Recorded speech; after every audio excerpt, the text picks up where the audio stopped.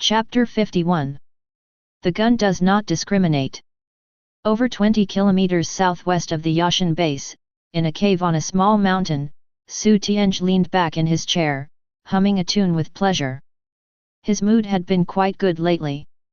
As a standout among the younger generation of the Su family, he had been the first to advance to alloy level and had received significant responsibilities from the family. There might even be a chance for him to become the helmsman of the Su family in the future.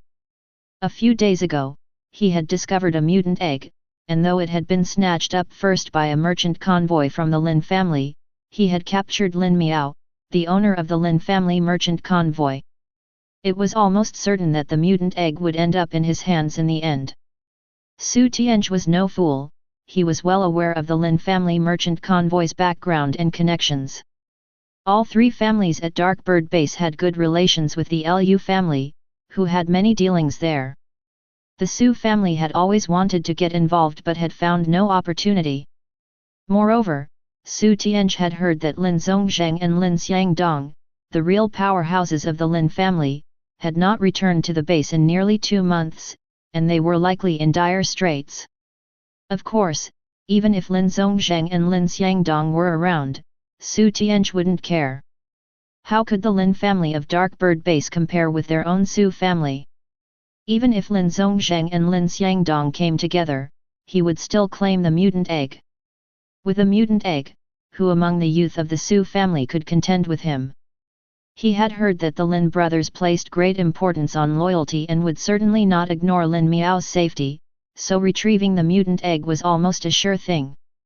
"Boss, Elder Lei from the Lin family has brought people back," the lookout brother ran back to report. On hearing this, Su Tianj's eyes lit up, but he still suppressed the excitement in his heart and asked, "How many people came?" "Including Elder Lei, a total of 3 people, the brother replied. 3 people, then it must be Lin Xiangdong and Lin Zhongzheng who have arrived. It seems the rumors aren't reliable, they haven't disappeared after all. I've heard those two have some skills, so we need to be careful when dealing with them," Su Tianj said thoughtfully. "Boss, the man calls himself Lin Shen, and the other person is his protector," the brother quickly said. "Lin Shen? Who is Lin Shen?" Su Tianj wore a puzzled look, having never heard this name before. Lin Shen is Lin family's 5th son, the youngest in the family who has not been involved in the family business, and still without base mutation despite being over 20 years old. "He's utterly useless other than eating, drinking, and having fun," said a white-haired old man beside him, his face devoid of any wrinkles. "Elder Zhou, you know this person?" Su Tianj was surprised that a crystal base powerhouse like Elder Zhou would know Lin Shen. "I've heard of him by chance. When Lu Qing from the Lu family went to Darkbird Base before, she dated him for a while, but they broke up soon after she returned," Elder Zhou said. "So, it's him." Upon hearing Elder Zhou's account, Su Tianj remembered and laughed, saying, "Such an important matter, and the Lin family sends him to deal with it. It seems Lin Xiangdong and Lin Zhongzheng really are missing. Bring them here." Since neither Lin Xiangdong nor Lin Zhongzheng had come, Su Tianj no longer had as many concerns. Confronting Lin Shen, who only knew how to indulge in pleasures, was naturally preferable to facing Lin Xiangdong and Lin Zhongzheng. At the foot of the mountain, Lei, with a grim face, said, "Lin Shen, what exactly do you plan to do? We don't have the mutant egg now, isn't going there just asking for death? We should head back before Su Tianj arrives and think of a long-term plan." "You go back first," Lin Shen said indifferently. "How can that be? Lin Shen, what do you take me for? I'm just an old man, I'm not afraid of dying. I'm worried about you getting into trouble, I wouldn't know how to explain it to the family heads," Lei sighed. Before Lin Shen could say anything more, someone from the mountain shouted, "Lin Shen, our boss invites you up for a talk." Without hesitation, Lin Shen walked up the mountain, with Wei Wufu following closely behind. Lei muttered to himself, "May heaven protect us, hopefully nothing goes wrong." The trio walked up the mountain trail, watched by many mutators on either side. As they entered the cave, they saw Su Tianj sitting confidently in a chair like a bandit chief, with Elder Zhou, who had white hair, standing behind him. "Tie them up," Su Tianj commanded from his lofty position, staring coldly at Lin Shen. He thought that a sheltered kid like Lin Shen, who had never seen much of the world, could easily be frightened and manipulated, so his first step was to intimidate him. After all, it was just the three of them, and with Elder Zhou, the family-appointed crystal base protector, Su Tianj was not afraid that they could turn the sky upside down. At his command, several of his men rushed forward, attempting to grab Lin Shen and his companions outright. "Ah!" A scream stunned everyone, as the mutator rushing forward was beheaded by Wei Wufu with a swift stroke of his alloy blade, the body crashing down while the blade still dripped with blood. His crystal-based Tang sword had been lost on that planet, and Lin Shen didn't have the means to provide him with a new one, so he had to make do with an alloy blade for now. Su Tianj was momentarily dazed. He hadn't anticipated that, under these circumstances, Lin Shen and his men would dare to strike, and to behead someone at that. Were they reckless or just foolish? Didn't they realize that Lin family's caravan members were in their possession? Lei was also dumbfounded, not expecting that the guard Lin Shen brought, who had remained silent the entire way, would draw his sword and kill without a word. Wasn't this seeking death? "You're courting death," Su Tianj raged. The moment he stood, his body was enveloped by an alloy carapace. The mutators from the Su family also underwent base mutation, brandishing their weapons. "Misunderstanding, it's a misunderstanding," Lin Shen began. "You've killed a man, how can there be any misunderstanding?" Su Tianj asked fiercely, his eyes filled with rage. "My brother here, he's socially anxious. Too many strangers coming at him and touching him made him uncomfortable, he had to act," Lin Shen explained earnestly. "You call this social anxiety? I've got the nerve of a bull, just kill them," Su Tianj said through gritted teeth. "Don't move." The mutators, wielding their base mutated powers and readying their weapons, were about to jump in to punish Lin Shen's trio, but Lin Shen's commanding shout stopped them. Lin Shen held a revolver in his hand, its barrel pointed at Su Tianj, and said, "You'd better not do anything rash, or my gun won't discriminate." After a moment of silence, the room burst into laughter, even Su Tianj, who, after laughing, pointed at his heart and spoke ominously, "Come on, aim here. If you can so much as damage a single hair on me, you can take my surname from then on." Su Tianj didn't recognize the pet capsule pistol and thought it was just an ordinary revolver in Lin Shen's hand. Even if the bullets were armor-piercing, they wouldn't penetrate his alloy carapace. The others also regarded Lin Shen's antics as a joke. Threatening an alloy-level mutator with an old revolver, wasn't it laughable? Even Lei, his comrade in arms, thought this younger brother Lin Shen was far too outrageous, sighing inwardly, conscious that things were likely to go poorly today. Elder Zhou watched Lin Shen coldly, like one would observe a fool performing. Not only would bullets from a handgun not harm an alloy mutator, but even if they could, as a crystal base powerhouse, he could pluck them out of the air effortlessly. Bang! The gunshot sounded, and in the midst of everyone's laughter, Lin Shen actually pulled the trigger. Chapter 52. I have social anxiety too. Lin Shen fired the gun, but the person he shot was not Su Tianj, it was Elder Zhou standing next to him. The Su family knew the details of the Lin family, just as the Lin family had an understanding of the Su family. Before Lin Shen came, he had already reviewed Su Tianj's detailed profile.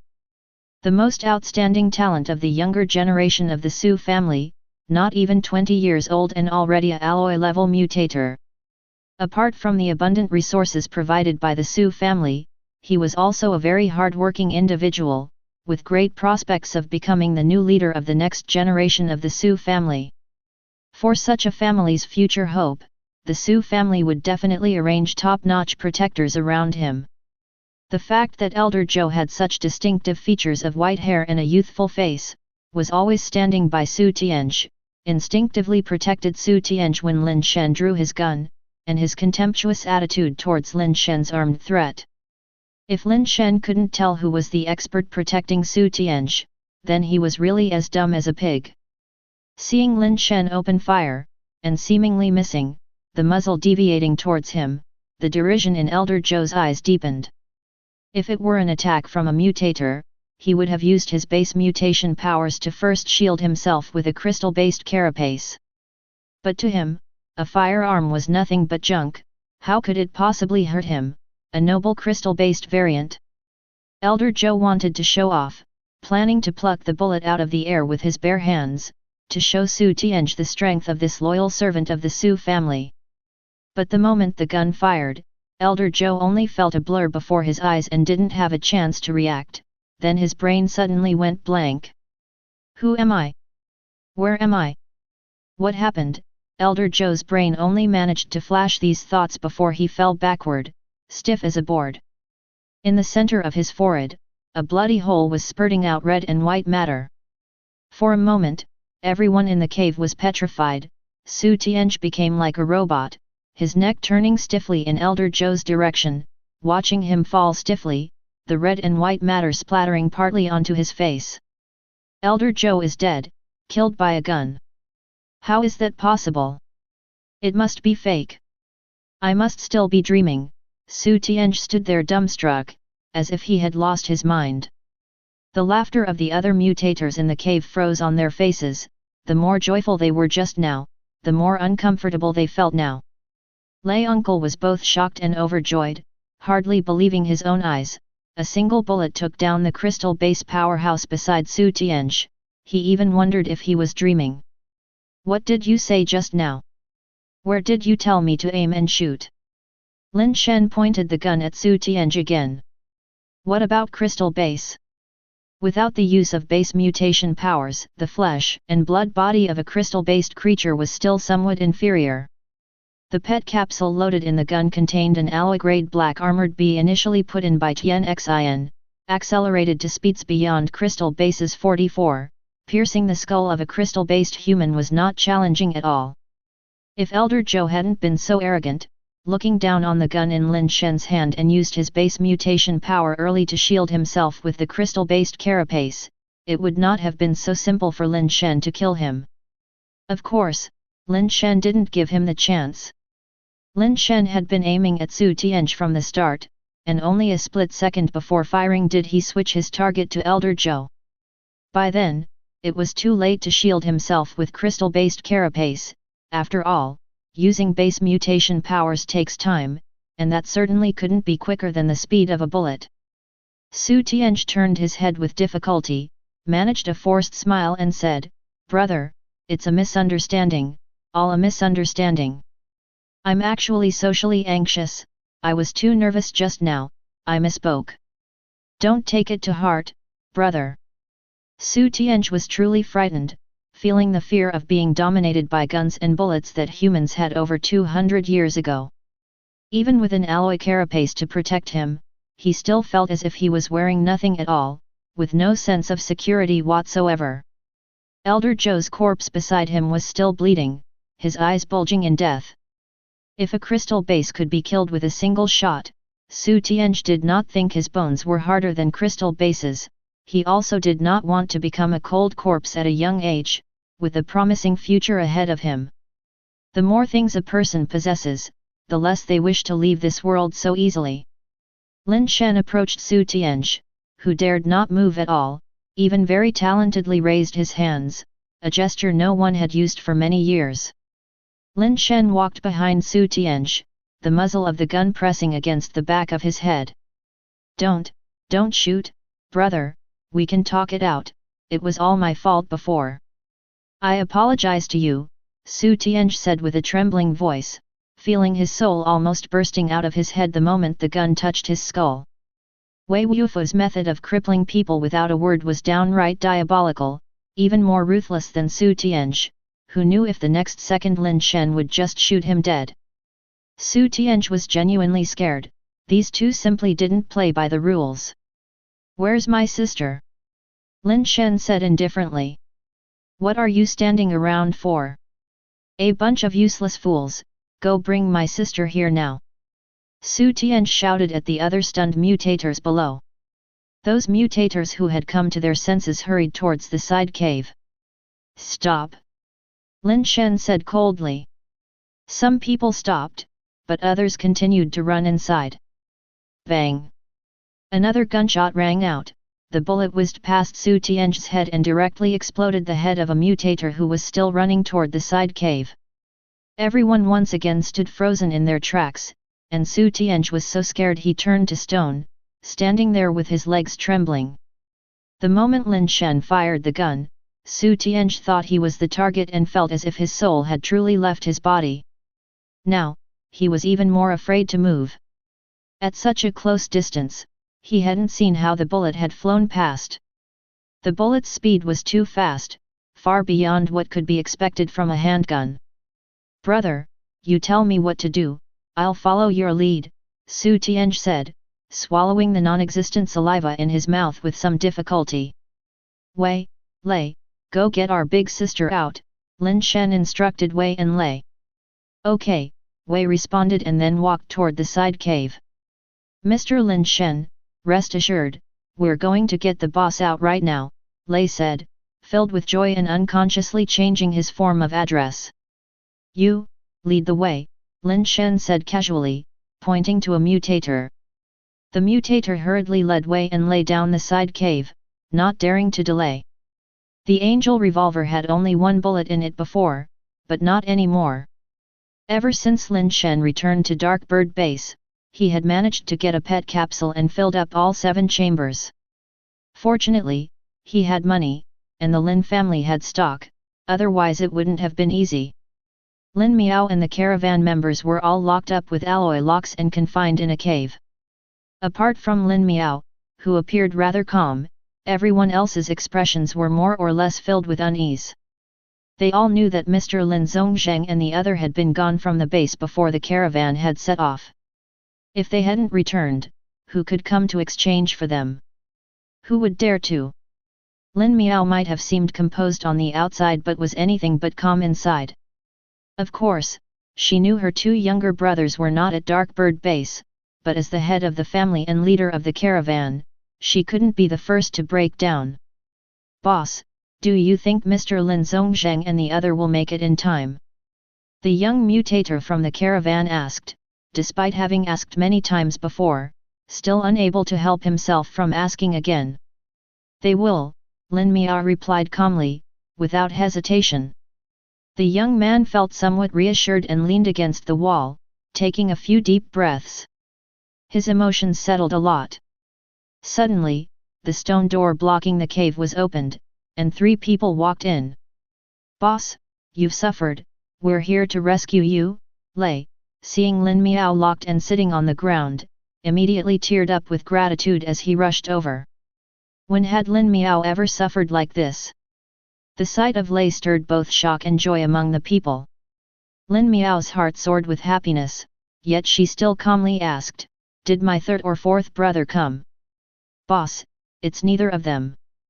Mr. Lin Zhongzheng and the other haven't returned to the base yet, Lei said as he took the keys from the guard and began unlocking the alloy shackles on Lin Miao. Not them?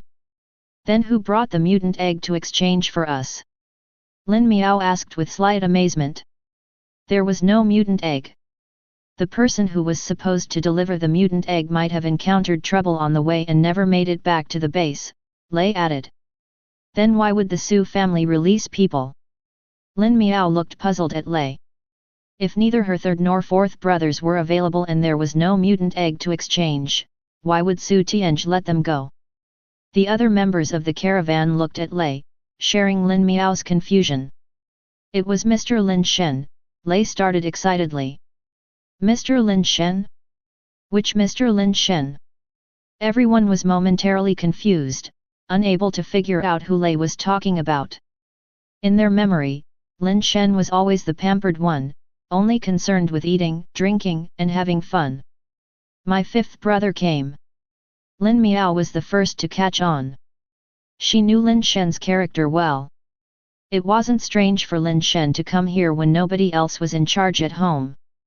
What puzzled her was how Lin Shen, without a mutant egg, managed to persuade the Su family to release them, and from Lei's demeanor and how he referred to Lin Shen, it seemed her younger brother must have done something incredible. Mr. Lin Shen, he's amazing, Lei began, his words spitting forth as he exaggerated the events that had taken place. Everyone listened in disbelief, unsure whether Lei misspoke or they had misheard. A handgun killing a crystal base powerhouse, is that even possible? You're supposed to tell us what happened, not recite a mythological tale. Chapter 53. One city for 1,000 people. Yashan Base, Su family courtyard. You mean to say, he slapped your face, killed our Su family's crystal base, and then walked into the Yashan base with you unabashedly? Elder Mr. Su narrowed his eyes, staring at Su Tianj, whose face was swollen like a pig's head, and slowly spoke. Yes. The pain on Su Tianj's face was scorching. However, it wasn't Lin Shen who did it, but Su Tianj who had requested to apologize to Lin Miao and slapped himself. If not for this, Su Tianj would have feared that Lin Shen would kill him to silence him and wouldn't have let him return. But in front of the elder, he still wanted to save face and was embarrassed to say that he had slapped himself. What Su Tianj didn't expect was that Lin Shen had no intention of killing him. Not only had he not killed him, but he also followed him to Yashan base, bringing only Wei Wufu with him. Lin Miao and the others had already returned to Darkbird base under Lin Shen's arrangements. Xiao Tianj, how do you think we should handle this matter? Elder Mr. Su asked, looking at Su Tianj. Su Tianj felt tense, but his face showed no expression. After thinking, he said, Elder, if it were up to me to deal with it, I think we should not trouble Lin Shen further. Not only should we not trouble him, but we should also try to clear up any misunderstandings between us, and it would be best if we could establish some sort of relationship with him. How is it? Do you think our Su family's strength is less than that of the Lin family and cannot avenge you? Elder Mr. Su said with a cold face. Su Tianj hurriedly said, Elder, you misunderstand, our Su family is certainly stronger than the Lin family. My reason for saying so is not due to the strength of the Lin family, but because of the people behind them. The people behind them? Are you referring to the Lu family? Do you think our Su family is afraid of the Lu family? Elder Mr. Su's voice grew colder. Seeing this, Su Tianj braced himself and said, the people behind the Lin family are definitely not the Lu family. The gun that Lin Shen has is also not something the Lu family could possess. Go on, Elder Mr. Su said, his gaze oppressively fixed on Su Tianj. Su Tianj continued, that revolver is absolutely no ordinary object, our Su family does not possess such a thing, and the Lu family likely doesn't either. How could a mere Darkbird base of the Lin family have such a thing? Lin Shen knows full well that Yashan base is our Su family's turf, yet he dares to come here like this. I don't think he's a fool, so he must have a reliance that we are unaware of. Also, since the Lu family has a good relationship with the Lin family, I chose not to strike in the base but to ambush their convoy outside. This was to avoid conflict with the Lu family over this matter. Now that Lin Shen has entered the base, if we try to make a move on him, the Lu family, for the sake of their business at Darkbird base, will not sit idly by. Starting a conflict with the Lu family now would not align with our Su family's interests. My child, you have indeed grown up, Elder Mr. Su said after listening. The false coldness on his face dissipated, revealing a look of relief. You're able to put aside personal honor and not be blinded by hatred, this is good. Without relevant intelligence, you can make the correct decision, and that's even better. Our Su family has a successor. Elder, are you saying that you know the origin of that gun? Su Tianj showed his clarity and wisdom again. He was not carried away by a few words of praise from Elder Mr. Su but caught the underlying point instead. Elder Mr. Su looked at him with more approval in his eyes. Indeed, I have seen such a gun before. To be precise, it is not a gun, but a pet capsule launcher. Such a thing cannot be made by human hands, do not ask me where it comes from, I do not know either.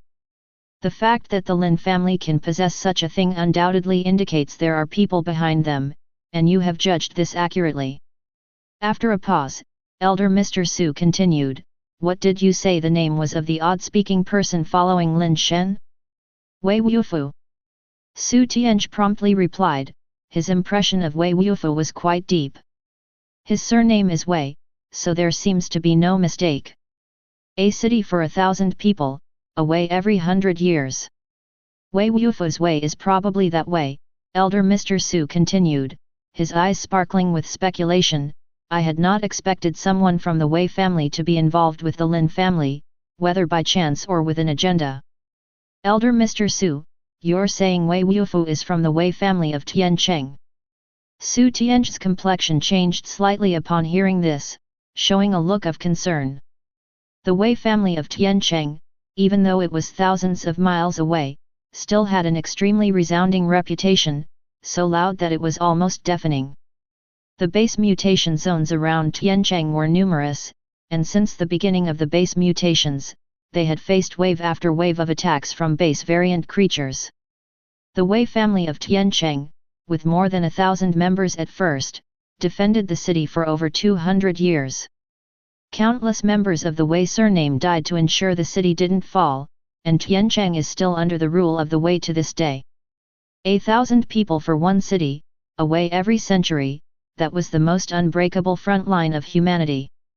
That's not an ordinary pet capsule launcher, only a place like the Wei family could have it, Elder Mr. Su mused and said, the Wei family is the Wei family after all, they're not unreasonable. Even if they have their schemes, they won't push us to a dead end. Just do as you said, try your best to repair the relationship with the Lin family. Lin Shen didn't truly harm you, which already says a lot. You can go ahead with it, no need to be overly cautious. I'll send someone to inquire in Tiancheng and confirm whether that Wei Wufu really belongs to the Wei family or not. Elder Mr. Su, rest assured, I will handle this matter with care, Su Tianj solemnly said. At this moment, Lin Shen and Wei Wufu were strolling through the market at Yashan Base. Lin Shen wanted to try his luck to see if he could find a base mutation egg with fire seed at Yashan Base. The market at Yashan Base was much bigger than that of Dark Bird Base. Dark Bird Base only had one street with shops selling base mutation eggs and pets. The Yashan market was much larger than the street at Dark Bird Base, at least 10 times the size. The roads inside the market intersected in every direction, with shops everywhere.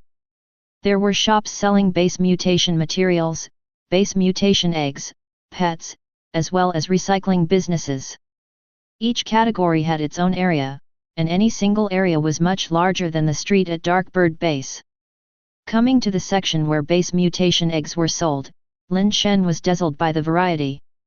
On the ground stalls, in shops, and even in some hallway passages, people were selling base mutation eggs. The varieties were multifarious, big and small, multicolored. Every kind of base mutation egg was available, and naturally the quality varied as well. Lin Shen mostly just glanced over them, first sweeping through the outdoor stalls and did not see any base mutation egg with fire seed. Strange, with so many base mutation eggs, not even one has a fire seed. When I was at Dark Bird Base before, I found a few just casually, never mind.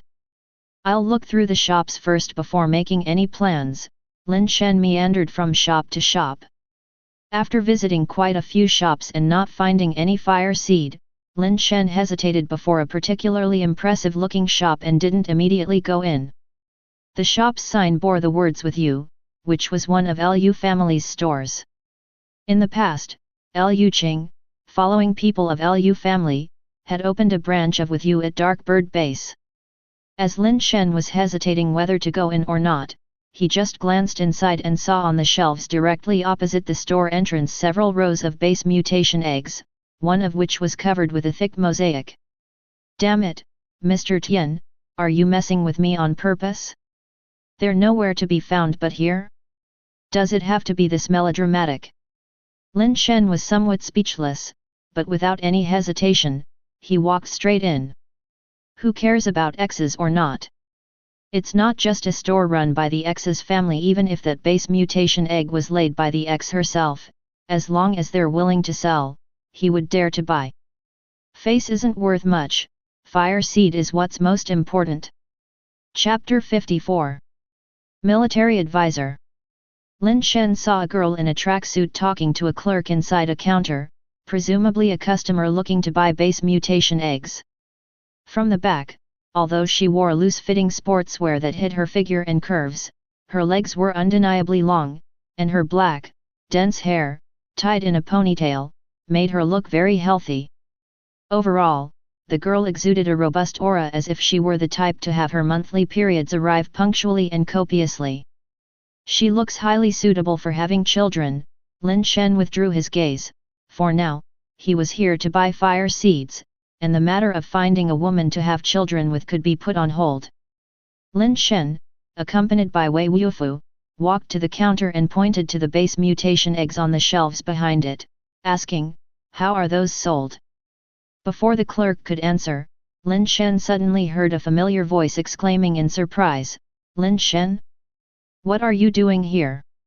Lin Shen turned his head to look at the girl who had spoken, and after seeing her clearly, he frowned and said, "Yayuzhen, what are you doing here?" Not only did Lin Shen know this girl, but he would probably never forget her in his lifetime. Love strategist Yayuzhen, as she called herself, was Liu Qing's half-sister and best friend. However, Lin Shen thought the title Love Warhound suited her better. Lin Shen's breakup with Liu Qing had Yayuzhen's significant contribution. Without Yayuzhen's tireless efforts, Lin Shen and Liu Qing wouldn't have parted ways so quickly. "I heard Big Sister had an accident. You're here at Yashan base for sister's sake, right?" Yayuzhen said. "That's a family matter of mine, no need for you to worry," Lin Shen replied coldly, then turned back to the clerk and asked, "How are those base mutation eggs sold?" The clerk smiled and said, "The base mutation eggs on the shelf, steel eggs from the first and second rows start at 1,000, alloy eggs from the third and fourth rows start at 30,000, each egg individually priced. Whatever you fancy, the price is clearly marked, fair to young and old alike. Since you are Miss Yi's friend, we could offer you a 30% discount. Do I look like someone who needs a discount?" Lin Shen pointed to a steel egg and said, "I'll take that one, wrap it up for me. How much in total?" "All right, sir, that spiral snail egg at steel level is priced at 999, today's special offer," the clerk continued with a smile. "Here's 1,000, Lin Shen flamboyantly placed 1,000 yuan bill on the counter, then added, "Don't forget the change." Lin Shen wouldn't let the Liu family or Yayuzhen take advantage of him, but he certainly wouldn't let them advantage of him even by a single penny either. The clerk quickly wrapped up the spiral snail egg Lin Shen had requested and handed it over with the 1 yuan change. Lin Shen grabbed his purchase and turned to leave.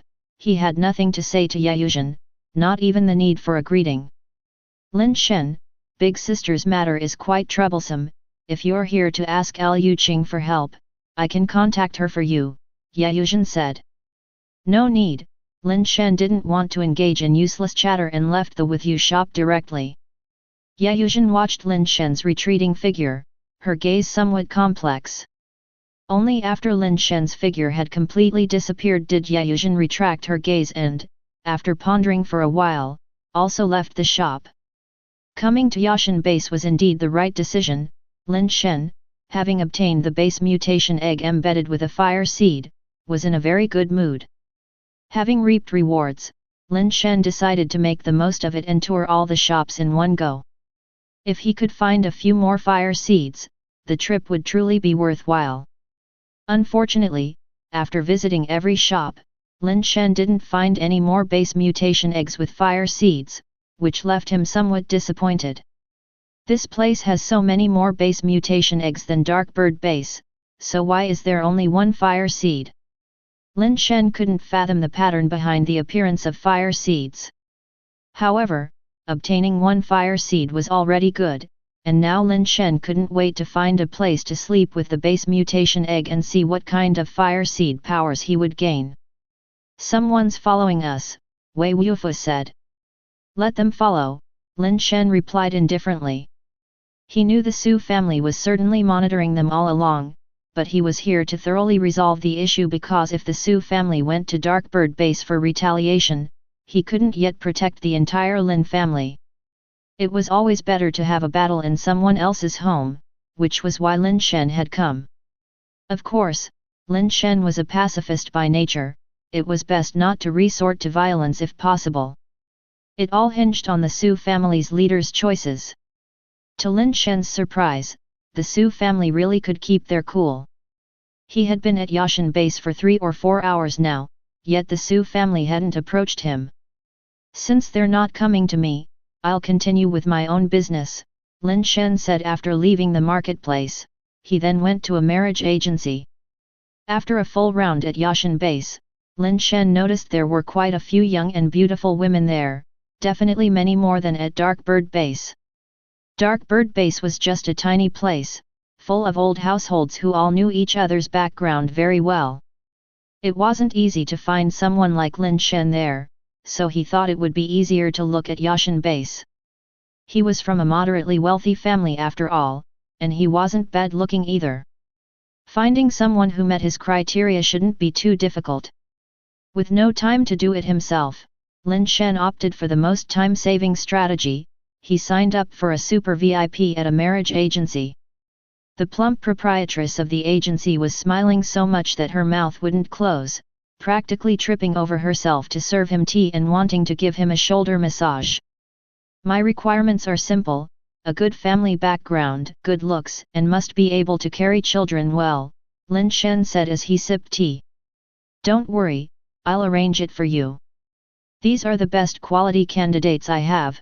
You'll be satisfied, the plump proprietress said as she scurried back with a stack of profiles and photographs. Handsome, take a look at this one, the Alloy Valkyrie. She's got family status, strength, marry her and you won't have to do anything but count money, the plump proprietress said, laughing at her own words. A bit short, Lin Shen commented as he looked at the photograph. How about this one then? She might only be steel level, but she's beautiful, has a gentle personality, very obedient and well behaved, the proprietress, without hesitation, picked another one. A bit skinny, Lin Shen glanced at the photograph and frowned. No problem, we have plenty of high-quality girls. What about this one? She's got the looks, the figure, the level, the career. Why does it say in the profile that she has a child? Lin Shen thought the photo was fine, but upon closer inspection of the profile, there was a child. It's just a girl, it's no big deal. The proprietress awkwardly took the profile back and picked out another one. They compared candidates for a while, but neither this one nor that one pleased him. They went through a pile and still didn't pick anyone. Handsome, I understand now. The proprietress was surprisingly patient, not showing any sign of annoyance, but instead smiled knowingly. What do you understand? Lin Shen asked with a smile. What you want, she said with a sly grin, is actually just one word. Which word? Lin Shen asked curiously. Big, the proprietress said directly. Big. Lin Shen blinked. Yes, big. The proprietress confirmed. Big, hey. Amusement rippled in Lin Shen's eyes. Big.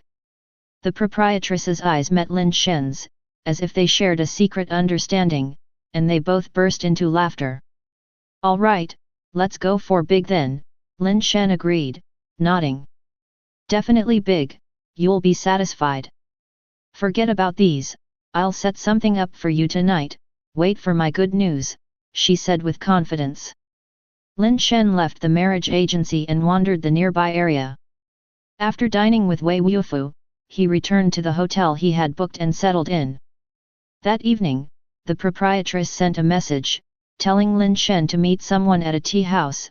She had already made the appointment and urged Lin Shen to ask no questions, promising a surprise at the meeting. Lin Shen, accompanied by Wei Wufu, went to the tea house.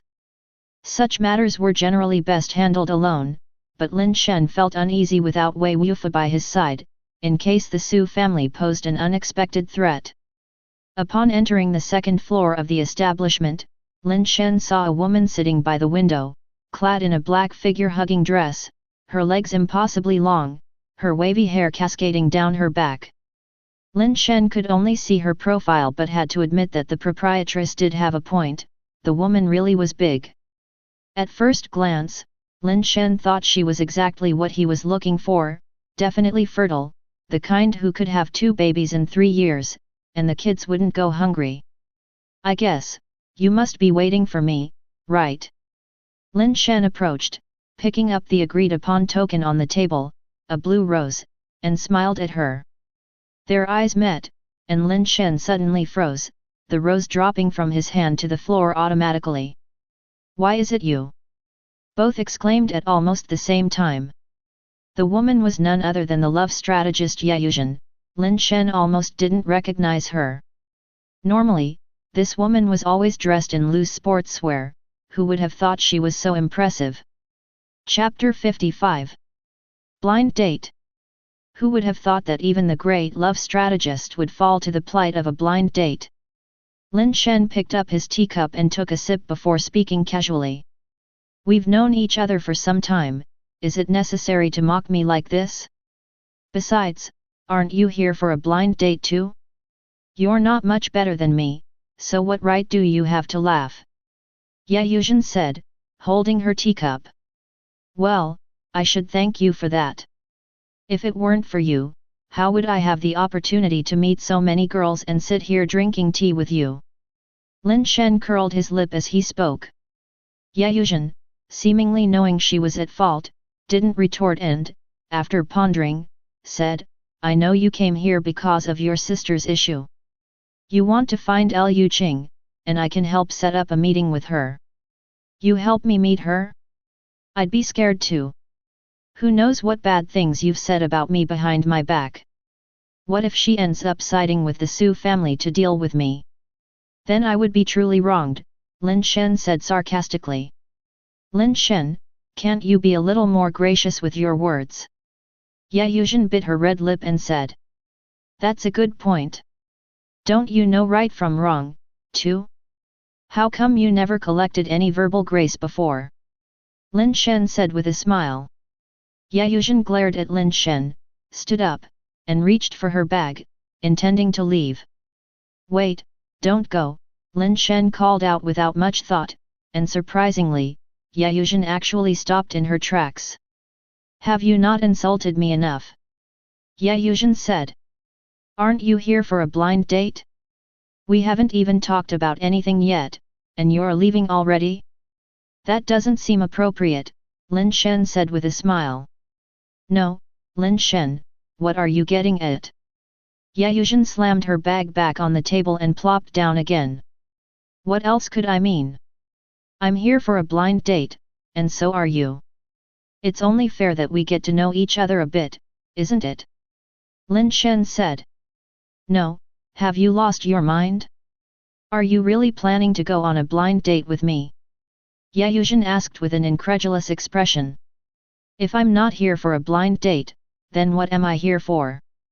Lin Shen countered. "Fine, how do you want to disgust me then? Go ahead." Yuzhen crossed her arms, her expression challenging him. But this gesture made her seem all the more unapproachable. "Let's not use such harsh words, I'm not you. I don't just go around bothering people without a good reason," Lin Shen said before Yuzhen could argue. "Since we're both here for a blind date, I'd like to know how many boyfriends you've had." "That's not too much to ask, is it?" "It's not too much, but I don't want to tell you," Yuzhen pouted. "So, what do you think of me?" Lin Shen continued. "You can't seriously want to go on a blind date with me? Are you messing with me?" Yuzhen looked at Lin Shen skeptically, a hint of joy hidden in her eyes. How many times do you need me to say it? All right, I'll say it one last time, I'm here for a blind date, you're my arranged date, and I just want to have a proper blind date. Is that so wrong? Lin Shen said earnestly. Seeing Yuzhen looking like she was on pins and needles, Lin Shen felt incredibly satisfied. It was because of this very Yuzhen that he and Liu Qing had no shortage of arguments and anger. When she was unhappy, Lin Shen felt quite happy. On second thought, if things really worked out with Yuzhen, it might not be so bad after all. Honestly, Lin Shen felt that if he truly found a nice girl, he would just be bringing harm to her. The ultimate goal of his desire to marry was to carry on the Lin family line. One could say that the girl who marries him is merely a tool. Besides, Lin Shen had already decided to walk the path of evolution that might lead him nowhere, unsure of when and where he might die. Maybe the next time he went to that planet, he wouldn't return. Lin Shen even felt that if a good girl married him, she would be truly wasted, and even he thought he was good for nothing. But there was nothing he could do, several of his brothers were missing, and he had to leave some bloodline for the Lin family before he left. As for Yuzhen, Lin Shen had no guilt towards her, he had loathed Yuzhen so much that he itched with hatred. Thinking about how after Yuzhen married him, and they had 2 kids, if he died out there leaving Yuzhen alone to bring up 2 children, he couldn't help feeling a bit excited at the tragic prospect. That's not right. Why should I die? Lin Shen suddenly realized, wasn't he cursing himself? He cursed himself several times in his heart, tisk, tisk, tisk, I can't die. I'll let her give birth until she's exhausted. Besides, when it comes to figure and looks, Yuzhen is actually not bad at all. How come I never noticed before that Yuzhen was so powerful? Could it be that she's had some work done? That's what Lin Shen thought, though he knew that Yuzhen couldn't possibly have had work done. If one had fillers in their body, it was almost impossible to become a mutator. The foreign substances in the body could cause serious problems during base mutation, possibly leading to failed mutations or even death, so nowadays, hardly anyone got plastic surgery. Lin Shen remembered that Yuzhen had been a mutator for a while, so it was impossible for her to have had work done. No way, you can't seriously be falling for me. Yuzhen said, staring at Lin Shen with surprise, but for some reason, there seemed to be a hint of hard-to-detect glee in her eyes. I'm into you. Just say whether you agree or not, said Lin Shen. Bro, stop teasing me, okay? What's our relationship? You wouldn't be planning revenge on me, would you? While Yuzhen said this, the glee in her eyes became stronger, almost impossible to hide. What is our relationship? You scared away a girlfriend of mine, it's only right that you repay me with one, isn't it? Lin Shen said, smiling. Yuzhen looked at Lin Shen with a complex expression, at a loss for words at the moment. Suddenly, a noisy commotion came from downstairs, and soon someone ascended to the second floor, heading straight towards them. The 2 of them involuntarily turned to look and discovered that the person who had come was Su Tianj. Yuzhen frowned slightly, turned to Lin Shen, and said, I'll stop him for you. That settles our previous matter. As she spoke and was about to stand up to greet the approaching Su Tianj, she suddenly felt her hand being held down. She turned to see Lin Shen's large hand on hers, and her cheeks instantly flushed. Drink tea, my matters, I'll settle them myself. Lin Shen withdrew his hand, continuing to make tea as he spoke. Yuzhen looked at Su Tianj walking straight over, didn't get up again, and thought to herself, let's see what Su Tianj wants to do first, it's not too late to help him then. In any case, I can't let anything happen to him. Yuzhen didn't believe Lin Shen could really handle Su Tianj. She was very clear about what kind of person Lin Shen was. At over 20 years old, he hadn't gone through base mutation. He was no good in a fight, but was an expert in all things entertainment. He was nothing more than a pampered young master who grew up spoiled, without ever experiencing hardship or suffering.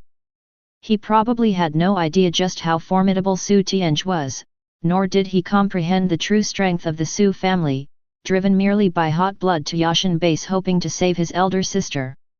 His heart was in the right place, but the task was doomed to fail.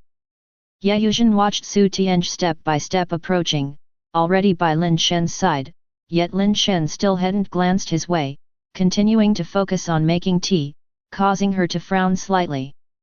This is too careless. If Su Tianj suddenly attacks, how could he defend himself? It's not his fault though, he's never worried about such things, never suffered like this. Ye Yuzhen was about to stand up again when she suddenly heard Su Tianj speak. What are all of you doing? Is this how you've been taught to take care of guests? How can you let Shen make his own tea? What if Shen burns his hand? Under Ye Yuzhen's incredulous gaze, Su Tianj bent over to take the teaware from Lin Shen's hands, smiling as he said, Shen, coming to your brother's shop and you didn't say a word. Making tea by yourself, isn't that a slap in my face? Bro, you do your thing, let your little brother make tea for you. After speaking, Su Tianj also instructed the server, go get the 2 ounces of ancient tree new tea from my safe. This ordinary tea just can't suit my Shen's taste. Has Su Tianj gone mad, or is my brain malfunctioning? Ye Yuzhen stood there dumbstruck, alternating her gaze between the ingratiating Su Tianj and Lin Shen, who seemed to be sitting there as if nothing was amiss, unsure what exactly was going on. Chapter 56. The Tide of Beasts. The situation seemed a bit different from what Ye Yuzhen had thought. She had assumed that Lin Shen had come to Yashan base for assistance from the Lu family to deal with the Su family. Now, it seemed entirely not the case. Su Tianj's various actions made it very difficult for Ye Yuzhen to understand. He clearly ambushed the Lin family's trade convoy and captured Lin Shen's older sister, so how could he be so friendly toward Lin Shen, even to the point of appearing somewhat deliberately ingratiating? This made Ye Yuzhen somewhat suspect whether the information she had received was incorrect, and that the Su family had not actually hijacked the Lin family's convoy. Perhaps there was no enmity between the two families at all, they might even be on very good terms. Of course, Ye Yuzhen knew this was impossible, and the information could not be wrong. Shen, try this tea and see how it is. Sister-in-law, you try it too, Su Tianj said as he replaced the tea set and brewed a new pot. After it was ready, he first handed a cup to Lin Shen, then another to Ye Yuzhen. Ye Yuzhen pursed her lips and glared at Lin Shen but said nothing. Let's sit down and talk, Lin Shen said after taking a sip of tea, addressing Su Tianj. Su Tianj's actions already represented the attitude of the Su family, and naturally, Lin Shen also needed to express his stance. He knew the Su family must have some concerns, which was why they were behaving this way, but no matter what those concerns were, it did not make much difference to Lin Shen. As long as he was given a little more time to develop, it wouldn't be long before he didn't need to care what the Su family thought or did, nor would he need to know what attitude they held. Su Tianj promptly sat down, smiling, and said, Shen, how long do you plan to stay at Yashan base? I'll go back in a couple of days after finishing my business, Lin Shen replied casually. If there's anything my brother can help you with, just say the word. I can't speak for other places, but at Yashan base, I do have some clout, Su Tianj hastened to say. All right, Lin Shen nodded slightly. Seeing that Lin Shen did not reject the olive branch he extended, Su Tianj felt much more relieved. If the matter is easy to handle, deal with it quickly, but if it's not urgent and difficult, then put it off for a while, Su Tianj suddenly said, seemingly out of the blue. What do you mean by that? Lin Shen asked, looking at Su Tianj. Shen, you may not be aware, but our family has done a lot of investigations recently. All signs point to a large outbreak of base variant creatures in half a month, which could likely form a creature surge. It will be very troublesome then, so it's better to stay away if one can. Both our families and the Lu family are already preparing to defend the base with all our might, Su Tianj said. How come I haven't heard about the creature surge? Ye Yuzhen asked, frowning. If everyone knew a surge was coming, I fear half the people in the base would run off. Then who would be left to defend it? To avoid panic, this matter is currently known only to a few senior members of the Su family, and the Lu family. But if you observe closely, you should be able to see some hints from the preparations that the Lu family is currently making, Su Tianj replied, looking at Lin Shen. If it weren't for you, Shen, I wouldn't have revealed a word of this message. Please, Shen and sister-in-law, help me keep this secret. If you have any relatives or friends at Yashan base, find an excuse to take them to another base for a few days. It's not too late to come back after the creature surge is over. Ye Yuzhen was a smart person. After recalling some recent events at the Lu family, she quickly understood that Su Tianj was not exaggerating. There were indeed traces to be found, just that she had not thought about it from that angle before. Ye Yuzhen now fully believed that Su Tianj truly had a deep relationship with Lin Shen, otherwise, why would he tell Lin Shen about such a life-threatening matter? But the previous incident of the Su family hijacking the Lin family's convoy and capturing Lin Miao was definitely true, which made it somewhat contradictory. What has this man done to cause such a drastic change in the Su family's attitude? Is this still the Lin Shen I know? Ye Yuzhen looked at Lin Shen with a strange expression, feeling as if the face she thought she knew had become somewhat unfamiliar. What's the situation with the creature surge? Explain in detail, Lin Shen was genuinely curious. Near the Dark Bird base, creature surges were rare. At most, a few lost base variant creatures would wander near the base and be rounded up and killed. He had never witnessed a real surge sieging the city. Just as Su Tianj was about to answer, they suddenly heard a drip noise from Ye Yuzhen's side. Both men turned to look at her. Sorry, I have to go, something's come up. Ye Yuzhen took out her communicator from her bag, glanced at it, and stood up to say it directly.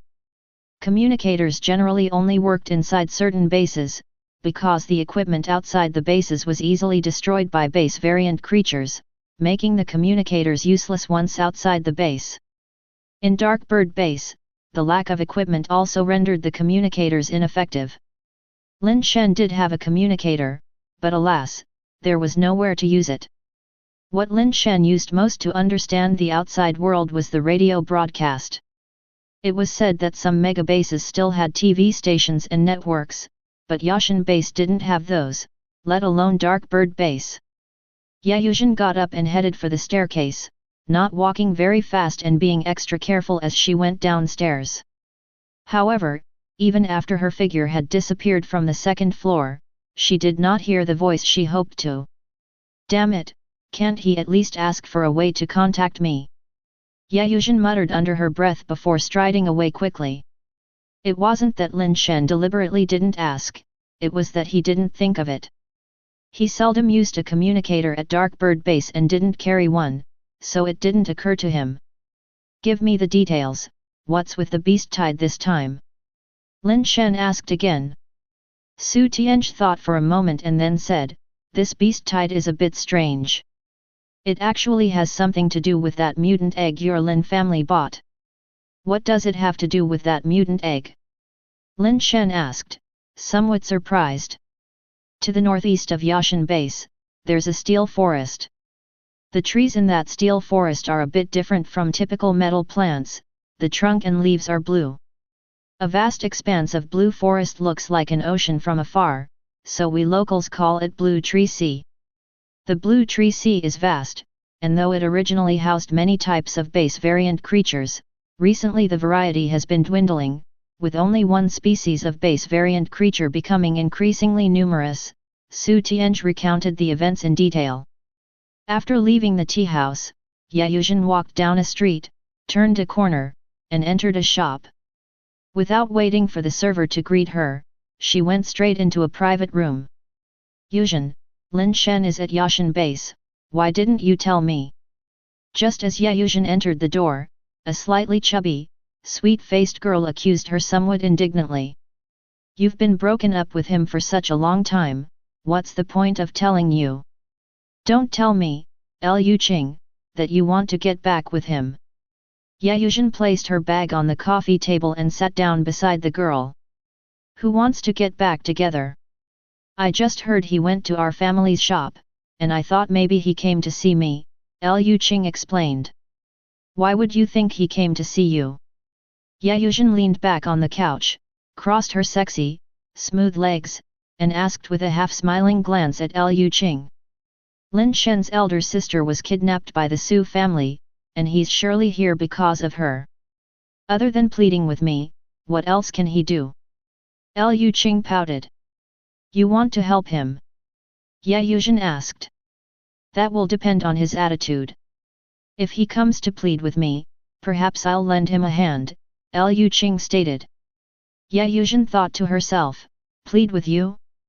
That's never going to happen, the Lin Shen you know isn't the Lin Shen of today. I think he should be able to handle it on his own, Yuzhen said aloud. Handle it on his own? How can he handle it? Don't I know what he's like? All he ever does is eat, drink, and be merry without any aspiration. A mama's boy, a brother's boy, what's he got to solve this with? Let me tell you, I'm just waiting for him to come to me, Liu Qing said with annoyance. Then you keep waiting, Yuzhen couldn't help but want to laugh inside, but she said, yeah, right, just wait for him to plead with you. When he does, we'll have to make him apologize to us too.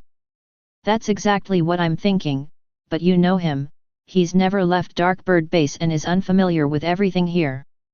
He probably won't even find the door if he wanted to plead with me. How about this, next time you see him, if he asks about me, tell him I'm here, Liu Qing said. Okay, Yuzhen's smile was a bit strange. Chapter 57. Mushroom Beast, please follow. Lin Shen and Su Tianj were still discussing the beast tide issue. According to Su Tianj, those base mutation eggs that the Lin family had gotten back came from the Blue Tree Sea. A while ago, the number of base variant creatures in the Blue Tree Sea had rapidly declined, while a type of steel creature known as the Mushroom Beast was rapidly breeding and increasing in number. A group of mutators had entered the Blue Tree Sea to hunt mushroom beasts, killing a large number of them, and also found a batch of Mushroom Beast base mutation eggs. Among them, one Mushroom Beast base mutation egg was slightly different. Those mutators had no clue and never considered the possibility of a mutant egg, so they sold the entire batch of Mushroom Beast base mutation eggs to Lin Miao.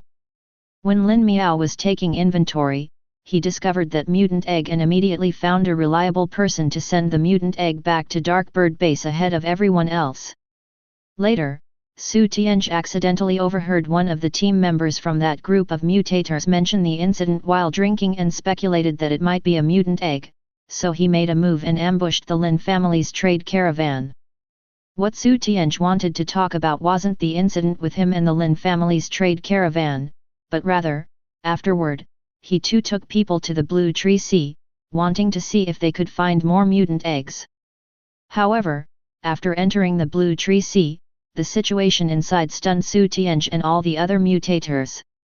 The mushroom beasts in the Blue Tree Sea were so numerous that it was beyond imagination, and the original mushroom beasts were all steel creatures, but they found a considerable number of alloy mushroom beasts inside the Blue Tree Sea. This discovery startled everyone, and Su Tianj immediately came back to report the situation to Elder Mr. Su. Elder Mr. Su personally led people to the Blue Tree Sea to check out the situation, and all signs indicated that it wouldn't be long before the mushroom beasts would likely break out of the Blue Tree Sea.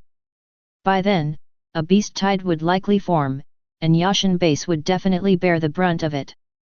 Elder Mr. Su personally met with the patriarch of the Lu family, and after research, both families began to secretly prepare for battle.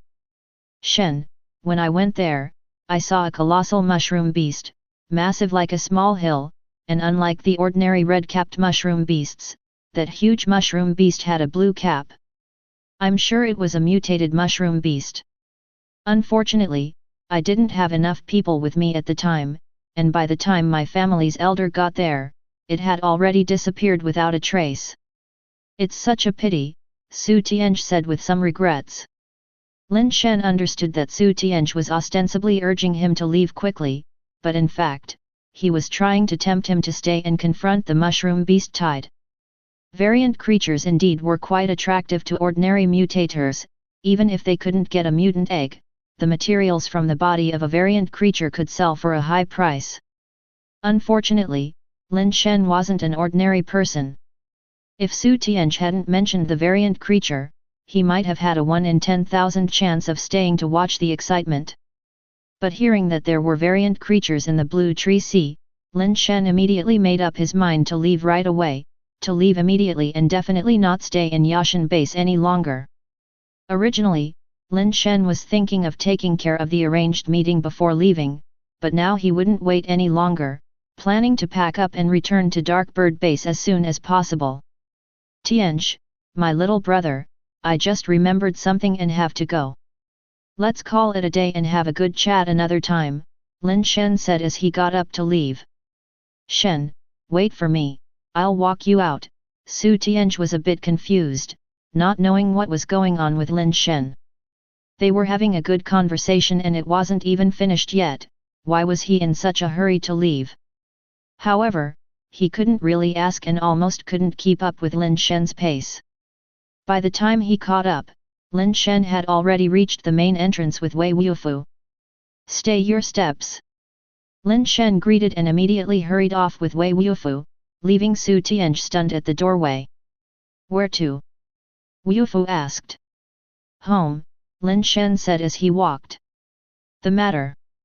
Wufu asked, slightly surprised. Won't deal with it now, we're heading back, Lin Shen said as he walked and recounted the possibility of a beast tide coming out of the Blue Tree Sea. Beasts aplenty, perfect, kill them, benefits, Wei Wufu's eyes lit up. No matter the benefits, you still need to be alive to claim them. Who knows how many mushroom beasts there are in the Blue Tree Sea, how many alloy creatures, how many mutant creatures, and what if there are crystal-based creatures? Tens of thousands, possibly even hundreds of thousands of base mutation creatures, even if their levels aren't high, could wear us out by sheer number. How long can your alloy carapace last? 3 hours, or 4?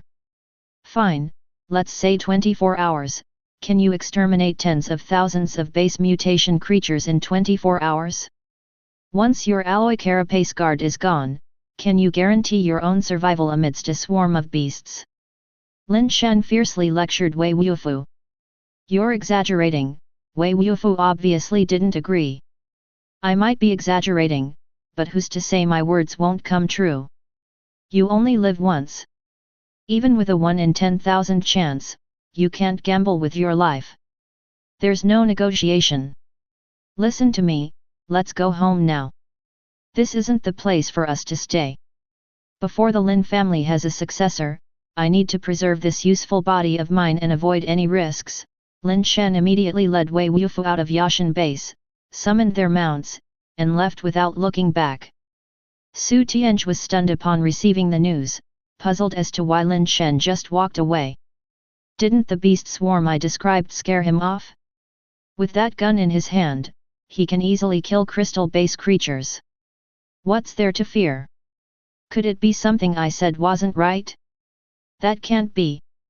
My storytelling was quite engaging, with proper setup, development, climax, and suspense. It was attractive. How could he just leave?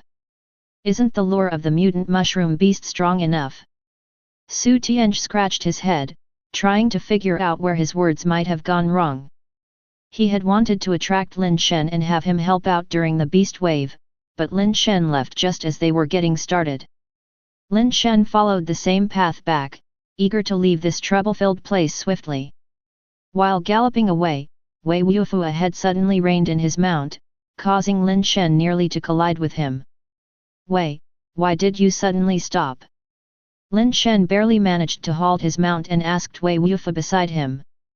Without a word, Wei Wufu just pointed ahead on the road. The road they were on, originally a county road, was now overgrown with various wild grasses. The middle of the road had faint signs of an asphalt path, though it was so damaged it was barely recognizable, full of pits and uneven surfaces. This was still manageable because merchant caravans often traveled here. If not for them, it wouldn't take long for the road to be completely overgrown with wild grass and vines. Right in the middle of the road sat what looked like an overturned black wok, about 10 or 20 meters away from the two of them. A base variant creature.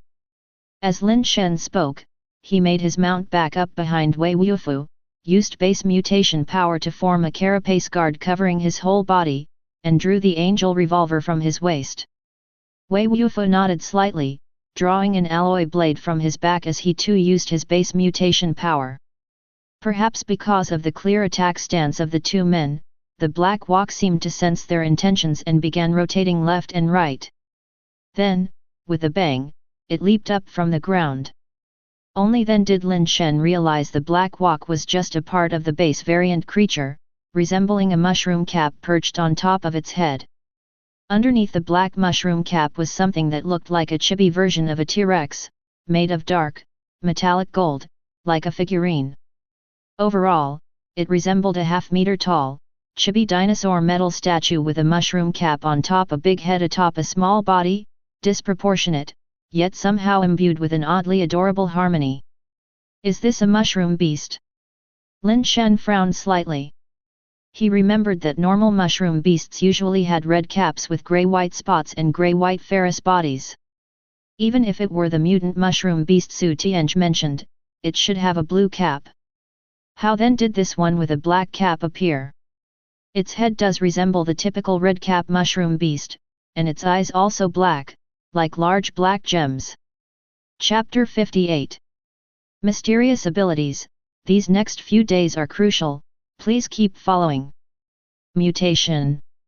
Wei Wufu said as he leapt up from his mount, bringing his alloy blade down on the black-capped mushroom beast with the force of thunder.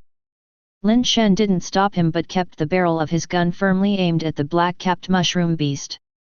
It was clear that the black-capped mushroom beast was a mutated alloy, and just like any alloy, Wei Wufu had the strength to fight this mutant, which Lin Shen wasn't worried about. What Lin Shen worried about was why a mutated mushroom beast would appear here, since this wasn't the way to the Blue Tree Sea. Besides it, were there other mushroom beasts nearby? His gaze swept around, but for the time being, he didn't spot any other mushroom beast's presence. Wei Wufu's blade had already reached the top of the black-capped mushroom beast's head. Surprisingly agile given its plump body, the mushroom beast pushed off the ground with its stubby little legs and astonishingly dodged the lightning-fast strike from Wei Wufu. At the same time, it twisted its body, and its round tail lashed toward Wei Wufu's waist. This was an attack method unique to base variant creatures, something humans couldn't employ due to innate limitations.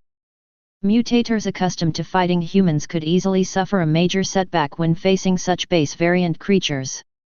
Clearly, Wei Wufu was an experienced mutator in battle. The moment the black-capped mushroom beast swung its tail, Wei Wufu rapidly shifted his position, turning with it, and sliced once more at the mushroom beast's neck. The black-capped mushroom beast's turning speed couldn't surpass Wei Wufu's movement. The tail that swung fiercely was always a distance from Wei Wufu. But Wei Wufu's blade was about to cut into the black-capped mushroom beast's neck. Beautiful movement technique, beautiful blade technique, Lin Shen couldn't help but exclaim. When Wei Wufu taught him blade technique, he had told Lin Shen that movement technique and blade technique went hand in hand. Without a good movement technique, one cannot master the blade technique. Focusing solely on blade technique without movement is futile. Unfortunately, Lin Shen's talent in close combat was just average. Despite training with Wei Wufu for so long, he had only managed to learn the merest rudiments. Just when Lin Shen thought Wei Wufu was about to succeed, whether it was an illusion or not, Lin Shen thought he saw a cunning light in the eyes of the black-capped mushroom beast, its face seemingly saying, "You've been tricked." The next second, the black-capped mushroom beast's twisting motion suddenly halted, facing Wei Wufu head-on.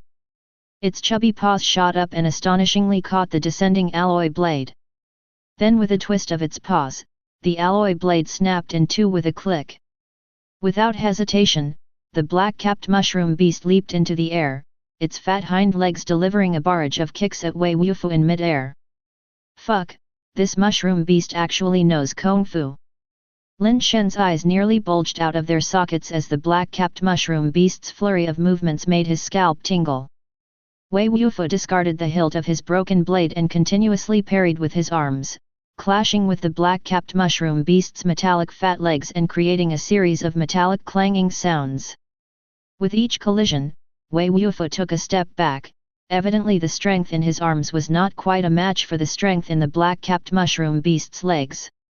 The strength of both the man and the beast was at the pinnacle of the alloy level, probably not much different from each other. However, having a certain amount of strength doesn't mean one can always exert that level of force. In fact, in actual combat, having a strength of 20 means the limit is 20. One typically can exert only about 10 to a dozen in strength, unless they are trained, use a specific method of exerting force, and are prepared in advance. Otherwise, it's difficult to exert the full strength of 20. Even for someone like Wei Wufu, with top-notch combat skills and exerting techniques, he could only utilize about 70% of his strength amid the fast-paced battle. After the black-capped mushroom beast landed, it swiftly sprawled and flicked its tail like a sweeping leg, a technique from human combat skills, thrashing its tail swiftly towards Wei Wufu's legs, causing Lin Shen to be incredibly nervous. The attack patterns of the black-capped mushroom beast flowed seamlessly, making Lin Shen feel rather disheartened.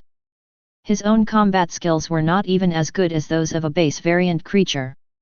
If he were in the fight, even if his strength and speed were not much different, he would probably have already been knocked down by the black-capped mushroom beast. Wei Wufu seemed like a battle machine devoid of emotions. No matter what surprising attacks the black-capped mushroom beast used, none could elicit even the slightest change in his expression. Wei Wufu remained disturbingly calm and composed, even when the claws of the black-capped mushroom beast barely missed scraping past his eyelids, unable to make him blink. His figure moved swiftly, his actions constantly changing, yet his expression stayed uniformly impassive. Wei Wufu defended against wave after wave of the black-capped mushroom beast's onslaught in the most effective way.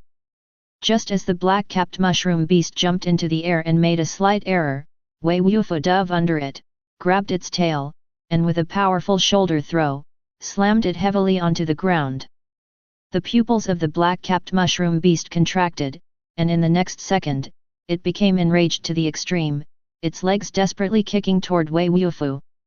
The moment Wei Wufu let go and stepped back, the black-capped mushroom beast managed to stand up with a carp flip, then leaped back, putting some distance between itself and Wei Wufu. The black-capped mushroom beast, with its large black gem-like eyes, stared fixedly at Wei Wufu, its body trembling uncontrollably with extreme fury. As Wei Wufu charged at it once more, he suddenly noticed the mushroom cap on the head of the black-capped mushroom beast light up like a bulb, emitting a hazy white light. This discovery made Wei Wufu stop in his tracks, observing the black-capped mushroom beast closely. Although Wei Wufu's name was Wufu, he was no foolhardy man. Where there's something abnormal, there must be a demon. He was observing. Yet the black-capped mushroom beast didn't give him time to observe, as it charged directly at him with the mushroom cap leading the assault. Being extremely cautious, Wei Wufu didn't punch at its head but quickly sidestepped, avoiding the impact of the black-capped mushroom beast's charge. The black-capped mushroom beast suddenly halted, its body dropping sharply, followed by a fierce tail swipe aimed at Wei Wufu's waist. Everything happened too fast and Wei Wufu couldn't dodge in time, only able to lift a leg to block the incoming tail with his shin. Clang! The sound of metal striking echoed through the forest. Wei Wufu stumbled back 2 steps, shocked to find that the alloy carapace where his shin had made contact with the black-capped mushroom beast was rapidly receding. Wei Wufu was still using his base mutation powers, his alloy body hadn't been dismissed, yet the metallic carapace on his shin pulled back, unable to form the protective alloy carapace around his body once more. It receded, not shattered or fallen off. The area on his shin appeared as though it had a natural defect where the metal had once been. The black-capped mushroom beast continued its relentless attacks without pause, and Wei Wufu evaded when he could or otherwise braced himself for a hard block. Strangely, wherever his body came in contact with the black-capped mushroom beast, the metallic carapace would vanish without a trace, impossible to summon back again. What kind of power is that? Lin Shen wondered, realizing he couldn't just watch the battle any longer. He aimed at the black-capped mushroom beast and pulled the trigger. The pet capsule, transformed from a black-armored bee, shot out like a bullet, hitting the white light-emitting mushroom cap of the black-capped mushroom beast with incredible speed. Clang! In mid-air, the black-armored bee, already in combat form, with its tail forward and head back, and speed surpassing that of crystal base, its sting harshly struck the bulb-like mushroom cap. Lin Shen surmised that this was the key to the black-capped mushroom beast's miraculous powers. If he could destroy its mushroom cap, perhaps that would break its mysterious ability. Chapter 59. The Beast Horde. The most hardened part of the black-armored bee was its stinger at the end of its tail, with a hardness of 19.8 and toughness of 19.6, possessing both hard and tough characteristics. Moreover, with the 44 points of speed enhancement and its innate skill, penetrating sting, the destructive power of the bee's tail had reached an extremely terrifying level. Elder Zhou, who was at the crystal base level, had his head directly pierced through, even though he wasn't using the crystal base form at the time, but it was enough to illustrate the horrifying destructive power that the black-armored bee could achieve with the Angel's Wheel. Under normal circumstances, strength of the alloy level could hardly withstand a single hit. In the worst case, both involved would shatter upon collision. Yet, when the black-armored bee's stinger forcefully collided with the cap of the black-cap mushroom beast, a bizarre scene occurred. The body of the black-armored bee, as if having transformed from an incredibly hard alloy into brittle tofu dregs, twisted and deformed upon impact with the mushroom cap and then scattered into an explosion of fragments, while the mushroom head, shining with a light bulb-like white light, didn't bear a single scratch. "Wei, let's go." Lin Shen, upon witnessing such a strange scene, almost instinctively turned his mount around to leave, while also firing a shot at the black-cap mushroom beast, buying Wei Wufu time to escape. Almost the moment Lin Shen's words left his mouth, Wei Wufu had leaped onto his mount and was galloping furiously after Lin Shen. This was no longer an issue of whether they could win or not. Fighting any further before figuring out exactly what the black-cap mushroom beast's bizarre abilities were could easily result in gifting away their lives. The black-cap mushroom beast's eyes, deep like black gemstones, were fixedly staring at Lin Shen, appearing to have shifted its hatred onto him. It attempted to rush towards Lin Shen, but was struck by a second bullet on its body. Although the abilities of the black-cap mushroom beast were strange, it was after all still at the alloy level, evidently not fast enough to evade the bullets fired by the Angel revolver. The pet capsule shot out and, with a flash in midair, transformed into a cross-horned horse at the alloy level, crashing into the black-cap mushroom beast. The cross-horned horse, resembling a horse but like a rhinoceros, had a horn at the front that was shaped like a cross. That creature wasn't particularly hard anywhere else, except for that cross-shaped horn which was very hard, comparable to the black-armored bee's stinger. Lin Shen had specifically rummaged for it from his fourth brother's vault and, equipped with the Angel revolver, its striking power was equally astonishing. In order to get this pet, he had even broken the lock of his fourth brother's vault. The cross-horned horse's cross-shaped horn collided with the body of the black-cap mushroom beast, which Lin Shen saw very clearly. The horn, clearly very hard, seemed to suddenly turn soft upon making contact with the body of the black-cap mushroom beast, incredibly bending upon impact. It wasn't just the horn, the entire body of the cross-horned horse seemed to turn soft as well, the powerful impact squashing it like a balloon into a pancake shape, then instantly exploding, turning into a shower of fragments and splashing base mutation fluid. The body of the black-cap mushroom beast, however, remained completely intact, merely pushed back a few steps by the strong impact. After regaining its stance, the black-cap mushroom beast let out a strange cry and angrily pursued Lin Shen. Boom, boom, Boom, boom.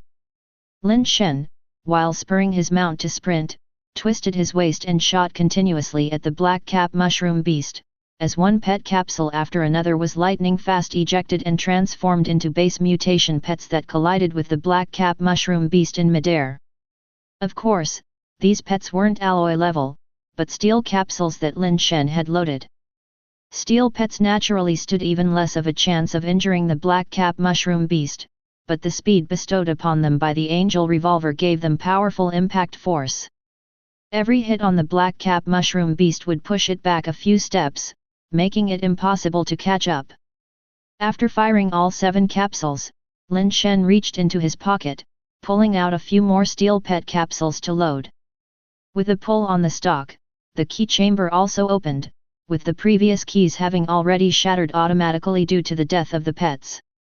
He loaded the corresponding pet keys into the chamber, the whole motion smooth and fluid, and then fired another volley at the pursuing black cap mushroom beast. The shooting made the black cap mushroom beast leap in fury, but it just couldn't catch up and was quickly shaken off. Just as Lin Shen thought he might successfully escape, he saw the mushroom cap on top of the mushroom beast, which was radiating white light, suddenly intensify its brightness. What was originally a dim light like an energy-saving lamp now shone like a miniature sun, radiating light in all directions. Then Lin Shen heard that strange cry again, indescribable, like the roar of a beast yet akin to insect's song, bizarre in every sense. As Lin Shen was puzzling over the creature's actions, he suddenly heard Wei Wufu's loud shout, "Ahead!" Lin Shen withdrew his gaze from the black-capped mushroom beast to look forward, where he discovered a multitude of red mushrooms with white spots, the size of pot lids, sprouting from the previously barren asphalt road. The red mushrooms sprouted at an astonishing pace, and in the blink of an eye, the road ahead and the forests on both sides were teeming with them, seemingly endless, their exact number unknown. Pop! Pop! One by one, the red mushrooms sprang up, transforming into red-cap mushroom beasts that charged at Lin Shen and Wei Wufu from all directions with raucous cries. Breakthrough! Lin Shen knew he couldn't stop. If they were surrounded, their only option would be to fight to the death, a near-certain death trap. The only choice was a desperate dash back to the Yashin base. Wei Wufu took the lead, charging ahead to clear a path for Lin Shen, knocking aside the mushroom beasts that swarmed at them and swinging his fists to smash the ones that leapt their way. Lin Shen leaped up and, flipping onto his mount's back, rapidly struck out, sealing the acupoints of the red-cap mushroom beasts that pounced from behind. Each red-cap mushroom beast that had its acupoints sealed toppled to the ground, only to be trampled over by the others, quickly vanishing without a trace. Boom! Boom! The ground started to shake, and then they saw it, a blue-cap mushroom giant beast, its giant blue cap towering above the forest, emerged, as colossal as a true Tyrannosaurus rex, perhaps even larger. Every step it took seemed to make the ground tremble, and to make matters worse, another huge blue-cap mushroom giant beast appeared from the forest on the other side, blocking their path back to the Yashin base from both directions. The black-capped mushroom beasts behind them relentlessly pursued, closing the distance fast, while red-cap mushroom beasts flooded around them like a tide. Damn it, what the hell is this? Mutant creatures that I've hardly even heard mentioned before are swarming here. What kind of rotten luck is this? Lin Shen activated his super base change as his carapace started to glow red-hot, preparing to fight for his life. Without hesitation, Wei Wufu leaped into the air, rushing towards one of the blue-cap mushroom giant beasts. "I'll clear the way, you go." The blue-cap mushroom giant beast charged head first, like a massive hammer from the heavens, clashing with Wei Wufu's fist. With a thunderous crash, the body of the blue-cap mushroom giant beast reeled back as Wei Wufu's punch dented its blue metallic mushroom cap. Wei Wufu's figure also fell from the sky, shaken by the terrifying force, landing amidst a group of red-cap mushroom beasts and instantly cutting down his enemies. Seeing another blue-cap mushroom giant beast charging with earth-shattering force and the black-capped mushroom beast close behind, Lin Shen had no choice but to abandon his mount. As a capsule fired from the angel revolver, his figure rapidly passed through, rushing behind the blue-cap mushroom giant beast and sealing its A-cup ointment with a quick touch, freezing the giant in place. Lin Shen turned just in time to see his alloy mount torn in half by the black-capped mushroom beast, which then turned and furiously gave chase once again. After a brief rigidity, the blue-cap mushroom giant beast also turned and started to chase him with big strides. He did not seal the black-capped mushroom beast's acupoints simply because he had not yet discovered where its vital points were located. The waves of red-cap mushroom beasts kept surging around him. Lin Shen gritted his teeth and rushed forward. The strength from his super base change allowed him to burst a red-cap mushroom beast's cap with a punch, not even necessitating a cup ointment sealing. He trod over their bodies as he continued to forge ahead. Fist like blazing fire, sparks flying, one after another, the red-cap mushroom beasts fell beneath Lin Shen's feet, but they also hindered his escape. As the black-capped mushroom beast and the blue-cap mushroom giant beast caught up again, Lin Shen gritted his teeth, preparing to fire another shot. Suddenly, he felt his backpack move. The fat bird inside, awakened by the jostling, pushed open the lid and jumped out. Lin Shen, unable to catch it, fired his gun while bursting forth, widening the gap with the black-capped mushroom beast. Just as he was about to continue the charge, he noticed the formerly raging horde had mysteriously quieted down. Chapter 60. Suppression. All the mushroom beasts stopped moving, their eyes fixated on Lin Shen's side. This eerie scene also made Lin Shen and Wei Wufu involuntarily stop in their tracks and turn to look behind them. Upon looking, both were taken aback. Behind them, the mushroom beasts had likewise ceased their attack, including the black-capped mushroom beast. The difference was, perched atop its mushroom cap was a pigeon, fat as a snowball. The black-capped mushroom beast stood still, its luminous mushroom cap reverting to its original black. Lin Shen seemed to make out its expression, rigid with the corners of its eyes twitching uncontrollably. Fei Zhe, what's going on here? Lin Shen was both shocked and delighted, unable to determine just what his odd white bird, Fei Zhe, had done to make the entire mushroom beast horde stop their attack. It was certain that the mushroom beasts hadn't lost their ability to move. They glared furiously at Fei Zhe perched atop the black-capped mushroom beast, eyes nearly shooting flames, yet not one charged forward. Coo! Coo! Fei Zhe emanated pigeon-like coos, and the black-capped mushroom beast under its claws suddenly began to move. Lin Shen and Wei Wufu instinctively retreated, only to realize that the black-capped mushroom beast wasn't charging at them but was instead stepping forward, its pace not fast. The mushroom beasts in front slowly parted, still glaring at them furiously. What's this supposed to be? Taking a hostage? Lin Shen and the other followed the black-capped mushroom beast as they walked through the mushroom beast crowd.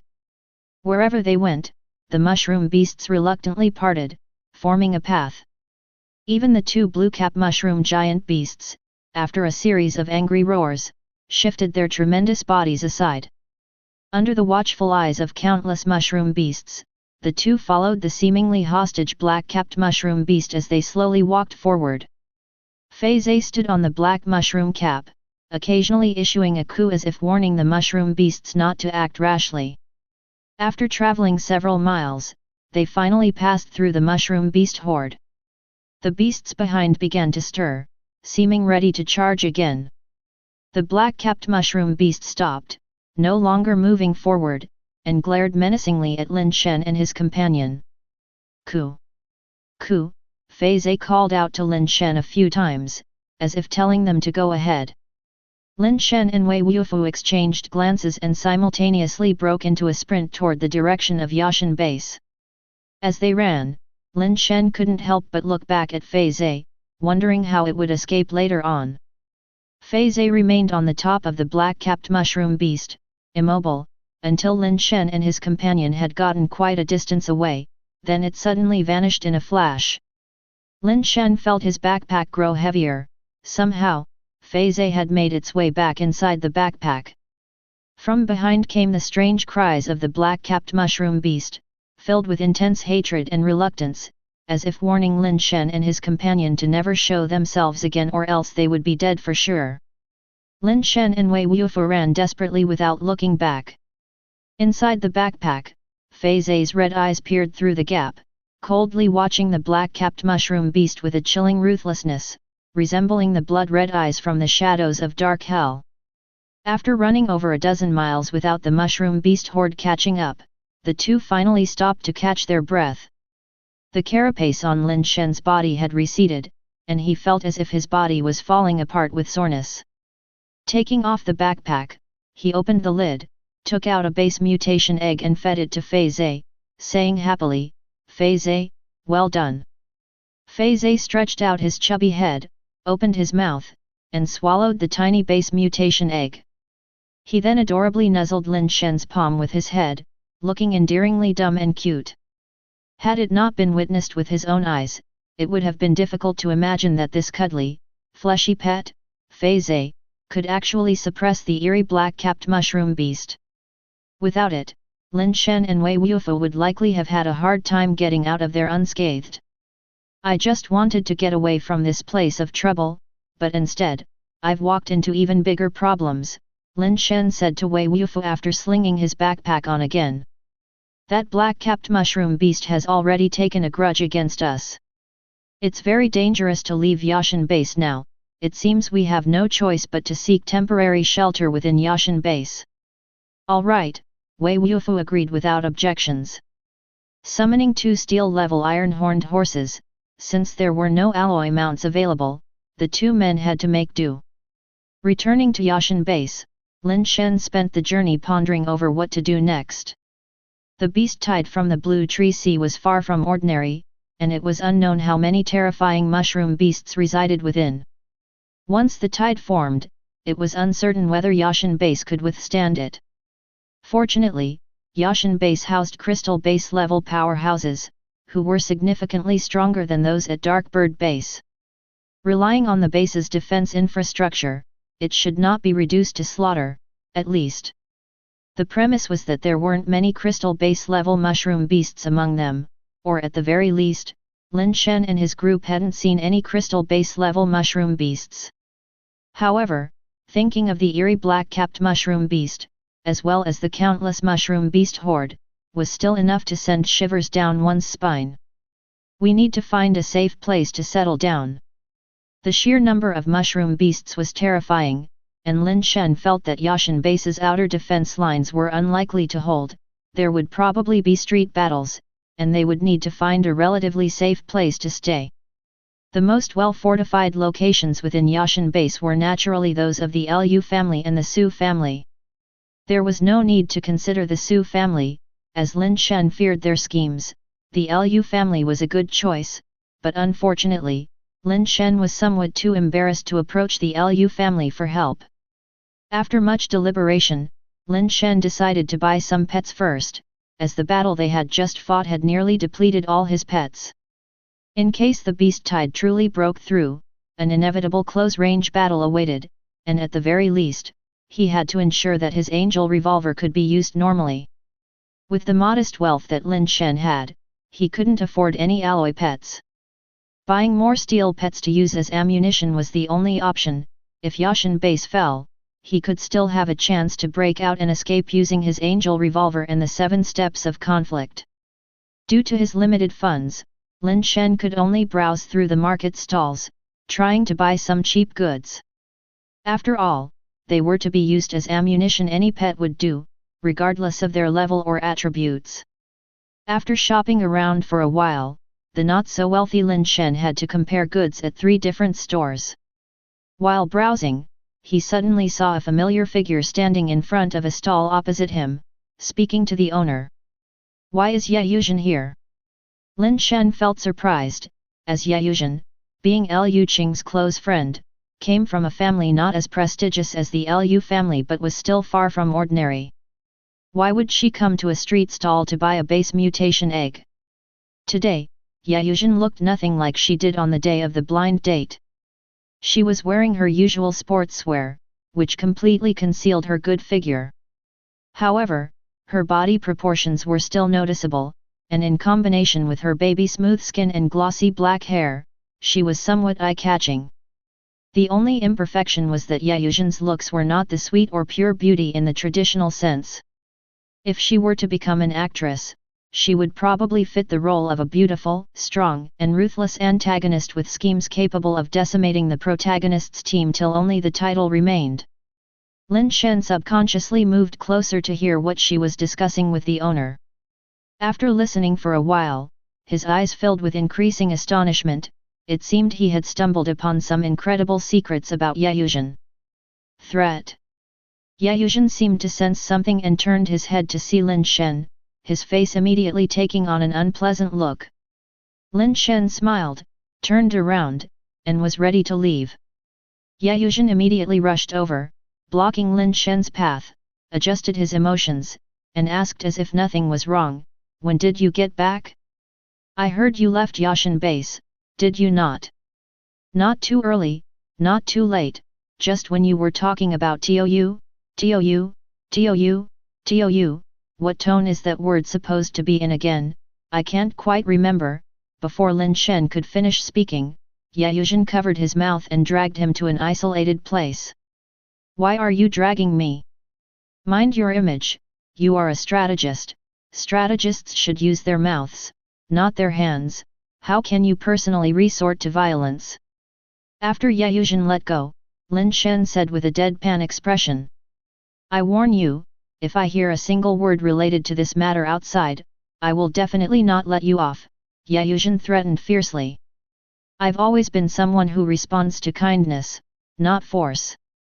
It seems someone actually wants to threaten me, looks like I need to go print some flyers," Lin Shen said playfully as he made to leave. Yuzhen quickly reached out to hold him back, biting her lip and saying, "What exactly do you want?"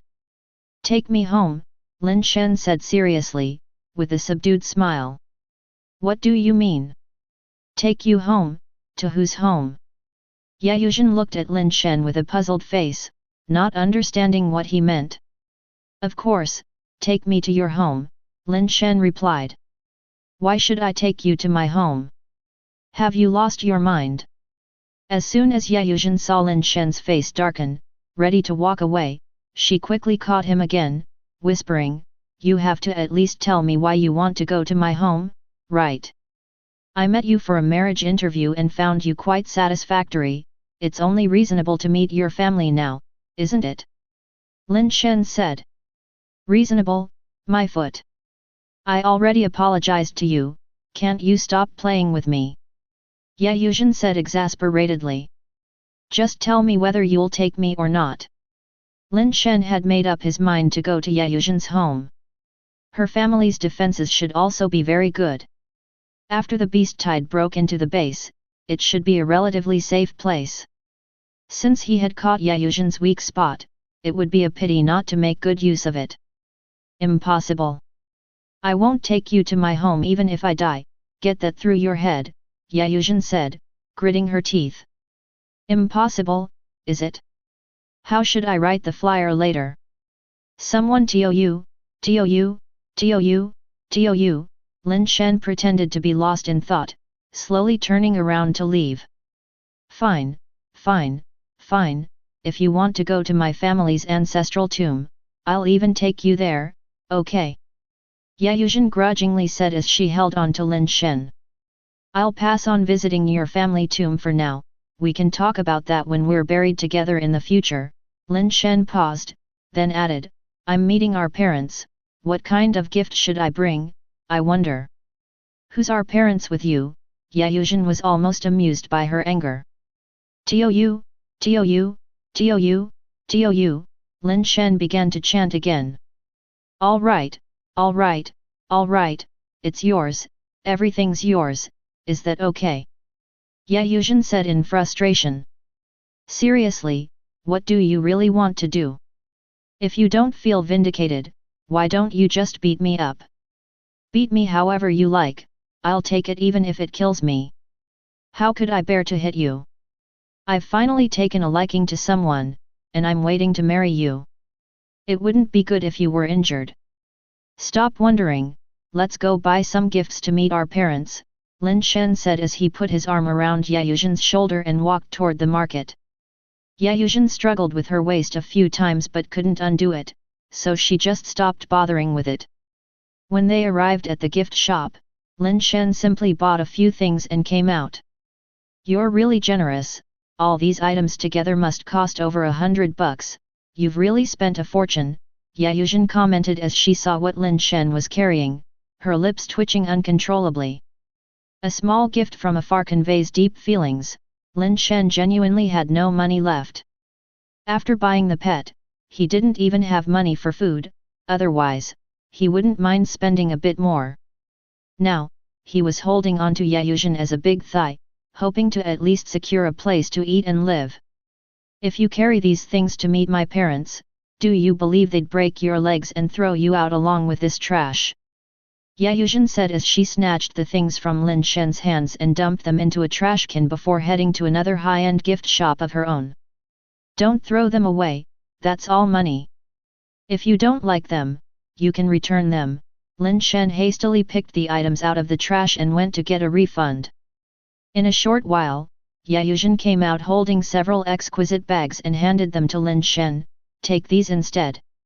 Lin Shen accepted them and handed them over to Wei Wufu. "Hold these for me. Don't tell me you're actually thinking of bringing him to meet my parents." Yayuzhen looked at Lin Shen as if he were insane. "Which wealthy person doesn't bring a bodyguard? It's a sign of our distinguished status.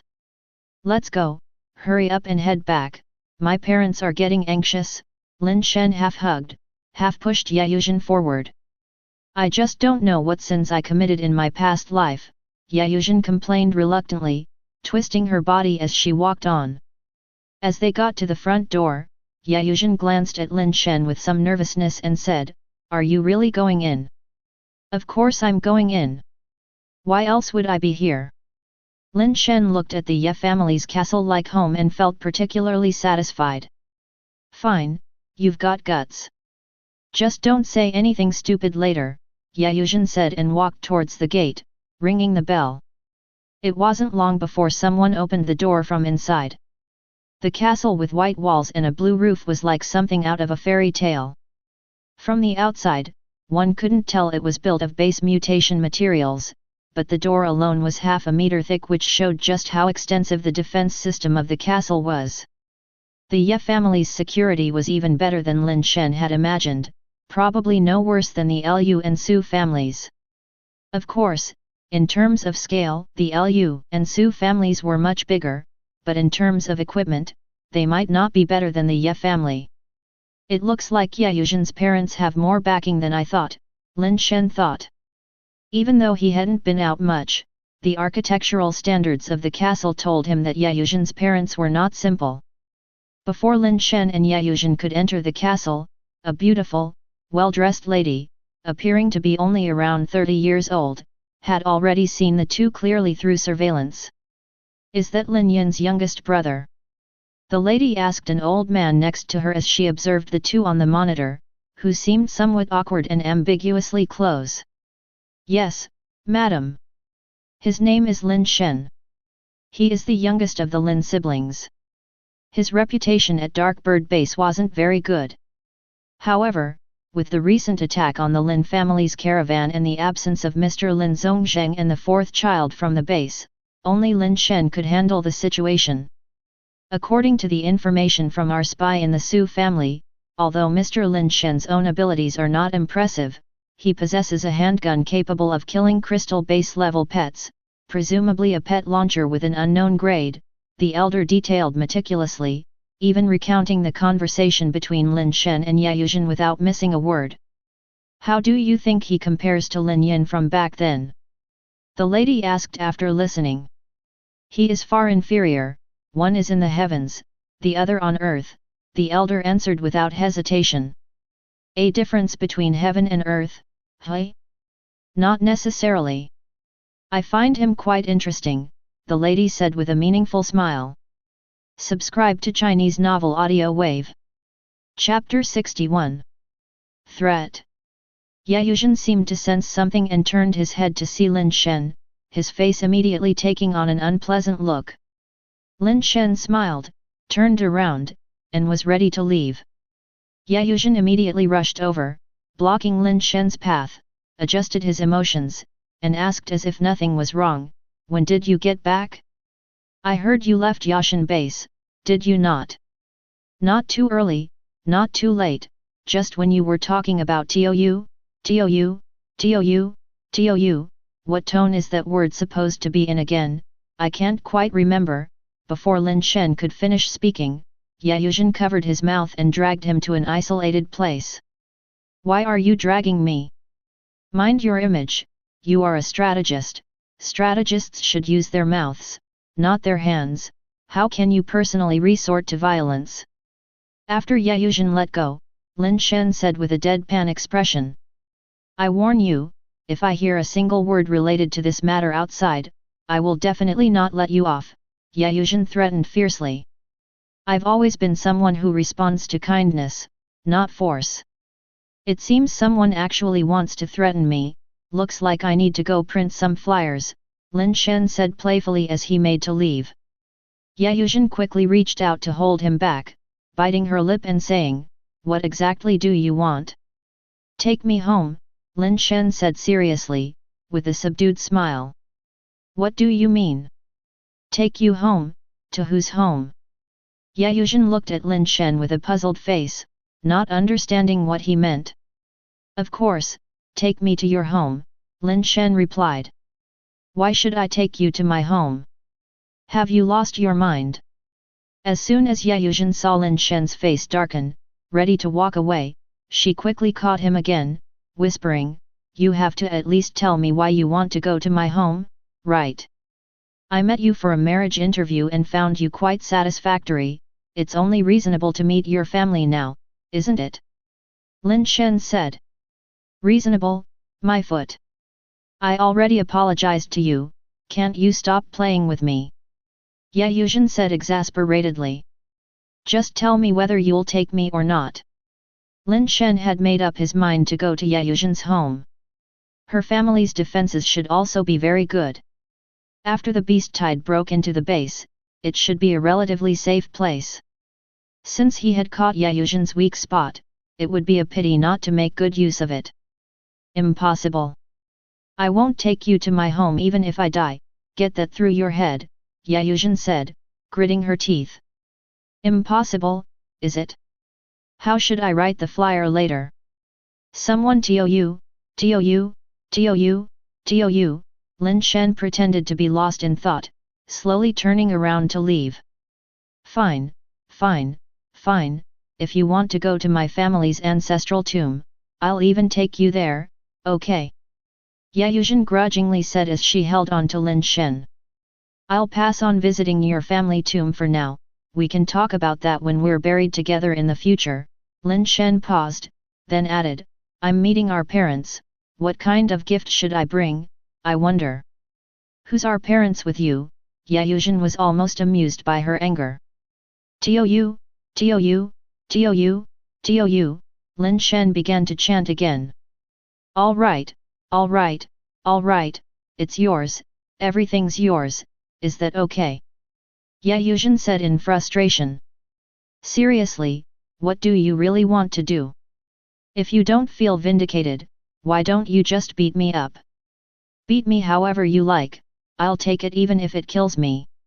How could I bear to hit you? I've finally taken a liking to someone, and I'm waiting to marry you. It wouldn't be good if you were injured. Stop wondering, let's go buy some gifts to meet our parents," Lin Shen said as he put his arm around Yayuzhen's shoulder and walked toward the market. Yayuzhen struggled with her waist a few times but couldn't undo it, so she just stopped bothering with it. When they arrived at the gift shop, Lin Shen simply bought a few things and came out.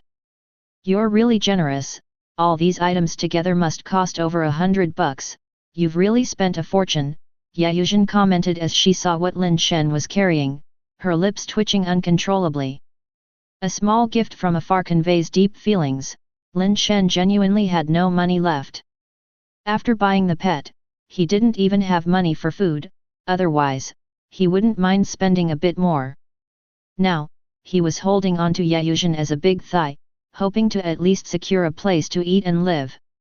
If you carry these things to meet my parents, do you believe they'd break your legs and throw you out along with this trash?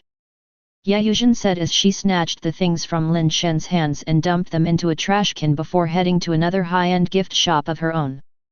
Don't throw them away, that's all money. If you don't like them, you can return them. Lin Shen hastily picked the items out of the trash and went to get a refund. In a short while, Yayuzhen came out holding several exquisite bags and handed them to Lin Shen. Take these instead. Lin Shen accepted them and handed them over to Wei Wufu. Hold these for me. Don't tell me you're actually thinking of bringing him to meet my parents. Yayuzhen looked at Lin Shen as if he were insane. Which wealthy person doesn't bring a bodyguard? It's a sign of our distinguished status. Let's go, hurry up and head back, my parents are getting anxious. Lin Shen half hugged, half pushed Yayuzhen forward. I just don't know what sins I committed in my past life, Yayuzhen complained reluctantly, twisting her body as she walked on.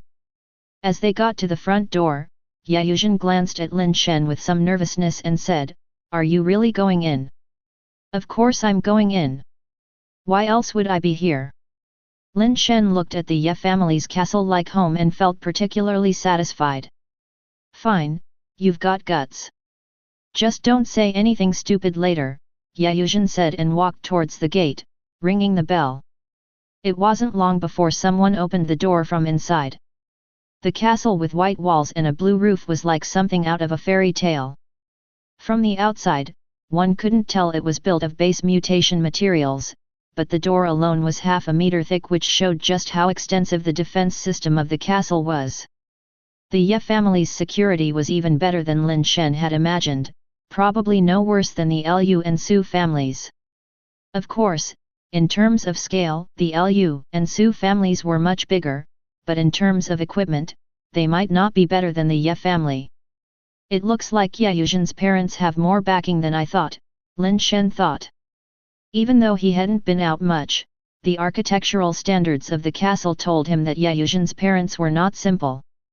Before Lin Shen and Yayuzhen could enter the castle, a beautiful, well-dressed lady, appearing to be only around 30 years old, had already seen the two clearly through surveillance. Is that Lin Yin's youngest brother? The lady asked an old man next to her as she observed the two on the monitor, who seemed somewhat awkward and ambiguously close. Yes, madam. His name is Lin Shen. He is the youngest of the Lin siblings. His reputation at Darkbird Base wasn't very good. However, with the recent attack on the Lin family's caravan and the absence of Mr. Lin Zhongzheng and the fourth child from the base, only Lin Shen could handle the situation. According to the information from our spy in the Su family, although Mr. Lin Shen's own abilities are not impressive, he possesses a handgun capable of killing crystal base-level pets, presumably a pet launcher with an unknown grade, the elder detailed meticulously, even recounting the conversation between Lin Shen and Yayuzhen without missing a word. How do you think he compares to Lin Yin from back then? The lady asked after listening. He is far inferior, one is in the heavens, the other on earth, the elder answered without hesitation. A difference between heaven and earth, huh? Not necessarily. I find him quite interesting, the lady said with a meaningful smile. Chapter 62. Going home. Lin Shen followed Yayuzhen into the castle, which was quite compact due to its modest footprint. There was no grand garden or the like, instead, there were various buildings and defensive structures everywhere, indicating that the castle's owner was a cautious person who planned ahead. In such a compact layout, there were impressive design details to marvel at, like the subtle elegance of a floral pattern in a corner that added warmth and beauty to this steel fortress. A meticulous male host and a tender female host, a tiger and a rose together, make a perfect match. The iron walls and decorative greenery gave Lin Shen a favorable impression of the castle's owner before even meeting them. He always preferred places that were both safe and comfortable. There were hardly any servants or maids in sight within the castle, only mutators coming and going, each dressed in a carefully tailored uniform. On the left breast of the deep blue uniforms these people wore, Lin Shen noticed a very special flower emblem, although he couldn't recognize what type of flower it was. Yuzhen led Lin Shen to a building at the very center of the castle. Yuzhen glanced at Lin Shen and took a deep breath before pushing the door open and entering.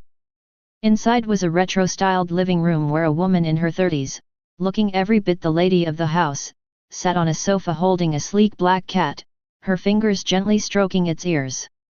Lin Shen, let me introduce you to. Yuzhen started to introduce Lin Shen to the lady but was cut off by him. Is an introduction necessary? You both look so similar and beautiful, it's obvious, you must be Yuzhen's sister, right? My name is Lin Shen, and I'm Yuzhen's boyfriend, Lin Shen preempted. The lady just smiled, not saying a word, while Yuzhen, annoyed, chided, Sister, your big head, this is my mom. Sorry, I really didn't notice. I can't believe you're so young and actually Yuzhen's mom, Lin Shen quickly apologized. Yuzhen, your boyfriend is quite interesting. Why don't you stay for dinner tonight, the lady suggested with a smile. Yuzhen was about to say that Lin Shen couldn't stay, but Lin Shen beat her to it, saying, Thank you, auntie. You kids have fun. I need to step out for a bit, and if I'm not back by 6, go ahead and eat without waiting for me. Lin Shen, if you don't have any urgent business, feel free to stay at our place for a few days. We'll have a good chat when there's time, the lady said as she stood up and walked towards the door. She picked a hat with a veil from the coat rack, donning it to cover her mature beauty. As she was about to leave, she paused and half turned to say to Lin Shen, You can also call me Yi. With that, the lady left. Lin Shen and Yuzhen both paused briefly, puzzled by the lady's parting words. Yuzhen glared at him fiercely. Who let you agree to stay here? What exactly are you up to? She demanded. Yi asked me to stay, go ask her, Lin Shen said, sinking into the sofa with a tired expression. Why don't you help me get the guest room ready? I'm a bit tired and want to rest for a bit. He had just been through a big battle and used super base change, exhausting his energy, on top of running for his life and shopping in the market, he was indeed very fatigued. If he didn't have to be considerate of Yuzhen's family, he would have already lain down on the sofa. Don't even think about it, get out of here, Yuzhen retorted, grabbing a pillow and hurling it towards Lin Shen angrily. What was that? What's it called again? Lin Shen feigned forgetting. Don't you know anything else to say? Yuzhen was on the verge of biting her lip through. If you think it's inconvenient for me to stay in the guest room, I don't mind taking a loss and staying in your room, Lin Shen said, catching the pillow. Dream on. Take him to the guest room on the 3rd floor, Yuzhen snarled, glaring hard at Lin Shen before calling the old butler over to give the order. The butler politely invited Lin Shen and Wei Wufu upstairs, and surprisingly, there was even an elevator. After settling into the guest room, Lin Shen fell asleep as soon as he touched the bed, as he was truly exhausted from the day. He slept very soundly, waking only when it was already dark outside. It was the persistent knocking on the door that roused Lin Shen, without it, he might have slept straight through until the next day. Mr. Lin, it's time for dinner. The young lady invites you to dine downstairs, the butler said very politely as Lin Shen opened the door. Has Madame Ye returned? Lin Shen asked after a moment's thought. The madam has not yet returned, the butler replied. Understood, I'll wash my face and come down immediately, Lin Shen said before he returned to his room, closed the door, and did not go to the bathroom to wash his face. He took out his backpack and pulled out the mosaic-covered spiraled snail base mutation egg. Surely enough, the mosaic had disappeared. In fact, Lin Shen didn't need to look to know that the mosaic should be gone, a new fire seed information had already emerged in his mind upon waking. Failed super base evolutionary seed gun fighting skill, shake the wrist at the instant of firing, bestowing the bullet with centrifugal force, causing it to travel along a curved trajectory. Isn't this just bullets that bend? Lin Shen thought hard and his eyes lit up. Gunfighting skill only existed in past films and television works, and practically no human had ever managed to achieve it. In fact, teams had conducted experiments before and discovered that not only could humans not shake their wrists to make bullets fly in an arc, even mechanical arms, which were much stronger and faster than humans, could not achieve curved bullet trajectories. This was another skill that seemed to make sense but had no practical application and only existed in the imagination. The skill wouldn't be of much use to most people, but Lin Shen had an Angel revolver capable of .44 speed shooting, so the gunfighting skill was very useful for him. Without gunfighting skill, he would have to shoot directly, which would expose him to the danger of enemy attack. With gunfighting skill, he could completely hide in the shadows, not even showing his face, and shoot the enemy with these bending bullets. Others wouldn't even see how or when he fired the gun, making it a must-have secret technique for a sneak attack. With gunfighting skill, who would want to be a close combat gunman, foolishly shooting face to face? Wasn't it better to take pot shots from places unseen by the enemy? Regrettably, although Lin Shen really liked gunfighting skill, this fire seed ability couldn't enhance his strength substantially. I'll go back to the market later to see if I can find a few more base mutation eggs with fire seeds. Lin Shen knew well that to control his own fate, these were still not enough. After washing his face, Lin Shen called Wei Wufu and went downstairs with him to the dining room, where he saw Ye Yuzhen already waiting at the table. Besides Ye Yuzhen, there was another person present, but it wasn't Madame yet, it was a man. "Brother, let me introduce you. This is my boyfriend Lin Shen, he's really amazing." Ye Yuzhen suddenly acted as if she had become a different person, coming over to warmly cling to Lin Shen's arm, her face expressing happiness as she cozied up next to Lin Shen, looking like they were truly a couple in love. Lin Shen felt his arm sinking into something soft and elastic, warm and comfortable, yet he couldn't help but frown and think, something's wrong, Ye Yuzhen is up to something, there must be a scheme. "Lin Shen, right? You've got guts, I like that. But let's get one thing straight, although I admire you, I took an oath that anyone who dares to have designs on my sister must get past me first. I cannot break that oath." "You came prepared, didn't you?" the man said with a smile as he approached Lin Shen. "Sorry, I don't know how to fight," Lin Shen said as he pulled out a chair and sat down, sipping water from a cup. He had no intention of taking any test. That was just too cliché. "That's quite a coincidence, I don't know how to fight either," the man still wore a smile on his face. "Then what can you do?" Lin Shen asked, taken aback, his question reflecting a subconscious challenge. This was not going according to his expectations. "I can play the xiao," the man said solemnly. Cough, cough, the water Lin Shen had been drinking almost spurted out. It went up his nose, making him tear up from the acidity. Chapter 63. Sound Wave Skill. Playing the flute horizontally, playing the xiao vertically, Lin Shen was stupefied when the man took out a xiao and placed it to his lips to demonstrate. He didn't know what others saw, but from his perspective, a man nearly as tall as Wei Wufu, just a bit skinnier, held something pixelated in his hands, slowly bringing it to his mouth. The sight was a bit hard on Lin Shen's eyes, yet he couldn't stop examining the censored xiao. A xiao with the fire seed on it, this surprised Lin Shen greatly.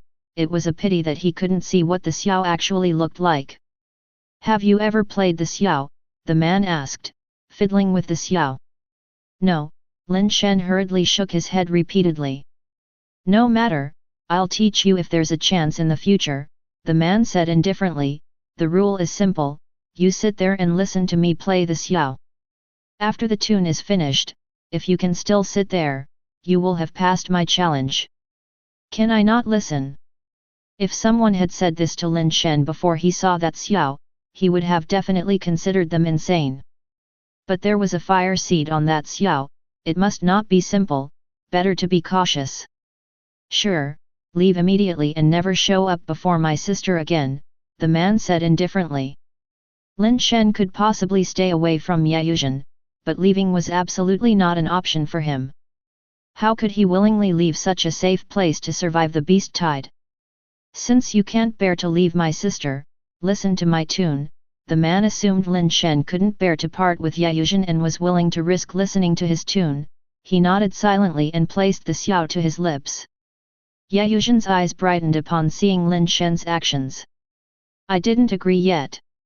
Lin Shen couldn't get the words out in time because the man's xiao had already begun emitting a deep and melodious sound. The very moment the xiao's sound started, Lin Shen felt all his pores tremble suddenly, his heart also gave a fierce throb. What is this sorcery? Lin Shen was secretly shocked. He knew music could affect people's emotions, but how could the sound of the man's xiao cause physical reactions in his body? It's not an illusion, the sound of the xiao is really affecting my body. As the sound of the xiao continued to resonate, Lin Shen could clearly feel the changes in his body. Vibration. Lin Shen felt like every cell in his body was vibrating, giving him the sensation of being a piece of glass about to shatter. Does something like the sound wave skill really exist in the world? Could the fire seed on that xiao actually be the sound wave skill? The more Lin Shen thought about it, the more likely it seemed. If he could obtain that xiao and its fire seed, would he be able to kill silently in any place his music could reach? That would be safer and more effective than firing a gun. Unfortunately, now was not the time to think about these things. Lin Shen's head buzzed from the vibrations. If they continued, even if his body could endure, his brain would get shaken into a concussion. Just as Lin Shen was preparing to undergo base mutation and combat the sound wave's vibrations with his steel carapace, the evolution theory within him started circulating his inner strength on its own. That power flowed with the rhythm of the tune and vibrated at the same frequency, the resonance making the vibrations within Lin Shen's body even more intense. Use your base mutation power to counter the sound wave attack, Yaoyuan couldn't help but speak out to remind him. Wei Wufa's serene eyes stayed fixed on Lin Shen, one hand on the hilt of his knife, ready to draw at a moment's notice should Lin Shen's life be in danger. Even though they were in the same room, Yaoyuan and Wei Wufa were not affected by the sound waves at all. Lin Shen, who had not undergone base mutation, initially experienced increased shaking of his body, which surprisingly began to lessen after a while. Evolution theory, in its unexpected and profound nature, utilized the power of the sound wave oscillations to refine his body, gradually allowing Lin Shen to adapt to those vibrations. Under the vibrations of the inner power's baptism, Lin Shen felt as if tiny impurities were being expelled from his body, making his flesh and blood purer and increasingly capable of withstanding the sound wave's oscillations. His body was actually mutating to adapt to the sound wave's vibrations, rather than eliminating them.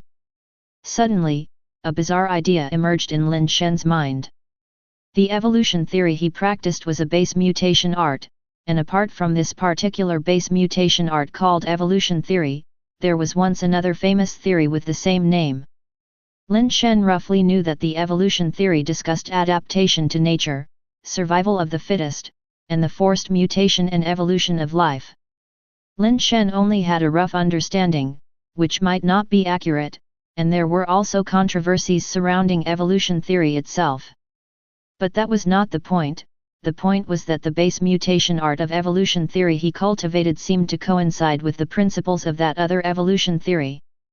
Amidst the oscillations of the sound waves, evolution theory harnessed the power of those waves to refine his flesh and blood, enabling him to gradually withstand the vibrations, which actually somewhat resembled the theory of the other evolution theory. However, as far as Lin Shen knew, evolution theory, as one of the 5 classic base mutation arts, had a very wide dissemination, and there were many people who practiced it. He had never heard of such an effect before. Could it be that this flawed version of evolution theory I'm practicing is actually yielding results? Lin Shen wondered in amazement. As the power vibrated and flowed within, continuously refining his body, Lin Shen felt his flesh and blood growing significantly stronger. Every time mutators underwent base mutation, their flesh and blood became stronger, but the primary enhancement was in the outer layer of carapace. The limits of hardness and toughness were mainly represented by that outer carapace. The flesh and blood itself couldn't reach the upper limits of hardness and toughness.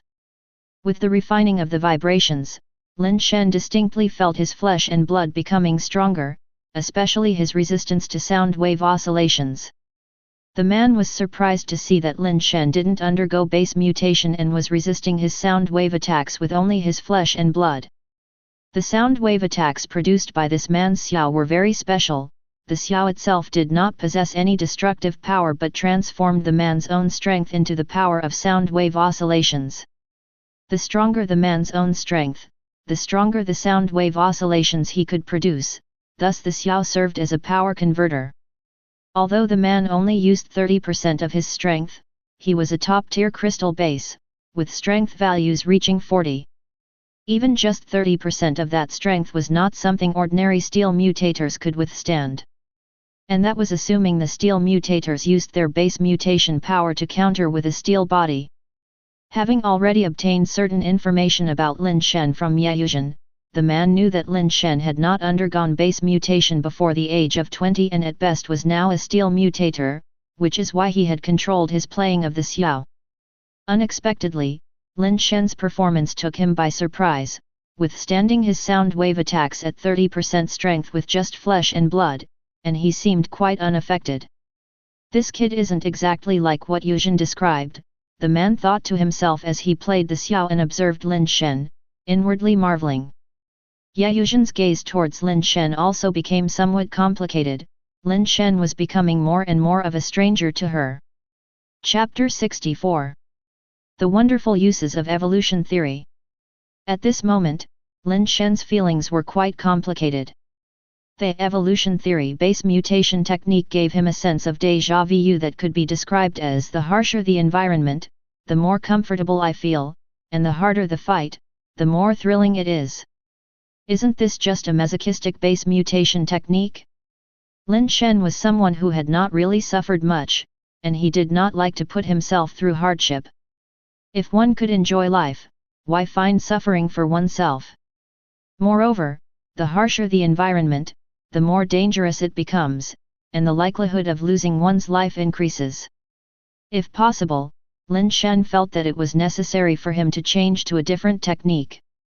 The problem was that apart from this flawed version of evolution theory, he couldn't master any other technique. It looks like I'll need to try out several base mutation techniques. If I can't find any on this planet, then I'll have to search on other planets, Lin Shen thought to himself. He might have thought so, but Lin Shen had to admit that this masochistic base mutation technique was indeed very useful. Even though his body was still shaking, it didn't feel bad at all. Under the refinement of evolution theory, his body had truly adapted to the shaking brought about by the sonic waves. This made Lin Shen wonder if he fell into the sea, would evolution theory grant him the ability to breathe underwater?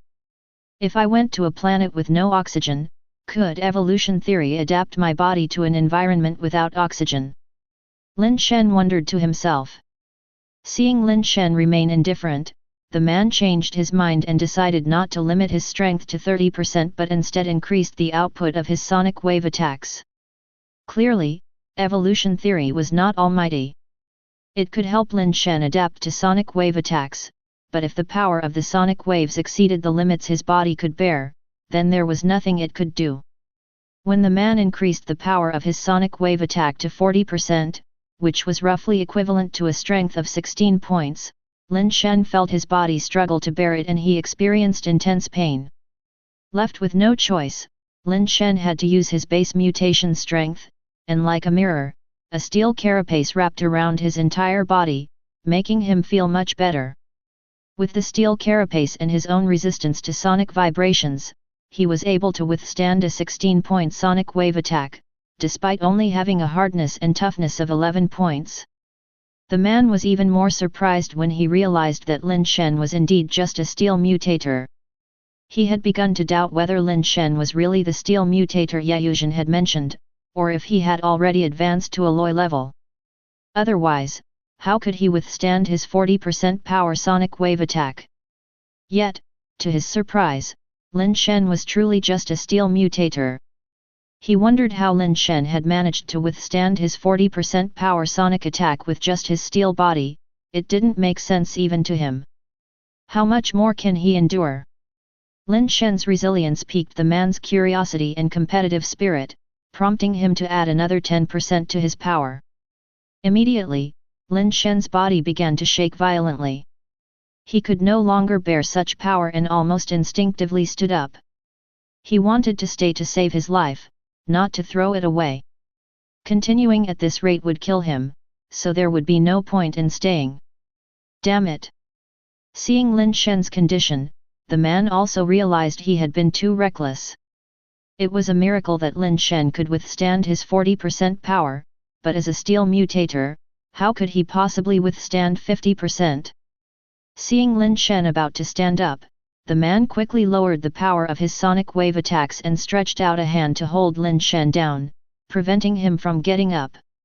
It was a joke. Yuzhen had asked him to help with an act, not to really drive Lin Shen away. If he actually drove Lin Shen away, there would be no way to wrap things up and no way to explain to Yuzhen. If it caused any injuries, Yuzhen would undoubtedly have a falling out with him. Just as Lin Shen was about to stand up, he suddenly felt a hand pressing down on his shoulder and his face changed color, thinking the man wanted to harm him. Just as he was about to pull out a gun, he realized that the power of the sonic wave attack had greatly diminished, leaving him utterly confused. Indeed, the new waves in the Yangtze River push forward the old ones. Each generation is stronger than the last. Yuzhen, your judgment is not bad. Lin Shen is not only handsome but also gifted with exceptional talent. His strength is unfathomable, much stronger than me. I was being quite reckless just now. The man, afraid of hurting Lin Shen and having Yuzhen turn against him, hastily concluded after a cursory round and immediately started compensating wildly. Lin Shen looked at the man with suspicion. The man's strength was clearly much stronger than his own, so why did he suddenly hold back his power, letting him pass, and then say such things? After a moment of thought, Lin Shen seemed to understand something and looked at Yuzhen with a curious gaze. Are you all right? Yuzhen was clearly not so easily fooled. She had already seen through the trickery, gave the man a glare, and walked quickly to Lin Shen's side. While checking his condition, she asked with concern. I'm fine, I should even thank your brother for showing mercy. Lin Shen deactivated his base mutation and said with a smile, I've passed this round, so does this mean our matter is settled? Our matter? What matter? Yuzhen asked puzzledly. Getting married, of course. Lin Shen thought it would be nice to marry Yuzhen, considering that if anything happened to him in the future, with such a family on her side, nobody could bully her or the kids she'd be taking care of. It seems the lesson I gave you just now wasn't harsh enough. Yuzhen glared at him with annoyance, the corners of her eyes flickering with 3 parts thin anger and 7 parts coquettish irritation, presenting a captivating allure. I think it's a deal. Lin Shen is a really sincere guy, a responsible man. The man chuckled from the sidelines. If it's settled for you, why don't you marry him?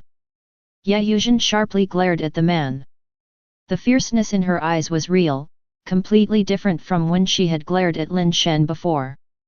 Cough cough. The man pretended to cough and dared not speak further. This is my elder brother Yuzhen. Seeing that Lin Shen was indeed all right, Yuzhen finally relaxed and introduced the man to him. In the future, we're all family, so you can call me Tianzhen or brother, Yuzhen said with a smile. Tianzhen, it's incredible that you can use sonic wave attacks, Lin Shen murmured, thinking about how to invite Xiao over for a sleep, and he climbed onto the topic of conversation. It's not that I'm strong, it's that this flute is powerful. It transforms my strength into sonic wave power that can harm people, Yuzhen said somewhat proudly. Is there really such a magical artifact in the world? Where did you find such a treasure, Tianzhen? Lin Shen felt a bit troubled. Such a precious artifact, if he said he wanted to borrow it for a night's sleep, would Yuzhen lend it to him? Speaking of this flute, it actually has something to do with your Lin family. Don't you know about it? Ye Tianzhen said. It's related to my family. Lin Shen was slightly startled. He had no idea that his family had ever had any connection with this miraculous flute. Your second brother is Lin Yin, right? Ye Tianzhen asked. Right. Lin Shen nodded. Then there's no mistake, this flute originally belonged to your second brother, Lin Yin. Later, he lost a bet to my family and the flute has been with the Ye family ever since. Ye Tianzhen shared the story behind the artifact. This flute was originally my second brother's. Lin Shen's confusion deepened, he had never heard anything about it from his family. Chapter 65. Trial. Hearing that the flute was originally from his own family, Lin Shen found himself in a dilemma. He didn't mind losing face himself, but he couldn't tarnish the reputation of his second brother. How could he ask to borrow an item that his second brother had given away, unless he could win it back fair and square? Tianzhen, could you tell me about this flute? Lin Shen had no choice but to inquire about the origins of the flute. Perhaps it would help his research into the origins of the fire seed, and he could plan his next move afterward. Ye Tianzhen thought for a moment and said, actually, I don't know much either, just that Yi told me she won this crystal flute from Lin Yin of the Lin family through a bet. It seems to be made from a part of a crystal-based creature and has the function of transforming strength into sonic damage. Wait, you're Yuzhen's older brother, right? Lin Shen looked at him strangely and asked. That's right. Ye Tianzhen understood Lin Shen's confusion and said with a smile, Yuzhen is an only child, my dad was her uncle. He passed away early, so I lived with them from a young age. Yi doesn't like being called old by others, so aside from Yuzhen, most people still call her Yi. But it's different for you, it's best if you follow Yuzhen's lead. Lin Shen had to think it over a few times in his head to understand the relationship between Ye Tianzhen and Ye Yuzhen. Their fathers were brothers. Tianzhen, do you know which creature the material for this flute comes from? Lin Shen asked again. You've got me there, Ye Tianzhen answered.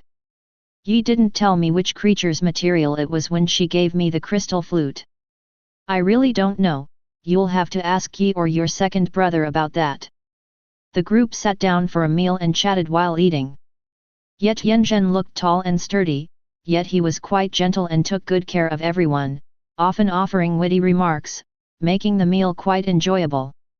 Lin Shen thought of various excuses to borrow the crystal flute, but eventually felt it was inappropriate and didn't ask. By the way, what bet did my second brother and the Ye family make? Lin Shen figured that winning back the crystal flute was the only way forward. It was not convenient to borrow it. If he could, he wouldn't need to keep the crystal flute and could just sleep with it for a night before returning it to the Ye family. But he had to obtain the flute honorably and properly. I don't know. Ye Tianzhen shook his head again, he was also unclear about the specifics of the bet or how it was won. It seems if I want to know the details, I have no choice but to ask Madame Ye, Lin Shen thought helplessly. After the meal, Ye Yuzhen suggested going for a walk, but Lin Shen refused outright. He was in no mood for a stroll, as he wanted to understand whether his interpretation of evolution theory was correct. Back in his room, Lin Shen entered the bathroom, turned on the bathtub faucet, filled it to the brim, and then lay down in it. Submerged in water, Lin Shen executed evolution theory, testing whether it worked as he had hoped. Waves of suffocation hit him, making Lin Shen feel as if his chest would explode. He couldn't bear it anymore. Evolution theory continued to run, but unfortunately, it did not evolve the ability to breathe underwater as he had hoped. Splash! Lin Shen suddenly sat up in the bathtub, splashing the water off his face and gasping for air. Any later, and he felt he might have suffocated. It's not working? Could I be wrong? Lin Shen still refused to give up. After getting out of the bathtub, he suddenly thought of a new tactic. The process of drowning is too slow, and the stimulation isn't strong enough. Maybe it requires an extreme stimulus to activate the mutation and evolution effects of evolution theory. Lin Shen found an iron rod, and then he heated one end until it was red hot. He rolled up his sleeves, revealing his pampered, delicate arms. With determination, he pressed the red-hot end of the iron rod against his arm. Just as the iron rod was about to touch his skin, Lin Shen's hand stopped. He just couldn't bring himself to hate himself enough to do it. What should I do? Lin Shen clenched his teeth and tried several times, but he simply couldn't bring himself to be ruthless to himself.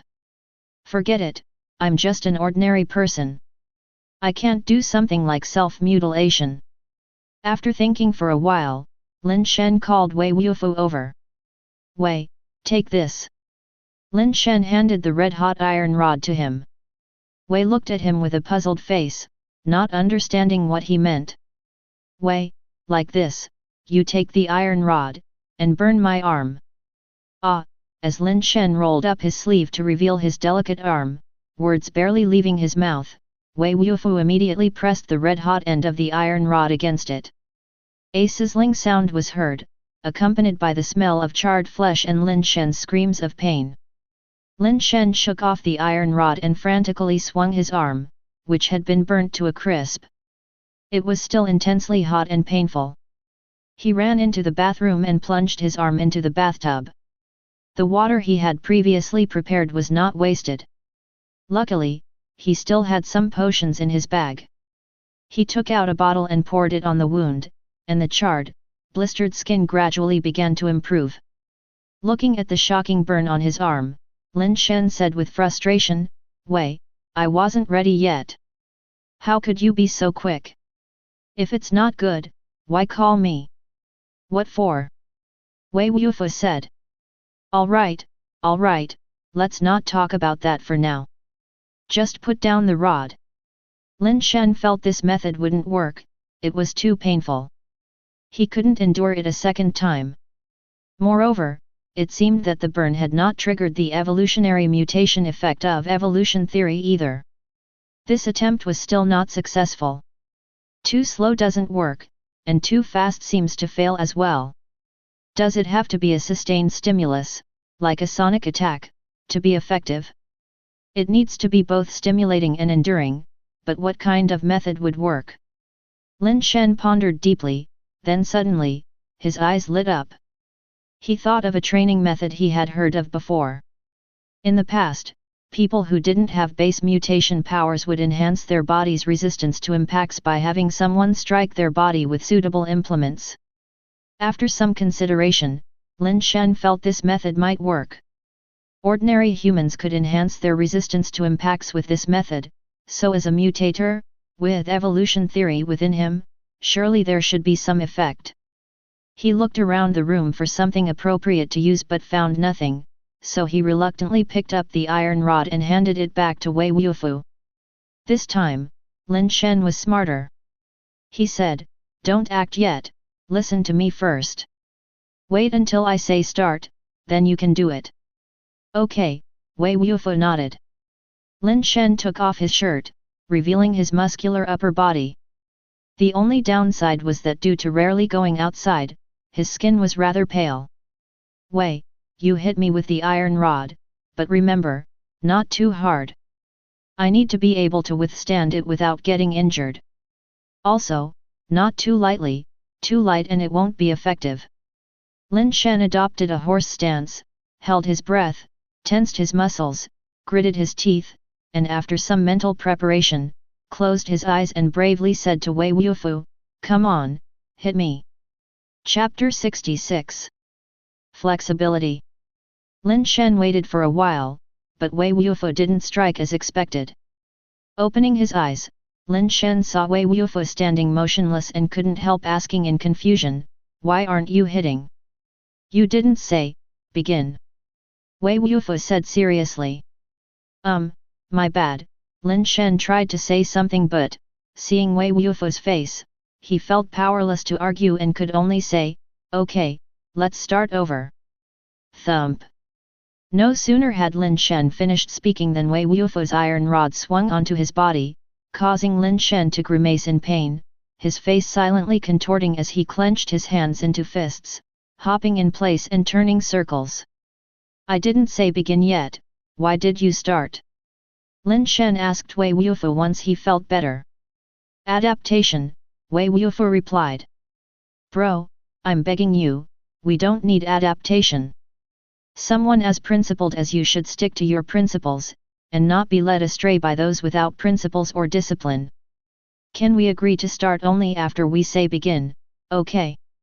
Lin Shen pleaded with teary eyes. "Okay." Wei Wufu nodded earnestly, holding the iron rod. "Also, Wei, when you hit me next time, could you go a little lighter? It's not that you're not doing well, it's just that your brother here hasn't been resting well lately, so my stamina's fallen a little bit," Lin Shen said, gesturing with his hands. "Understood," Wei Wufu said with an "I got it" expression. "Then let's begin," Lin Shen said, readying himself before shouting. Wei Wufu wound up his iron rod and smashed it onto Lin Shen's chest muscles, making Lin Shen grit his teeth and let out a subdued grunt. This wasn't the grunt of injury, but the sound of breath forcefully expelled as the muscles burst with power in resistance to the external force. Wei Wufu's control over the strength of his blows could only be described as perfect, and his grasp of physical anatomy was incredibly subtle as well. With this strike, the muscles bore the brunt of the force, ensuring no harm to the internal organs or bones. Again. Lin Shen felt the force was manageable. Aside from muscular pain, there wasn't much of an impact elsewhere. Blow after blow, although Wei Wufu didn't understand what Lin Shen was trying to achieve, he continued as instructed. From within the backpack on the bed, Fatty's little head stuck out, his eyes curiously watching Lin Shen being hit, seemingly puzzled about what he was doing. "Switch spots, don't just hit one area." Lin Shen seemed to sense some effect. The force of the blows caused evolution theory to react, with strength flowing towards the damaged muscles, which began to warm up as if undergoing some sort of baptism. Wei Wufu complied with Lin Shen's request, striking him all over his body with the iron rod. There's certainly a reaction now. Lin Shen could clearly feel the warm current inside him cleansing the struck parts of his body, causing slight changes. But these changes were too minor, and no significant effect was visible for the time being. "That's enough, Wei, let's stop here for today." Lin Shen decided to call a halt, first, because it was too painful and he couldn't take it any longer, and second, because he felt the results weren't that good and he needed to find another method. Through this session of beating, Lin Shen had confirmed that the defective evolution theory was indeed a masochistic base mutation technique, as it allowed his body to mutate and strengthen when it was subjected to harsh external factors. However, this mutation and strengthening had its limits. For example, if the stimulus was too strong and Lin Shen's body couldn't withstand the force, evolution theory was useless. If the stimulus was too weak, it also failed to activate evolution theory.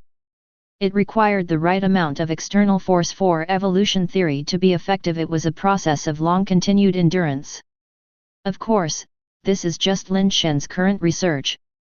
Whether this is all that evolution theory has to offer or just the tip of the iceberg, he can't quite say at the moment. After realizing the unexpected usefulness of evolution theory, Lin Shen started to consider whether he should continue cultivating based on evolution theory. Now, practicing evolution theory has two drawbacks. First, the flawed version of evolution theory only includes the base mutation part and lacks the later content. In the future, when advancing to higher levels, it's unclear whether the latter part of the official evolution theory is compatible with the flawed version. If it's compatible, that's good. If not, Lin Shen would have to figure it out himself. The other problem is that cultivating this skill is incredibly arduous. Lin Shen had never really suffered hardships from childhood to adulthood, and he was struggling to adapt. Why do so many children perform poorly in school? Is it because they lack talent? Of course not, most are simply sly, lazy, gluttonous, or slippery, afraid of hardship and suffering, and Lin Shen was one of them. No matter what, I definitely can't keep using the beating method. I need to find a better way. Lin Shen felt that beating, besides being too painful, also had the drawback of not being comprehensive. It couldn't strengthen every minute part of the body. Sonic attacks were quite effective and not too uncomfortable. However, the crystal flute wasn't in Lin Shen's possession. Once he got it back, he could use it to enhance his bodily strength. Is there really no better way? Lin Shen couldn't think of a better method at the moment. The next morning, when Lin Shen got up for breakfast, he noticed Ye Tianzhen and Ye Yuzhen were not home, and Madame Ye didn't seem to be back either.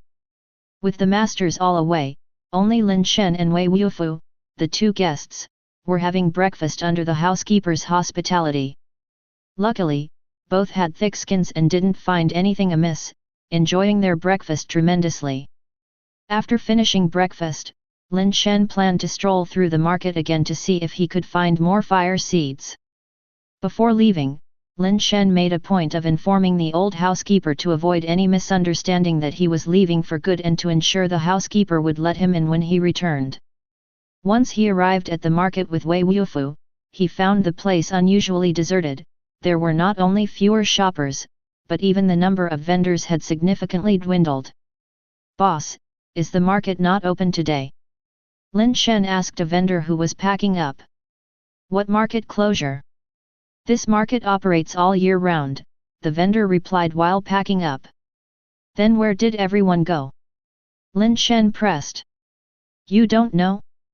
Recently, near the blue tree sea outside the base, quite a number of mushroom beasts have been spotted laying eggs. Some people even got alloy base mutation eggs. Now everyone is rushing there to hunt mushroom beasts and look for base mutation eggs.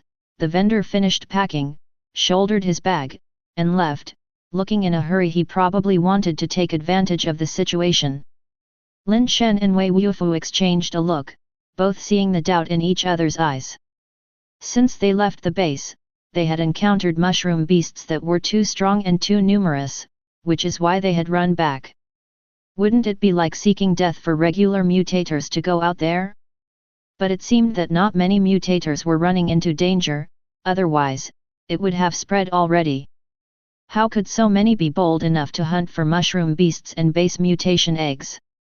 Could it be that high-level base variant creatures like the black-capped mushroom beast and the blue-capped mushroom beast haven't shown up again? Lin Shen wondered. Should we go take another look? Maybe we were just extremely unlucky to encounter the black-capped mushroom beast before. With so many people leaving the base now, we shouldn't be so unlucky to run into the black-capped mushroom beast again, right? Lin Shen was somewhat tempted. If they could escape before the beast tide formed, nothing could be better. Chapter 67. Poisonous Mushroom. After discussing with Wei Wufu, the two decided to first go out and see the situation, careful not to stray too far from the base, so that if they encountered a black-capped mushroom beast, they could directly flee back to the base for refuge. As they made their way outside the base, they indeed saw many mutators hastily walking toward the exterior of the base. After leaving the base, while most mutators headed in the direction of the Blue Tree Sea, Lin Shen and Wei Wufu chose a direction different from the Blue Tree Sea. Sure enough, there were far fewer people in this direction, but the two hadn't walked far when they saw a red-cap mushroom beast lying in the bushes. Upon seeing the two humans appear, the red-cap mushroom beast let out a strange screech and charged out of the bushes, ferociously pouncing toward Lin Shen and Wei Wufu. Wei Wufu's hand moved, and his blade fell, chopping off the red-cap mushroom beast's head, which flew off as its headless body collapsed to the ground with a thud. The severed head, however, split open from beneath the mushroom cap, spewing out a dozen or so small base mutation eggs. The mushroom beast is actually hatching base mutation eggs on its own body. This thing sure can breed, producing so many eggs at once. No wonder the mushroom beast horde is developing so quickly, Lin Shen said with some surprise as he picked up a base mutation egg. Although they were only steel mutant eggs, the fact that a single mushroom beast could nurture so many base mutation eggs was astonishing. They had encountered so many mushroom beasts before. If they all could breed, how many young mushroom beasts would be born at once? Forgot to ask how often a mushroom beast lays eggs, Lin Shen murmured as he collected all the base mutation eggs and packed them into his backpack to use as snacks for Fatty. He didn't have time to hatch these base mutation eggs now, and even if he had time, he didn't have an incubator. At normal temperatures, base mutation eggs will not hatch. The two dared not venture too far from the base and just wandered nearby, leading to a rather surprising find for Lin Shen. Just by circling near the base for a while, they had encountered 4 red-cap mushroom beasts, and inside each mushroom cap of the red-cap mushroom beasts, they nurtured several to over 20 mushroom beast eggs each. This caused Lin Shen's heart to race. If the black-capped mushroom beasts and the blue-cap mushroom giant beasts were also this prolific, what a terrifying outcome that would be. Thinking of swarms of blue-cap mushroom giant beasts and herds of black-capped mushroom beasts charging towards Yashan base like a tidal wave, Lin Shen couldn't help but shiver. It shouldn't be that bad. Steel creatures lay eggs with less energy and fewer materials needed, making it easier to lay eggs in large numbers. Alloy creatures and mutant creatures probably won't lay eggs as easily if they want to breed large quantities, Lin Shen thought to himself. Mushroom beast, Wei Wufu suddenly pointed in a direction and said. Lin Shen was puzzled. Wei Wufu was not one to talk nonsense, and there was no need to tell him about seeing a mushroom beast. Just go up and chop it with one slash. If he suddenly said something like this, it must not be an ordinary mushroom beast. Looking in the direction Wei Wufu was pointing, a mushroom beast that was almost the same size as a regular red-cap mushroom beast appeared.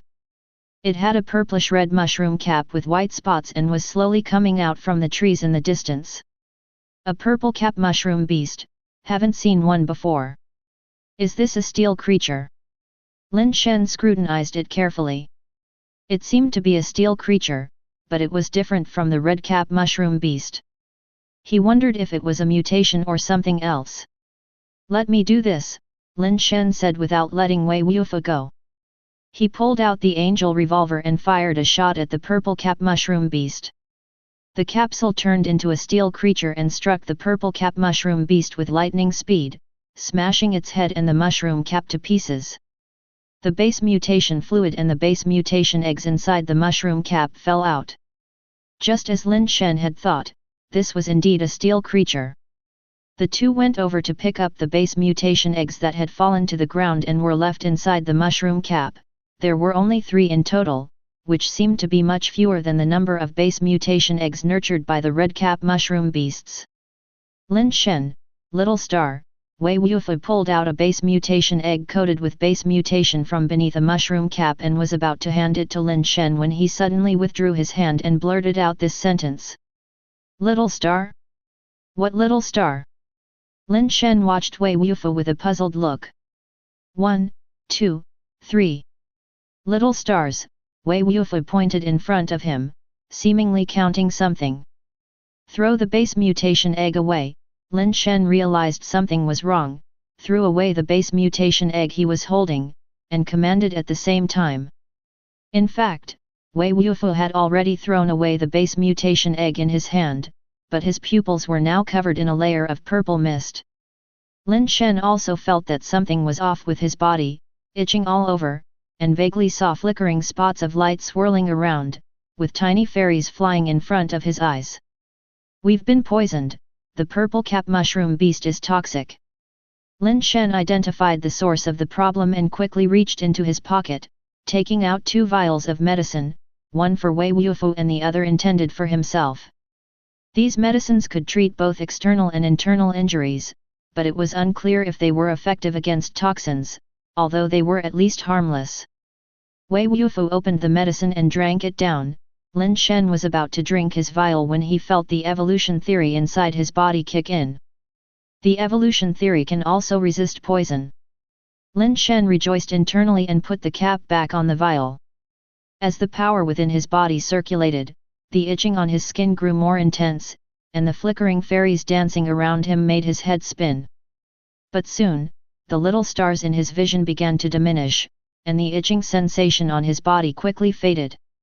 Under the toxin's influence, Lin Shen felt his body undergoing some changes but swiftly returned to normal. Wei Wufu was still counting stars, clearly unaffected by the medicine's purgative effects. Fortunately, the toxin was not potent and only induced hallucinations and an itching sensation. Just as Lin Shen was about to pull Wei Wufu back to the city, Wei Wufu's symptoms from the toxin began to lessen, and after a while, he recovered considerably. Although the effects of the toxin were not very strong, if it struck during a beast wave, even the short span of time affected could prove deadly. Lin Shen told Wei Wufu to take some rest while he carefully picked up another base mutation egg and didn't get poisoned again. He also touched a bit of base mutation fluid with his finger, this time feeling a bit itchy but without any further hallucinations. The evolution theory took effect again, and soon the itching sensation vanished. When Lin Shen came into contact with the toxin-laden base mutation fluid of the purple cap mushroom again, he felt almost nothing, suggesting his body had evolved to withstand the mushroom's poison. To make sure it was the evolution theory working, Lin Shen let Wei Wufu, who had recovered, try touching the toxic base mutation fluid again. As a result, Wei Wufu fell victim to the poison once more, experiencing brief hallucinations, showing no resistance built from the previous exposure, at least not as strong as Lin Shen's. The toxin's effect on Wei Wufu, an alloy mutator, was not severe, inducing only some hallucinations, which were short-lived. Wei Wufu's visions faded quickly. Lin Shen, however, was excited at the prospect. He could use toxins to strengthen himself in the future and could also develop a resistance to poison. While fantasizing about becoming immune to all poisons, Fei Zhe, the creature in his backpack, suddenly jumped out on its own and stood on Lin Shen's shoulder, staring sharply in a direction within the forest. Chapter 68. Chance Encounter. Lin Shen looked over warily and saw a dark figure standing behind a large tree in the forest, revealing half of its body and watching him with a cold gaze. It's that black-capped mushroom beast. Lin Shen recognized it immediately, his heart tightening. The creature was secretly watching him, apparently holding a grudge. This made Lin Shen realize his plan to leave before the beast tide was now completely foiled. After being spotted by Fei Zhe, the black-capped mushroom beast stared intently at Lin Shen before slowly receding into the forest and vanishing from sight. From the way it looked at him as it left, Lin Shen knew that if he didn't deal with it, it would surely be the first to seek him out for retribution when the beast tide arrived. So you think I'm easy to bully? Lin Shen frowned slightly, contemplating how he could take it down the next time they met. Go back? Wei Wufu asked, looking at Lin Shen. No need. It's quite intelligent and knows it can't handle us now. As long as we don't stray too far from the base, it probably won't attack us, Lin Shen said after some thought. He still wanted to see if there were other types of poison mushroom beasts and collect some base mutation fluid with toxins to strengthen himself, which would definitely be a great help with the impending beast tide. Lin Shen took out a water skin and collected all the residual base mutation fluid from the poison mushroom beast's body. Such base mutation fluid could not be directly consumed by most mutators, but for Lin Shen, it couldn't be a better supplement. Lin Shen found the erroneous evolution theory increasingly useful. With its power, he could directly consume various base mutation fluids without worrying that untreated base mutation fluids might harm his body. The two didn't venture too deep, just hunting mushroom beasts for base mutation eggs and base mutation fluid nearby the base. Poison mushroom beasts were obviously rare, they hadn't encountered a second one even after half a day. As they continued searching for mushroom beasts, they saw a group of people, dressed quite elaborately and riding high-level pets, coming their way. Those people were not aiming for them, but as they passed not far from them, one of the girls riding a white gold beast stopped and scrutinized Lin Shen, who was standing to the side. As their eyes met, Lin Shen's expression did not change much, but the girl looked surprised. Lin Shen, what are you doing here? Liu Qing looked at Lin Shen, her expression complex, as she dismounted from the white gold beast and walked up to Lin Shen. The others also paused, their gazes sizing up Lin Shen and Wei Wufu.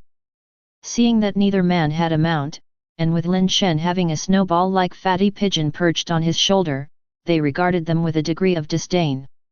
In this era, almost no one kept ordinary pets anymore. Long time no see. Lin Shen greeted Liu Qing with a smile. Their parting couldn't really be said to be anyone's fault. Distance had grown between them, and without seeing each other, feelings naturally faded over time. Although Yuzhen played a part in it, if their relationship had been truly firm, Yuzhen wouldn't have been able to damage it so easily. Even without Yuzhen, there could be a Li Yuzhen or a Zhao Yuzhen in the future. If two people can't stay together over a long distance, issues are always going to arise.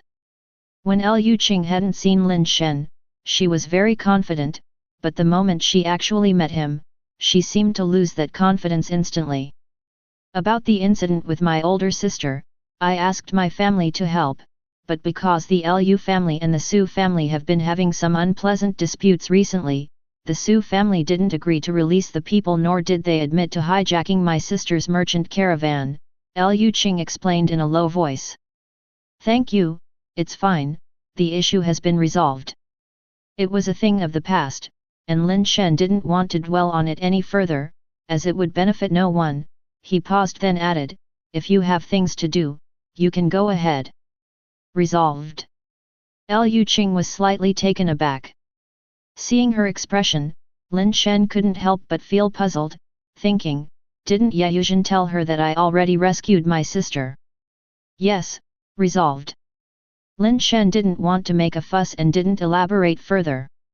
Liu Qing, somewhat in disbelief and with a complex expression, said, we are still friends. If there's anything I can help you with, I will definitely do so. Thank you, it really is resolved. Lin Shen still maintained a smile and a distance. Feeling Lin Shen's detachment, Liu Qing felt inexplicably uncomfortable. She bit her lip, seemingly wanting to say more, but then she heard someone in the team behind her say, Liu Qing, since they do not appreciate it, why bother? Maybe they have ways to reach the heavens, and the Su family was perhaps begging for forgiveness and sent the people back already. The speaker was a young man about the same age as Lin Shen, obviously aware of the incident with the Lin family caravan, his words laden with a hint of sarcasm. Zheng Yan, this is my business, you don't have to interfere. Liu Qing glared at the man, then turned to Lin Shen and sighed, I had Yuzhen pass a message to you previously, she said you had left Yashan base and gone back, I didn't expect to find you still here. If there's anything I can help with, come find me at With You store number 3, I'm usually there. I'm a bit busy today, but I should be able to return by tomorrow at the latest, Liu Qing added. Alright, I will definitely come to you if there's anything, Lin Shen sighed inwardly and said. Liu Qing was actually quite nice, and when they were together in the past, they indeed had a good relationship, but the past was the past, and Lin Shen didn't want to have anything to do with her anymore. Liu Qing, we should prioritize important matters, let's not let the Su family get ahead, Zheng Yan urged. Liu Qing wanted to say something, but seeing that Lin Shen seemed to have no desire to continue the conversation, she bit her lip and said nothing more, only bidding farewell before mounting the white gold beast, ready to leave. Just then, the sound of hoofbeats came from behind. Everyone turned to look, only to see another group riding high-level pets approaching them. From a distance, Lin Shen could see Su Tianj leading the way at the front, and he thought to himself, what are both the Liu and Su families doing here? This isn't the way to the Blue Tree Sea. Almost instinctively, Liu Qing controlled her mount to block in front of Lin Shen, worried that Su Tianj would cause trouble for him. The possibility she feared seemingly became reality, as Su Tianj really did come their way, heading directly toward Lin Shen. Su Tianj, what do you want? Liu Qing asked coldly as Su Tianj, who had already arrived in front of her, approached. Miss Liu, I'm not here for you, why so nervous? Su Tianj dismounted and, bypassing Liu Qing, walked toward Lin Shen. Liu Qing tried to stop him again but was held back by Zheng Yan. He doesn't appreciate your concern, why bother like this? Let's wait and see what happens. When he gets into trouble, he'll naturally come to you. I've said it's my matter, and it's none of your business. Liu Qing shook off Zheng Yan's hand on her arm, ready to stop Su Tianj again, but Su Tianj's actions stunned her. Chapter 69. Base Mutation Box. Shen, is there anything I, your brother, can do for you? On the turf of Yashan Base, anyone who crosses you is crossing my Su family. Su Tianj stood by Lin Shen's side, facing the people of the Lu family. The mutators brought by Su Tianj also swarmed behind the two men, confronting the mutators of the Lu family. Liu Qing and the others were somewhat dumbfounded, at a loss as to what was happening.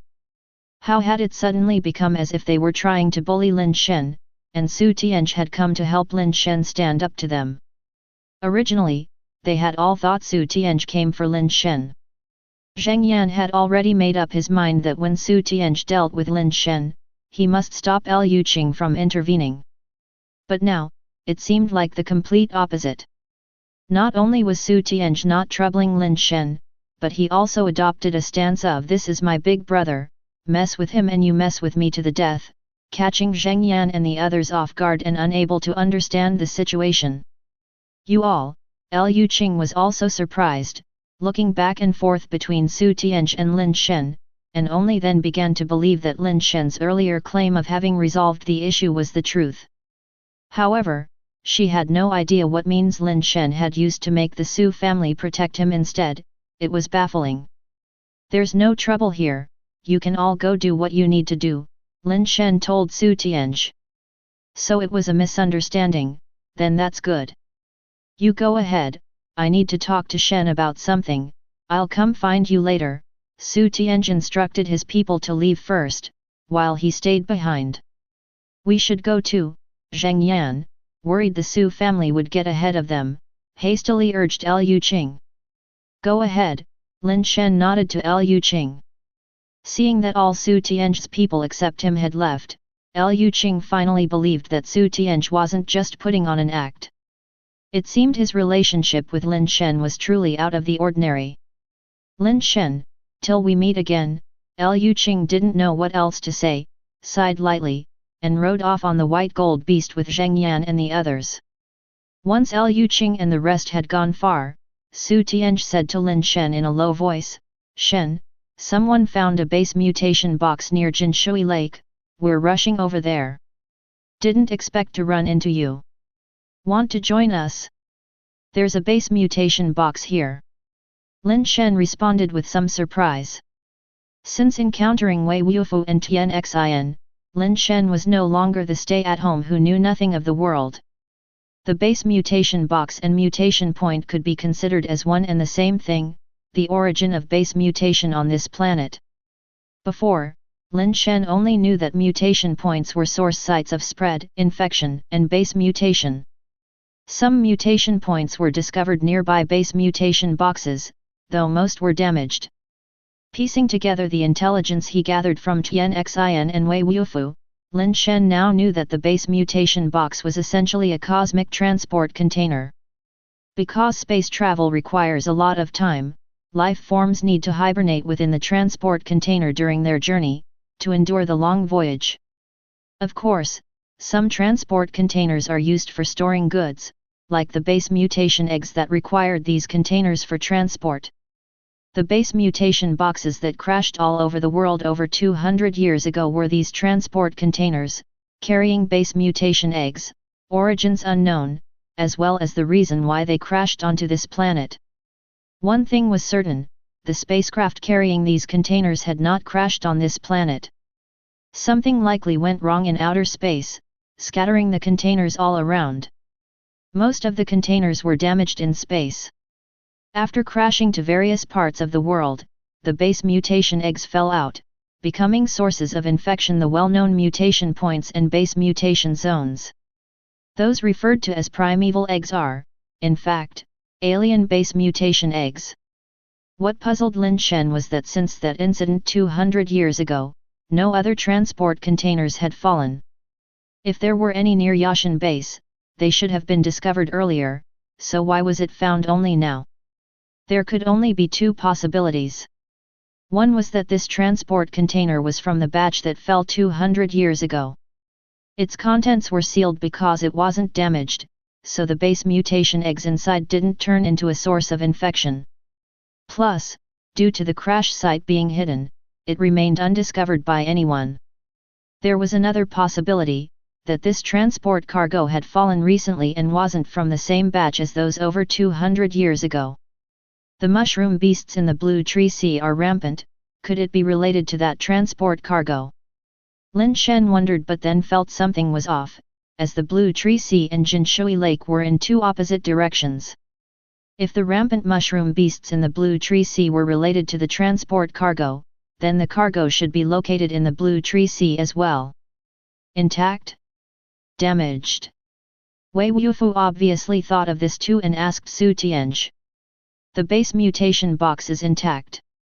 Su Tianj actually understood what Wei Wufu meant, but he didn't know the base mutation box was actually the transport cargo. Lead the way, Wei Wufu said directly.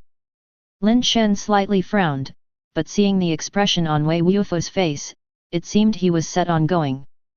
After pondering for a moment, Lin Shen also nodded to Su Tianj. With Shen and elder brother Wei involved, those bastards from the Lu family don't stand a chance. The base mutation box will definitely be ours. If there are primeval eggs inside, how about I purchase them at a high price? Su Tianj said. All right, Wei Wufu didn't seem to care whether the base mutation box contained primeval eggs or not. Su Tianj was overjoyed, hesitated no longer, mounted his steed, and led the way at the front. Lin Shen and Wei Wufu also summoned their mounts to follow, but it was a pity that they were still riding iron-horned horses and couldn't keep up with Su Tianj. Thinking it over, Su Tianj said, Shen, elder brother Wei, I'll go ahead first to prevent my brothers from suffering at the hands of the Lu family. You can head straight to Jinshui Lake from here. You'll see us when you get there. Go ahead, Lin Shen said, as he actually had something to ask Wei Wufu that he couldn't when Su Tianj was around. This arrangement suited him well. Su Tianj repeatedly urged Lin Shen and Wei Wufu to come quickly, then galloped away on his fast horse. Elder Wei, why go? Lin Shen looked at Wei Wufu and asked. He knew their current situation, and Wei Wufu was well aware that the black-capped mushroom beasts must be watching them in the shadows. It really wasn't the time to get involved in other matters. With a determined look in his eyes, Wei Wufu said, base mutation box, unknown, need to ascertain, risk, nip in the bud. Lin Shen understood what Wei Wufu meant and said with a wry smile, haven't you thought about the danger to yourself? For me, it is a duty that cannot be shirked. Wei Wufu paused, then added, you, go back, I'll go. I might as well go with you. Lin Shen could tell from Wei Wufu's expression that persuading him would be futile. Thinking that Jinshui Lake wasn't far from the base, and so far from the Blue Tree Sea, if there was danger, he was confident that he could escape back to the base. It was a good idea to accompany Wei Wufu to see the base mutation box, as he had never seen one before. If there were super base primeval eggs inside, there was hope for advancing to alloy. When the two arrived at Jinshui Lake, they could see from afar the people from the Lu family and the Su family. Surprisingly, there was no friction, as both groups stood by the lake, staring at the surface of Jinshui Lake. Seeing Lin Shen and Wei Wufu coming over, Su Tianj quickly called them over. The mutators from the Lu family were somewhat puzzled to see Lin Shen and Wei Wufu riding the iron-horned horses. Everyone there knew about Lin Shen's background, and to both the Lu and Su families, the Lin family of Darkbird Base didn't amount to much. What puzzled them was why Su Tianj was so polite to these two. Lin Shen stood by the lake and saw a strange oval device floating on the clear surface. It resembled a metallic football, about a meter high, and less than half a meter in diameter. It was surrounded by rings of crystals that glowed and intertwined, constantly rotating, giving off a mysterious and high-tech aura. Chapter 70. Realm King Cultivation Device. Wei, can you swim? Lin Shen glanced at the bottomless lake and then turned to ask Wei Wufu. I can't. Wei Wufu's answer made Lin Shen sigh in relief. Originally, Wei Wufu had suffered greatly in his battle with a mutated creature in the sea, partly because he wasn't very adept at swimming. I can't either, so it looks like we can't participate. Let's just head back and rest. Lin Shen said. Shen, don't rush. I've already asked someone to find a boat. It will be here soon, Su Tianj hurriedly said. What's the use of a boat? If we fall in, won't we die just the same? I'm definitely not getting on that boat, Lin Shen said, pulling Wei Wufu, ready to leave. Lin Shen was surprised. Wei Wufu, who was usually quite single-minded, just let himself be pulled away so easily, which was unexpected and made Lin Shen take a second look at him. It's not a transport pod, Wei Wufu said. If it's not a transport pod, then what the hell is that? Lin Shen was stunned. He had never seen a real transport pod and had only heard the name mentioned by Tian Xin and Wei Wufu. When he saw it just now, he thought that was what the transport pods of spaceships looked like. Having never seen it, the people from the Su family and Lu family probably had not seen it either. They all thought it was a base mutation crate, waiting for the boat to come to open their mysterious boxes. I don't know, Wei Wufu didn't know what it was either. Lin Shen felt that it was even more important to stay away from things they didn't recognize. After all, if that thing was a bomb sent by aliens, the closer you were, the sooner you'd die. Just as Lin Shen was wondering if it might be an alien super bomb, he suddenly heard a humming sound and instantly pulled Wei Wufu to the ground. Both lay prone and quickly activated their base mutation strength, soon enveloping their bodies with metallic carapaces. Unfortunately, that wasn't the prelude to a bomb exploding. The people of Lu family looked at the two men lying on the ground with eyes as if they were staring at fools, full of contempt. Even though they were startled too, at least they hadn't been scared to the ground like those two. Naturally, they felt they had the right to mock them. Lu Qing and Su Tianj both wanted to help Lin Shen up, but after taking a few steps, they were distracted by the strange sound that started up again and turned to look at the hovering object above the lake. Lin Shen and Wei Wufu got up. They didn't feel there was anything embarrassing about their reaction. In Lin Shen's view, even if it happened a million times over, he would still hit the deck. Those who didn't were not showing bravery, but a slower reaction time. And if they were indeed brave, it was just the behavior of a reckless man. After getting up, Lin Shen glanced at the object above the water and saw that on the exterior of the rugby ball-like machine, circles of crystals were rapidly spinning. Moreover, the speed was still accelerating. The crystals themselves were no longer visible, only their afterimages flowing, seeming to form a strange light tunnel. Let's go, Lin Shen called to Wei Wufu, urging him to quickly move away from the object. Unfortunately, he was still a bit slow. As he ran desperately, he suddenly heard an emotionless, cold voice from behind. No 014 Realm King training device self-check complete, all systems are safe, device starting up safely. Lin Shen's head buzzed, causing him to instinctively cover his head with his hands. His body was dragged backwards by a huge force, and his vision instantly blurred into a tunnel of time racing backwards. Thud. Lin Shen landed hard on the ground, feeling like he was severely seasick. He lay there, retching a few times, but nothing came out. Hearing the same sound beside him, Lin Shen turned his head and saw that Su Tianj was also lying on the ground, vomiting. Wei Wufu had just stood up and was brushing the sand off his body.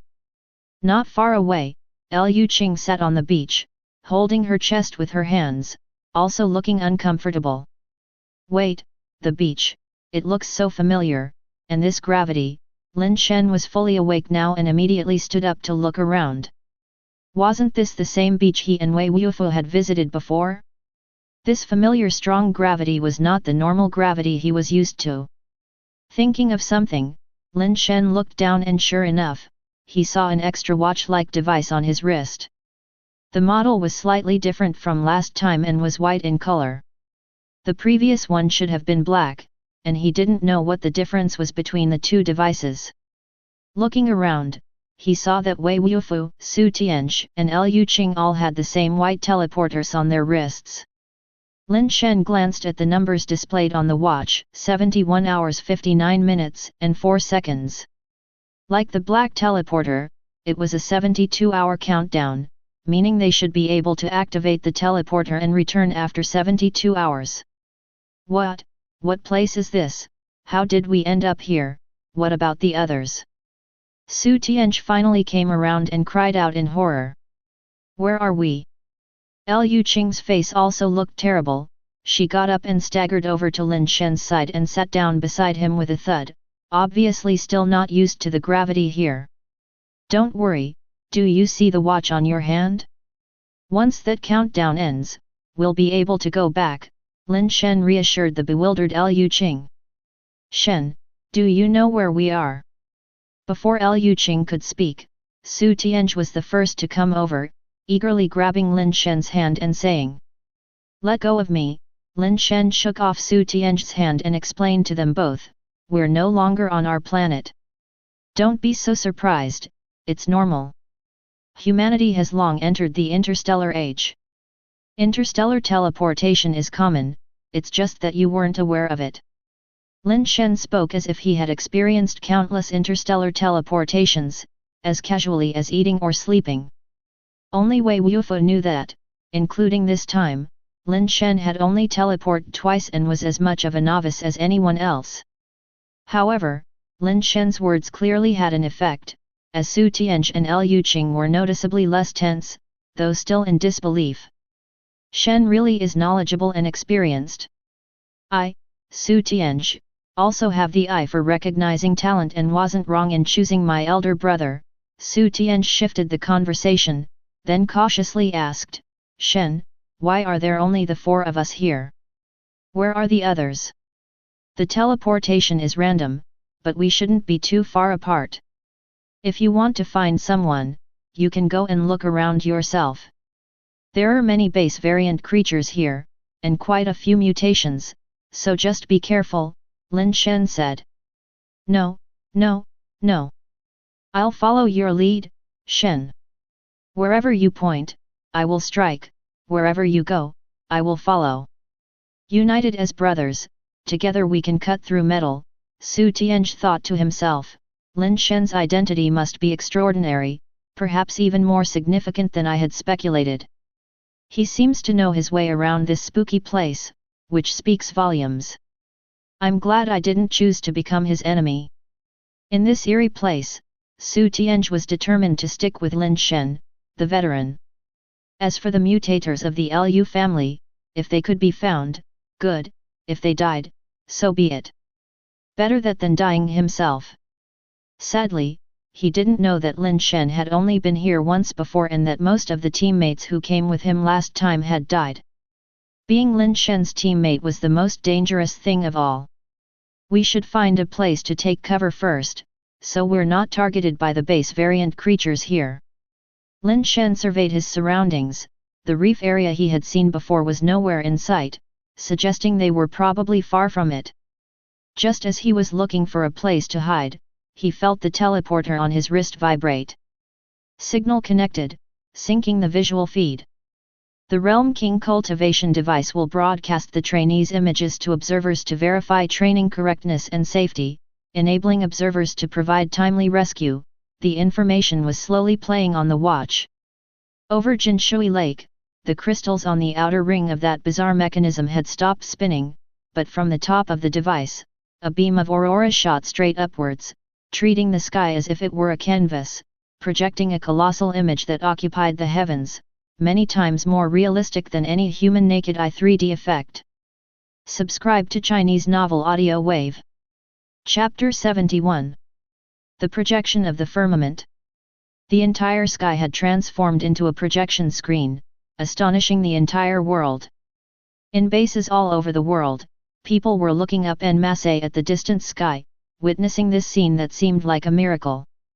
Even at the peak of human technology, no one had the ability to use the entire sky as a projection surface. Moreover, these images were too realistic, not like projections, but rather like the legendary mirage of a Fata Morgana, except that a Fata Morgana could not be this clear, nor could it offer close UPS. Most humans had taken this astounding scene for a Fata Morgana, but a select few knew that this was not any mirage, but rather a firmament projection system common in more advanced alien civilizations. Those humans, the mutators, who had been to technologically advanced alien planets, many had seen this kind of firmament projection system before, and their expressions were now uncertain. The firmament projection system was only available in high-level civilizations, something that current human civilizations could not build. The sudden appearance of the firmament projection system here made them worry if aliens had already come to this planet. The current strength of humanity was not enough to fight against such civilized alien species, and should the alien species wage war, it could very well be an annihilating battle for humanity. Super bases such as Tiancheng Base, Sea Corn Base, Wanderer Base, God's Love Base, and others dispatched many people, all starting to search for the location of the firmament projection system. They were both hoping to find and also not hoping to find the aliens. Their emotions were quite complicated. Who are those people? The places in the mirage look so strange. Where is that? Look, why is the sun there blue? Why are there so many perspectives? It's like each person has an exclusive view, as if it's being filmed following them. Can a Fata Morgana do that? What is this thing after all? Who exactly are those people? Most people had such doubts, while the inhabitants of Yashan Base quickly recognized the mutators from the Lu and Su families, which added to their puzzlement. The Lu and Su families reacted swiftly, dispatching people to the vicinity of Jinshui Lake as quickly as possible to investigate. They soon saw the Realm King cultivation device, but not Su Tianj, Lu Qing, or anyone else, and for a while, no one dared to touch the strange device. Some tried to approach the device, but after a burst of alarm sounds, those who tried to get close were reduced to ashes by an erupting ring of light. Those watching the images soon realized that the scenes in the sky were very much like an outdoor survival show, with each person encountering different base variant creatures in that dangerous place. What they found inconceivable was that the base variant creatures there were all unfamiliar to them, and several different mutated creatures had appeared in different places in just a few hours. My God, is that a mutated crystal base? That's terrifying. Why is that mutator running so slowly? Is he really a mutator? 2 have died already. Bai Shenfei was also watching the images in the sky, her expression extremely complex. She knew that place, because she had been there herself, but she couldn't have imagined that it would be projected like this. Those old fellows must be having a headache now, hey. Bai Shenfei seemed to think of something and a smile actually appeared at the corner of her mouth. Her gaze fell on a familiar figure in the image, and she couldn't help frowning. How is he there? Inside Dark Bird Base, the top tiers of the Lin, Wang, and Qi families all looked troubled. The Qi and Wang families had originally thought that this was a secret exclusive to them, and that only they, the holders of the Dark Bird, could enter that mysterious place.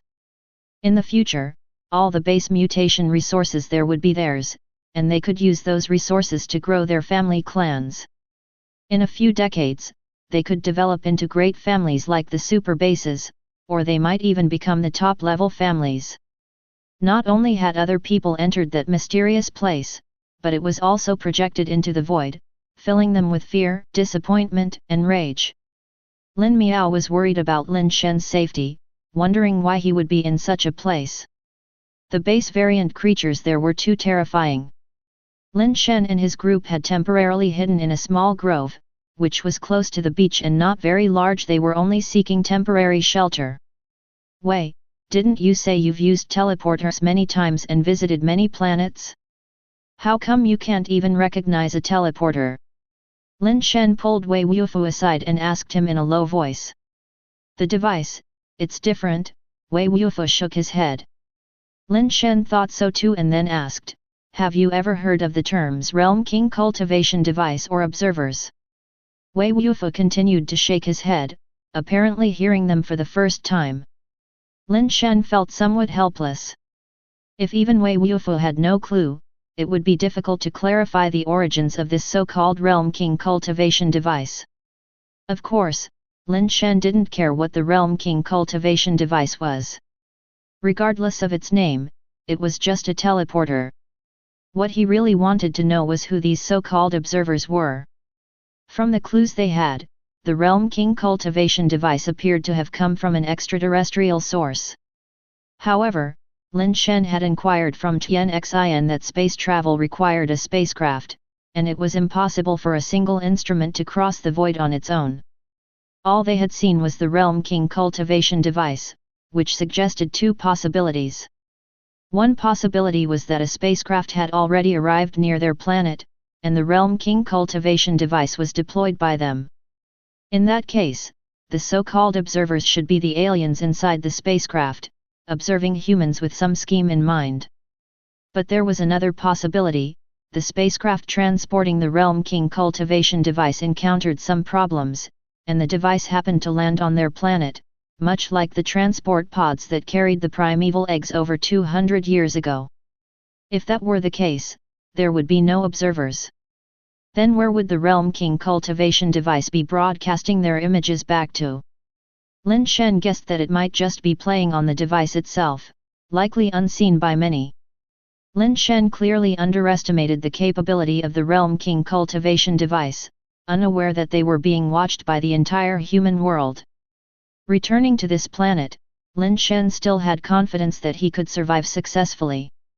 After arriving once again, he quickly adapted to the gravity here. Not just adapting, evolution theory once again took effect under the gravitational environment, causing Lin Shen's body to undergo strengthened mutation and become even more robust. Under the baptism of the gravitational environment, Lin Shen distinctly felt his bone density and strength increase as evolution theory circulated. Of course, the 3 instances of sensing the sacrifice +1 notification also informed Lin Shen that 3 of the people who were teleported with them had probably died by now. With the experience from last time, Lin Shen already knew how to use the sacrifice to heaven ability, hiding the aura gained after offering the sacrifices. Certainly, his most formidable trump card was Fei Zhe, Fatty, who was sleeping the sweetest sleep in his backpack. Now, Lin Shen's ability to survive was considerably stronger than the last time he was here. Su Tianj and Liu Qing were both alloy level, and they each had crystal base level pets with them, but in such a place, they still decided to follow Lin Shen, looking to him as their leader.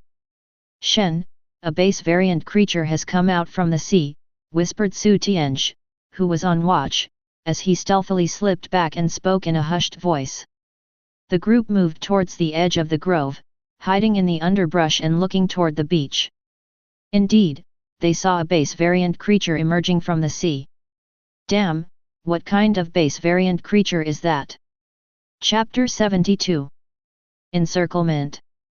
The exclamation wasn't from any of the 4 individuals among Lin Shen and his group but from the people watching their exclusive images. Many people who were watching the images had been attracted to this side. In fact, since the beginning of the projection of the images from the sky, quite a few people had been drawn to Lin Shen's 4-person team. There were handsome men, beautiful women, and tough guys, who wouldn't want to watch. Unfortunately, this half-day had passed, and the 4 of them only hid in the small woods without going anywhere, timid as a nest of mice, with nothing worth watching.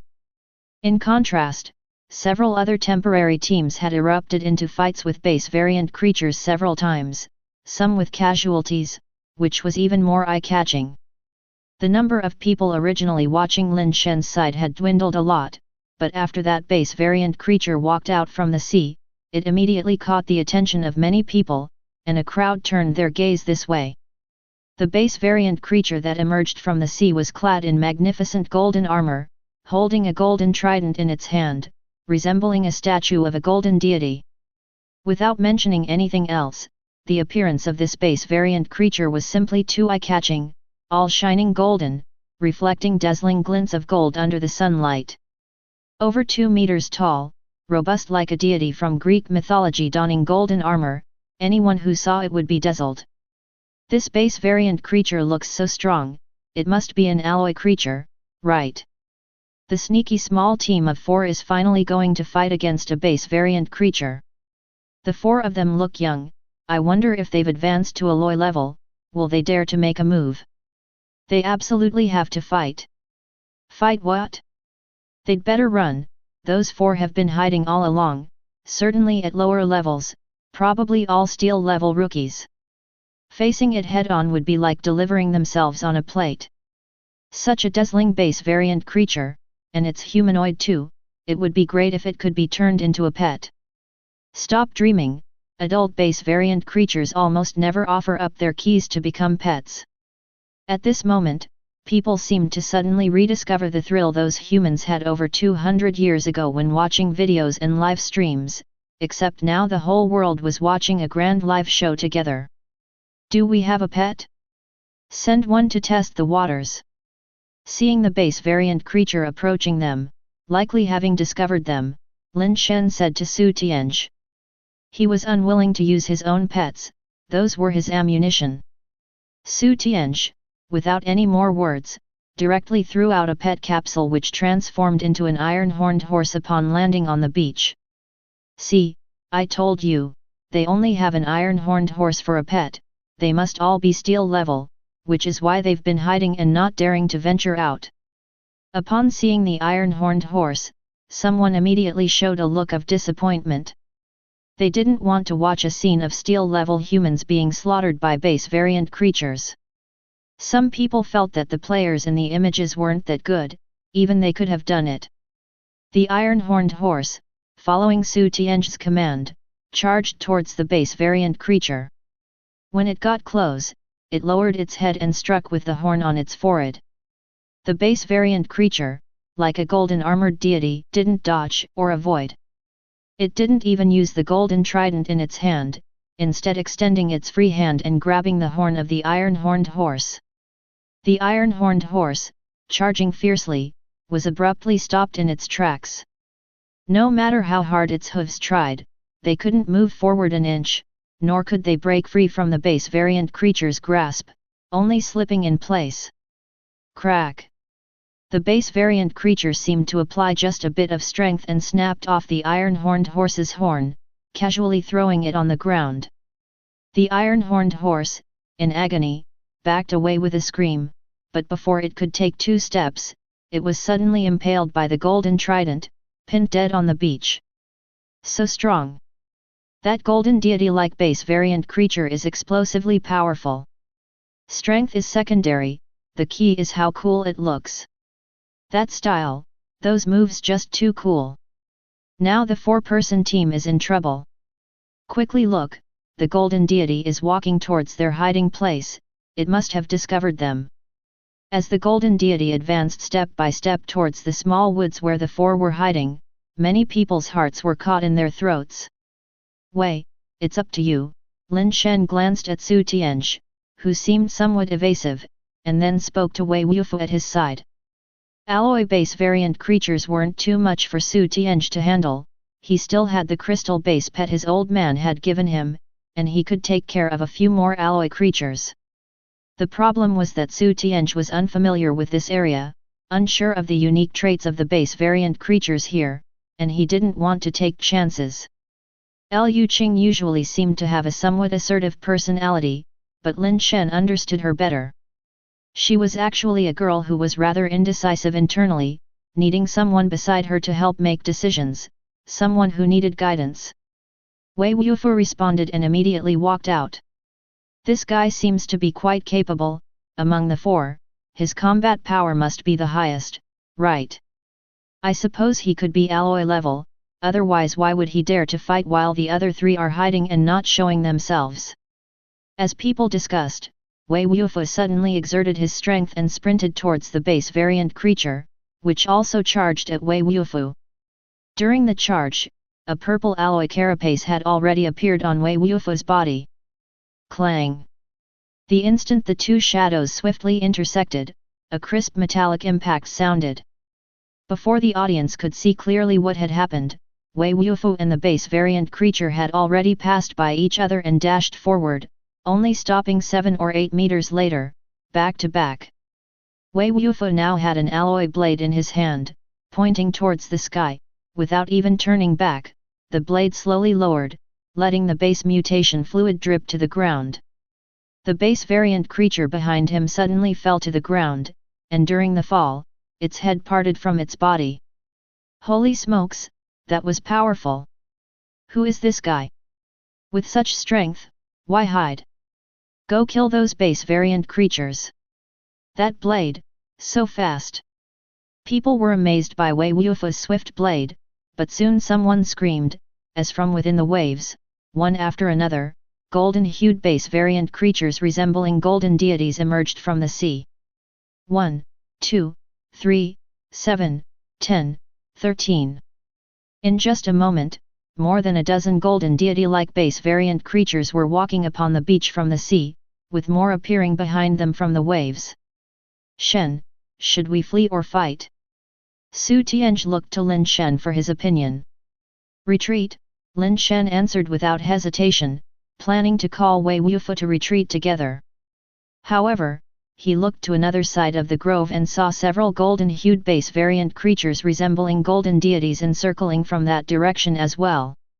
Looking in other directions, the same base variant creatures surrounded them. Unbeknownst to them, these creatures had already besieged the grove.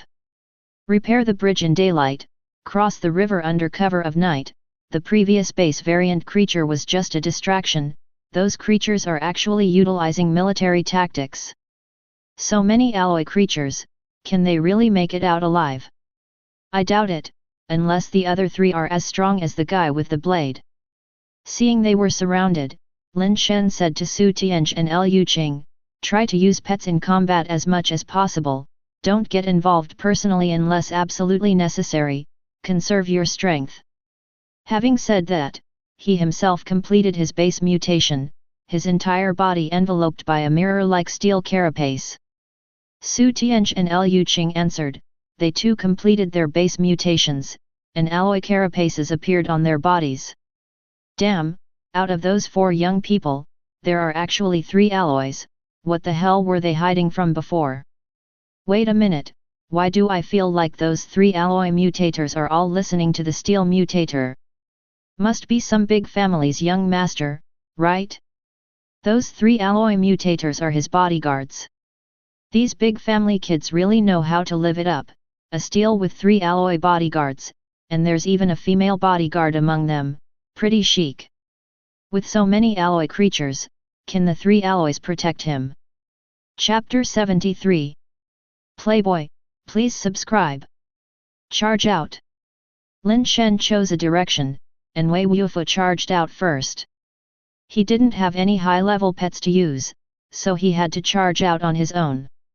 Lin Shen followed behind Wei Wufu, with Liu Qing and Su Tianj flanking him on the left and right, respectively.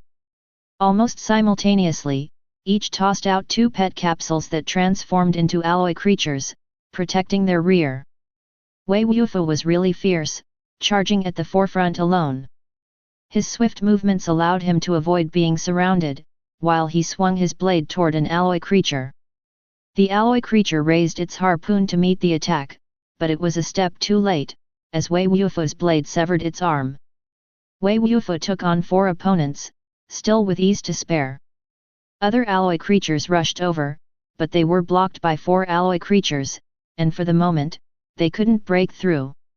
Lin Shen held the angel revolver in his hand but didn't rush to shoot, because his gun was loaded with steel capsules and unless it hit a vital spot, it wouldn't be easy to kill these alloy creatures. The spectators marveled at Wei Wufu's bravery and were also anxious for the pets of Su Tianj and Liu Qing. Under the onslaught of so many alloy creatures, it was feared that the 4 alloy creatures might not hold out for long. When their gaze fell on Lin Shen, the scene seemed to shift in an odd direction. A steel mutator, Lin Shen was holding a small handgun, and they had no idea what use the handgun could have against the alloy creatures. If you had an anti-tank rifle, it might be slightly useful, but what's the point of wielding a small handgun there? Are you joking around? Some even noticed that within the backpack on Lin Shen's back, there was actually a pigeon, with its round little head poking out from the opening of the backpack, curiously looking around. This young master is truly exceptional, coming to such a dangerous place. I can barely understand carrying a handgun for a lack of security, seeking psychological comfort. But in such a big backpack, you could at least carry more pet capsules with you, or maybe some food and water. What are you doing with a real pet pigeon inside? Is this a vacation? Someone couldn't help but make a snide comment. Because Lin Shen hadn't been seen using any pets, many people had this kind of thought. Most people felt that Lin Shen was a burden, and in such a dangerous environment, he could likely become a liability to his teammates. Especially, Lin Shen's behavior seemed so abstract that it left people confused about what was going on in his head. Only a few who had seen a pet capsule launcher knew that the gun in Lin Shen's hand was high-end merch, not something an average person could get. On the second floor of a tea house at Darkbird Base, Wang Tian'er and Qi Shuheng were drinking tea while watching the mirage-like images in the sky. Brother Tian'er, what's your Wang family's take on this matter? Qi Shuheng's expression looked a bit grim. The place they considered forbidden was now publicly disclosed, a significant blow to both Qi Shuheng and the Qi family. It was no different for the Wang family. Wang Tian'er forced a bitter smile. What opinion could I possibly hold? The entire world now knows that place exists. I believe it won't be long before the major families from the super bases will come looking for it. This secret is definitely impossible to keep any longer. That may not necessarily be the case, said Qi Shuheng, glancing at Lin Shen.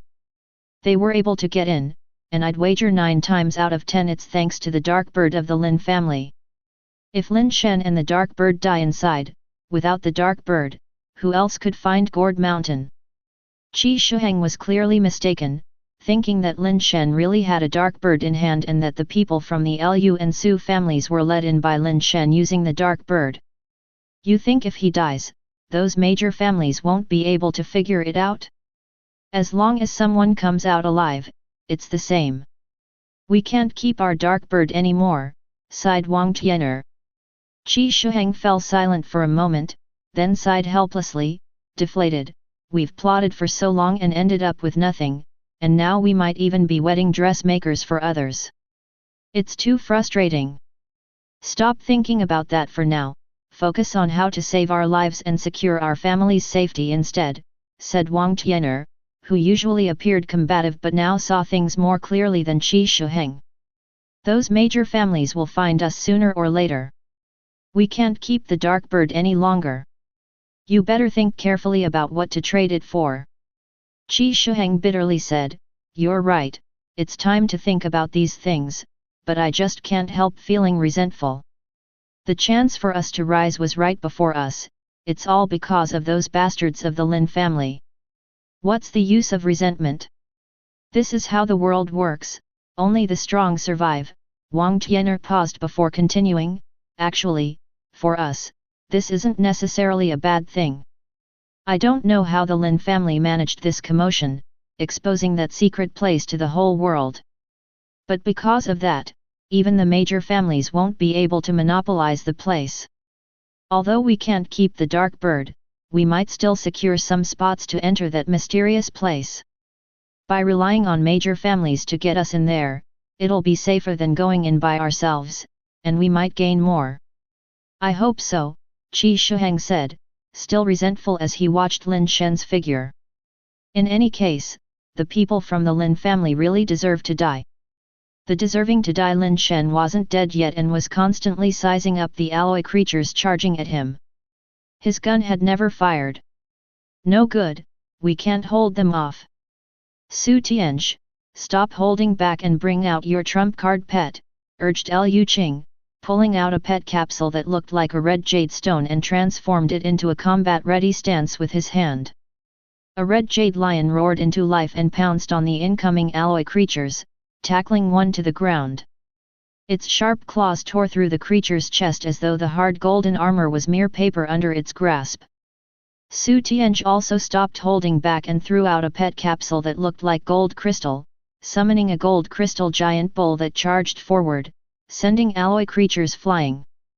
Its horns even pierced through an alloy creature, lifting and tossing it halfway into the air. The appearance of the two crystal base pets instantly changed the course of the battle, like a tiger among wolves, quickly slaying several alloy creatures. The golden harpoons of the alloy creatures plunged into their bodies could not inflict any harm and only left them to be slaughtered. Damn, those two bodyguards actually have crystal base pets. Who exactly is that young master, having crystal base pets for bodyguards? Isn't this the strongest playboy around? No wonder he dared to venture into such a dangerous place with only a steel mutator, a pigeon, and a small handgun.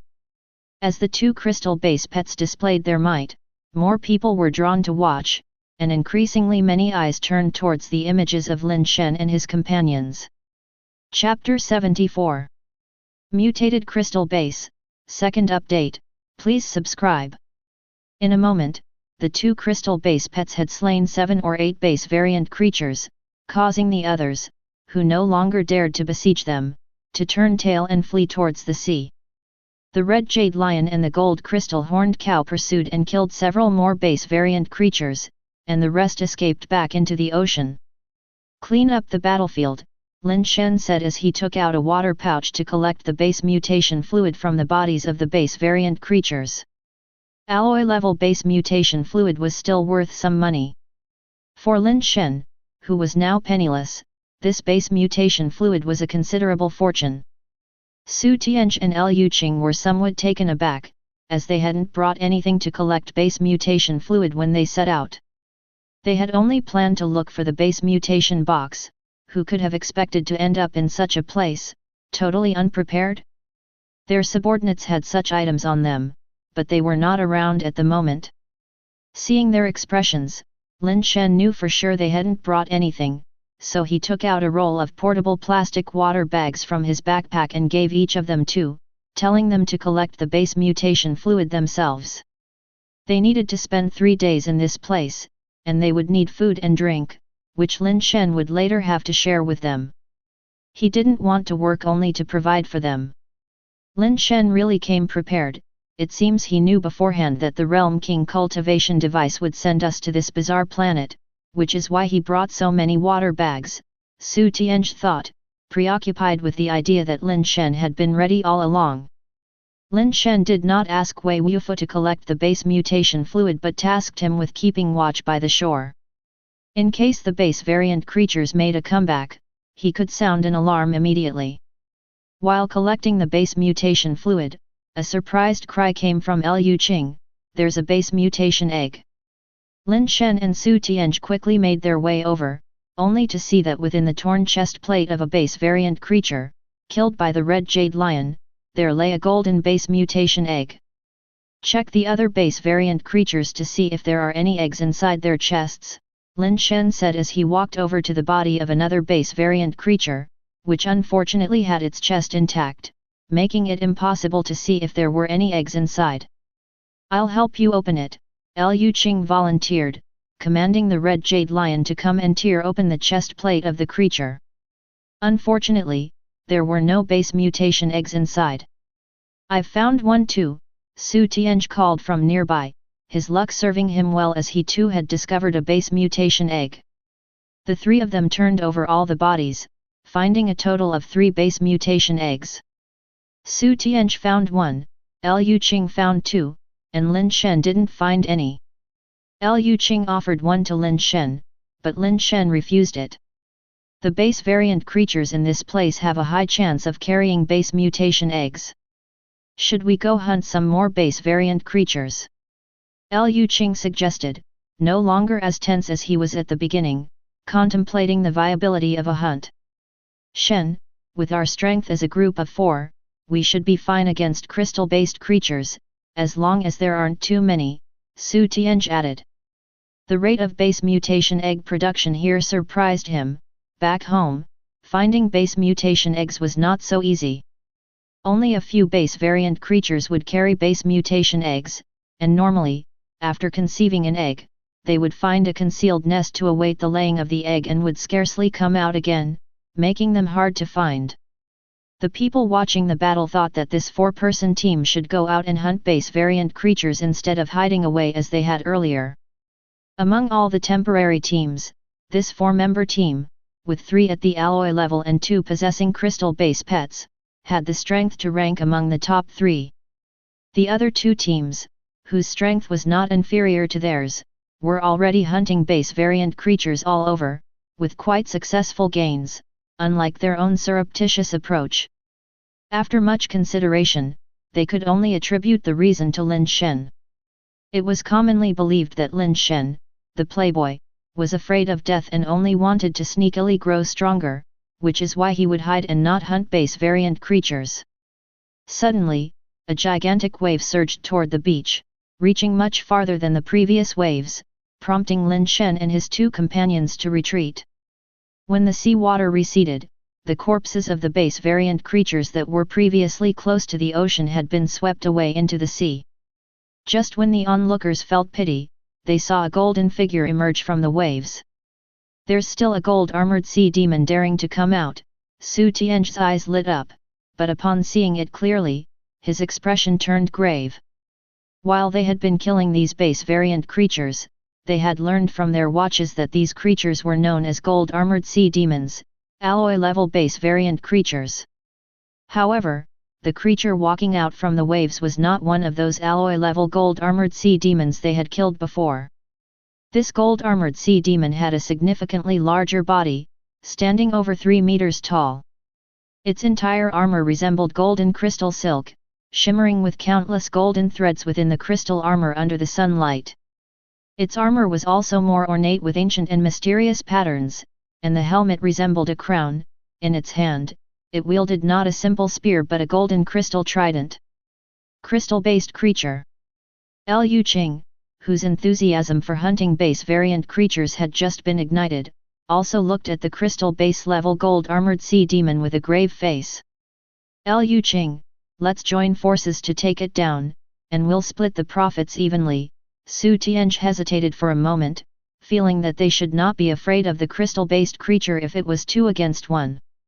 With such a high chance of these base variant creatures nurturing base mutation eggs, killing this gold-armored sea demon might reward them with a crystal mutation egg. Liu Qing turned to Lin Shen and said, "Lin Shen, you should go hide in the thicket first, and after we kill it, we'll give you a share of the base mutation fluid." The previous battle had eased Liu Qing's nerves a bit, and she had gained some confidence.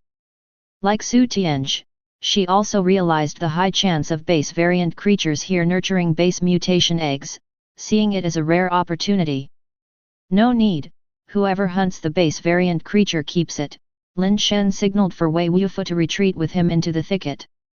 Su Tianj and Liu Qing were unaware of the situation here, but Lin Shen knew all too well that there were many mutated creatures in this area, and that gold-armored sea demon might not be just an ordinary crystal base. Lin Shen did not try to dissuade them. He knew that cutting off someone's path to wealth was like killing one's parents.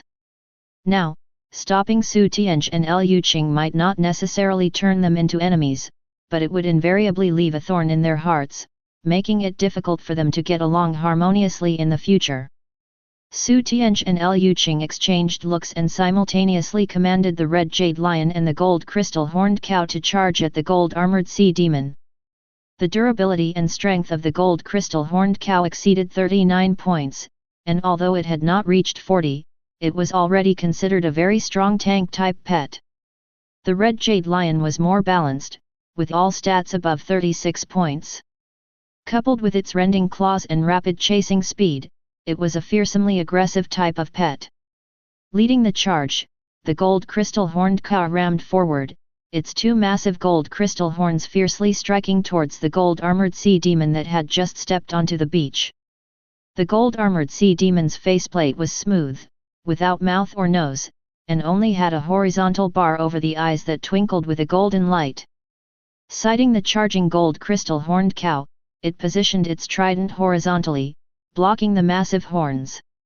The brute force of the gold crystal horned cow was unmatched. A single charge was enough to pierce and send a heavy tank flying. Ordinarily, a crystal-based creature taking such a hit would likely be pushed back repeatedly or even impaled by the massive horns. But when the gold-armored sea demon's trident blocked the horns, it remained unmoved, its strength no less than that of the gold crystal horned cow. Chapter 75. Leave after firing this shot. Third update, please subscribe. Almost at the moment the gold-armored sea demon crossed its arms holding the trident to block the charge of the gold crystal horned cow, the red jade lion leapt from behind the gold crystal horned cow, and in an instant, pounced on the gold-armored sea demon.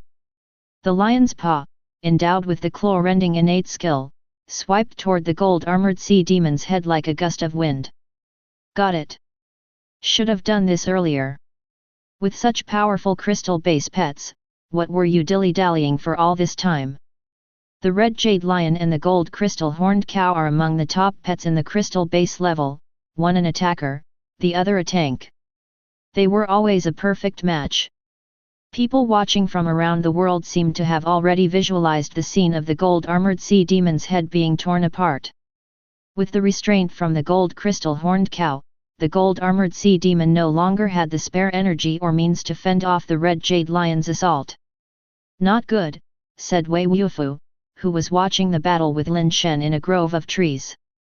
Inside the Ye family's castle, Ye Yuzhen, also watching the battle, slightly shook his head. Liu Qing is still too impatient. A flash of golden light in the gold-armored sea demon's eyes, and its legs split apart, rooting into the sand like two immovable sea stakes. The hands clutching the trident suddenly burst forth with terrifying strength. With a frightened bellow from the cow, the trident, forked against the cow's horns, forcefully flipped them over. The blades of the trident, now standing upright, stabbed into the underbelly of the red jade lion as it pounced down. The red jade lion, pouncing violently down, essentially rammed its belly onto the blades. More than half of the foot-long blade penetrated through. With a swing of the trident, the gold-armored sea demon flung the red jade lion up, then smashed it heavily onto the sand. Impossible! Su Tianj cried out in shock. Among those watching the battle, many also cried out. The strength of the gold crystal horned cow was already at the top among crystal base creatures. Even a crystal base creature with a full 40 units of strength couldn't be much stronger than it, so it shouldn't have been flipped over so easily. Unless, that's not a normal crystal base, but a mutated crystal base, the possibility struck Su Tianj, and his face turned very ugly. He regretted taking the initiative without consulting Lin Shen. The red jade lion was seriously injured, and Liu Qing was filled with regret, but there was no time left for them to dwell on their regrets. The gold crystal horned cow got up and charged again at the mutated gold-armored sea demon. Su Tianj knew that if the red jade lion died, the gold crystal horned cow would be no match, and their deaths would only be more tragic. Facing the charging gold crystal horned cow, the mutated gold-armored sea demon suddenly dodged backwards, avoiding the strike of the horns. The trident that had been embedded in the red jade lion's belly was also retracted. The red jade lion got up, base mutation fluid leaking from its belly. Liu Qing didn't dare to recall it and could only let it continue to fight. The battle between the two crystal base pets and the mutated gold-armored sea demon wasn't looking promising. It's over, that's a mutated crystal base. Where on earth are they? How come there are so many mutated creatures? This is already the second mutated crystal base to appear, right? The second one already. The previous mutated crystal base killed that alloy duo completely. So far, 2 mutated crystal bases and 2 mutant alloys have appeared, along with 7 or 8 mutant steels. I really want to know where that place is. If one has enough strength, it would be paradise for a mutator. Paradise my ass, for those 4 people there, it's hell right now. The 2 crystal base pets won't last long, and what awaits them next is a merciless slaughter. Even the great families of some super bases were extremely shocked at the moment. Many of them had been to many other planets, some of which did indeed have a much higher rate of mutant creatures, but such a high mutation rate they had never seen before. We must find the teleporter to that planet. Many families once again increased their workforce to search for the location of the firmament projection system, seeking a way to teleport onto that planet. With such a high mutation rate, such a high chance of base mutation eggs appearing, and no higher level creatures above base mutation appearing, that planet was simply a huge treasure trove for human mutators. Any superbase that could occupy that place and utilize its resources would be able to continuously produce outstanding descendants. Who wouldn't be envious of that?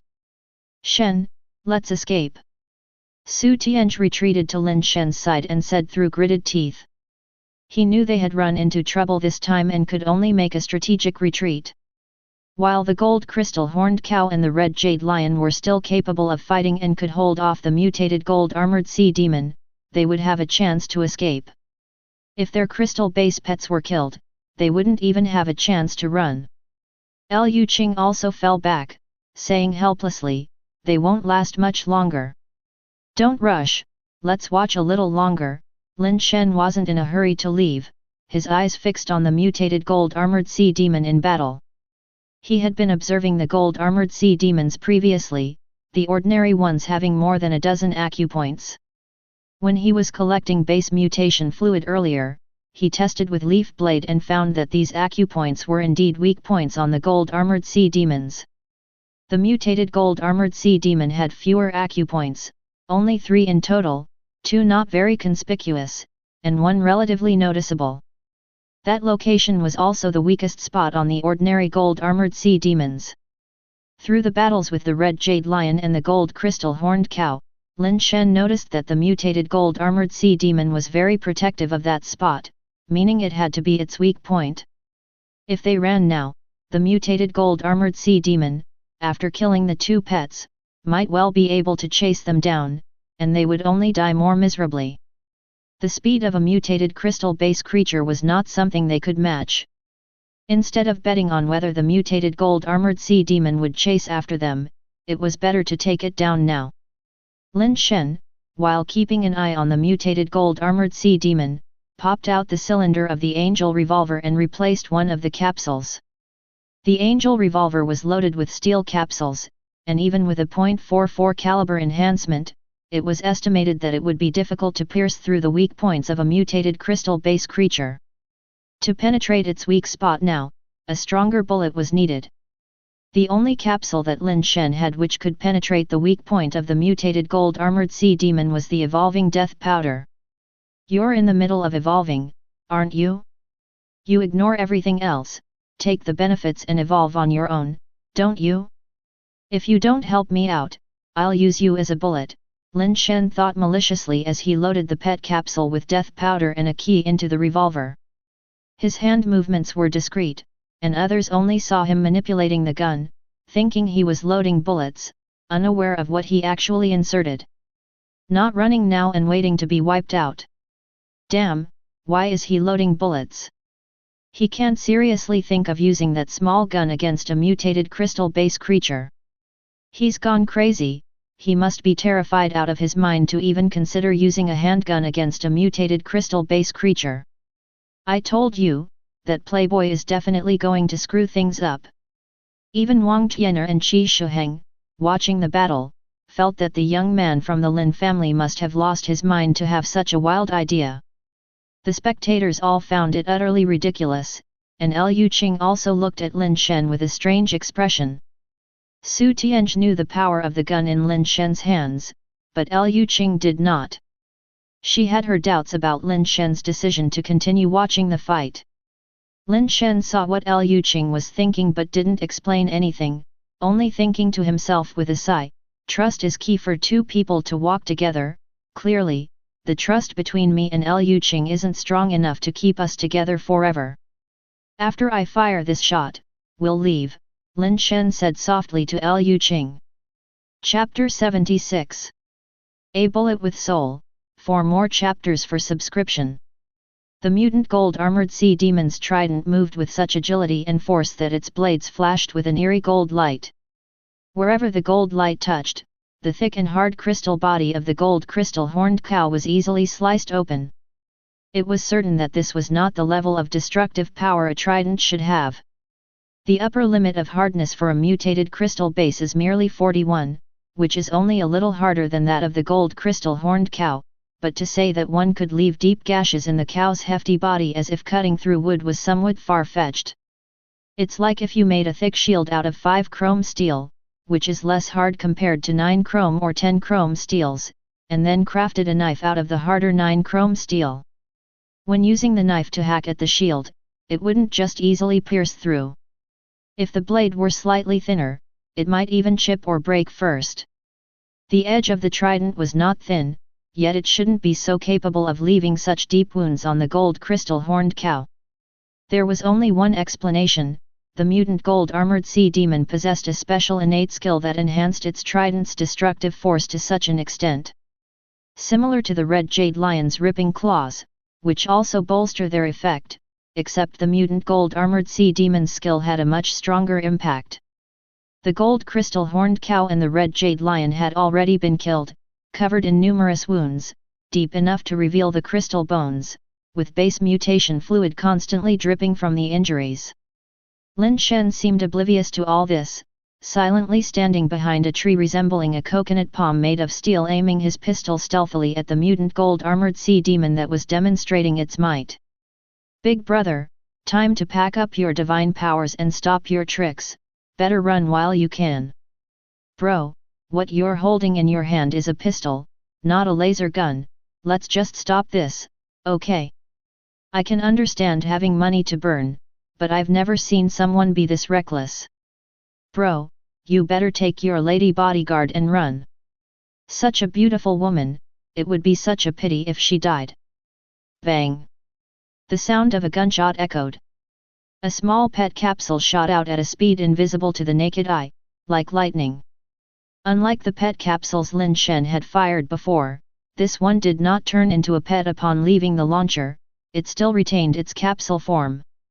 The mutant gold armored sea demon, busy thrusting its trident into the gold crystal horned cow's belly, failed to notice the incoming pet capsule. By the time it sensed it, it was too late. The distance was too close, the speed too fast, and even with the sea demon's agility, it was too late to dodge. There was a strange clang, and the mutant gold armored sea demon, attempting to pull out its trident, suddenly froze. Time seemed to freeze as well, with everyone's gaze glued to the rigid figure of the mutant gold armored sea demon. Between the eyes of the mutant gold armored sea demon, a bullet hole emerged, with gold-colored base mutation fluid slowly oozing from the wound. Accompanied by the slowly leaking base mutation fluid, the mutant gold armored sea demon released its trident, staggered a few steps back, then fell heavily onto the beach sand, lifeless. Liu Qing's eyes widened, seemingly in disbelief at what he had just witnessed. Su Tianj was also shocked and elated. He knew that Lin Shen's revolver was formidable, but he hadn't expected it to be this powerful, capable of killing a mutated crystal base with a single shot. Su Tianj felt even more fortunate for his wise decision not to make an enemy of Lin Shen in the past. A single shot took down a mutated crystal base. Although the Su family had a fair number of crystal base powerhouses, they couldn't withstand being killed off like this. He had no idea how difficult it was to kill a mutated crystal base. The Angel revolver was just one factor. The capsule bullet, transformed from death powder, was also essential. Unless replaced with a crystal base capsule, ordinary alloy capsules couldn't achieve this effect. Moreover, it was necessary to know the mutant gold armored sea demon's weak spot, to shoot accurately, and to make a surprise shot from hiding. All of these conditions were indispensable. If the mutant gold armored sea demon had seen Lin Shen shoot, preparing itself in advance, Lin Shen's shot might not have hit its weak spot. Being able to hit the weak point with a single shot wasn't just luck. Lin Shen had loved playing with those street games since he was a child, spending plenty of money on claw machines, ring tosses, and balloon shooting. That precise marksmanship had begun with shooting balloons as a child. He started by losing money to the balloon stall owners, but eventually he reached a point where he almost never missed. He had no idea how much money he had spent in the process. Later, shooting balloons with air guns no longer satisfied Lin Shen, so he begged his fourth brother to get him a real gun for target practice, which resulted in a scolding from his eldest sister. In order to shoot accurately, he had no idea how many bullets he had fired. It could be said that Lin Shen's accuracy was purely the result of feeding one bullet after another. In pursuit of fun, Lin Shen didn't hesitate to spend heavily. Fortunately, he had several good brothers and sisters who supported him. Had it been any other family, they wouldn't have allowed such extravagance. He never expected that the games he played before would now prove so useful. Being proficient in all manners of entertainment might not necessarily be a bad thing. That thing is a gun? That thing is really a gun. A pistol can take down a mutated crystal base? Have I gone mad, or has the world gone mad? Fake, it must be fake. Those images must be from a variety show, right? It's all scripted, everything's scripted. Did human technology make another breakthrough? A pistol that can kill mutated crystal base means humanity's spring has returned. What base variant creature should we fear? Give me a small pistol, and I'll wipe out the entire family of base variant creatures. Once again, this proves that the world is a virtual one. A steel level wielding a pistol blowing up a mutated crystal base is definitely a bug in the virtual program. The whole world went crazy. The scene of Lin Shen killing a mutated crystal base with a single shot was too shocking for ordinary people, even absurd. Base variant creatures that the human race couldn't completely destroy after continuous missile bombardments and even nuclear attacks were now taken down by a small pistol. Such a crazed notion. Everyone was thinking about where they could purchase such a pistol. I told you so. You can doubt a playboy's abilities, but you can't doubt his knowledge and strength. You think he's courting death, but in fact, he's got everything under control on the 5th level. I'm willing to call him the strongest playboy, his background is genuinely solid. The little brother looks so handsome. Does anyone know which family's son he is? I want to be friends with him, not for anything else, just because I like little brothers who are good at shooting.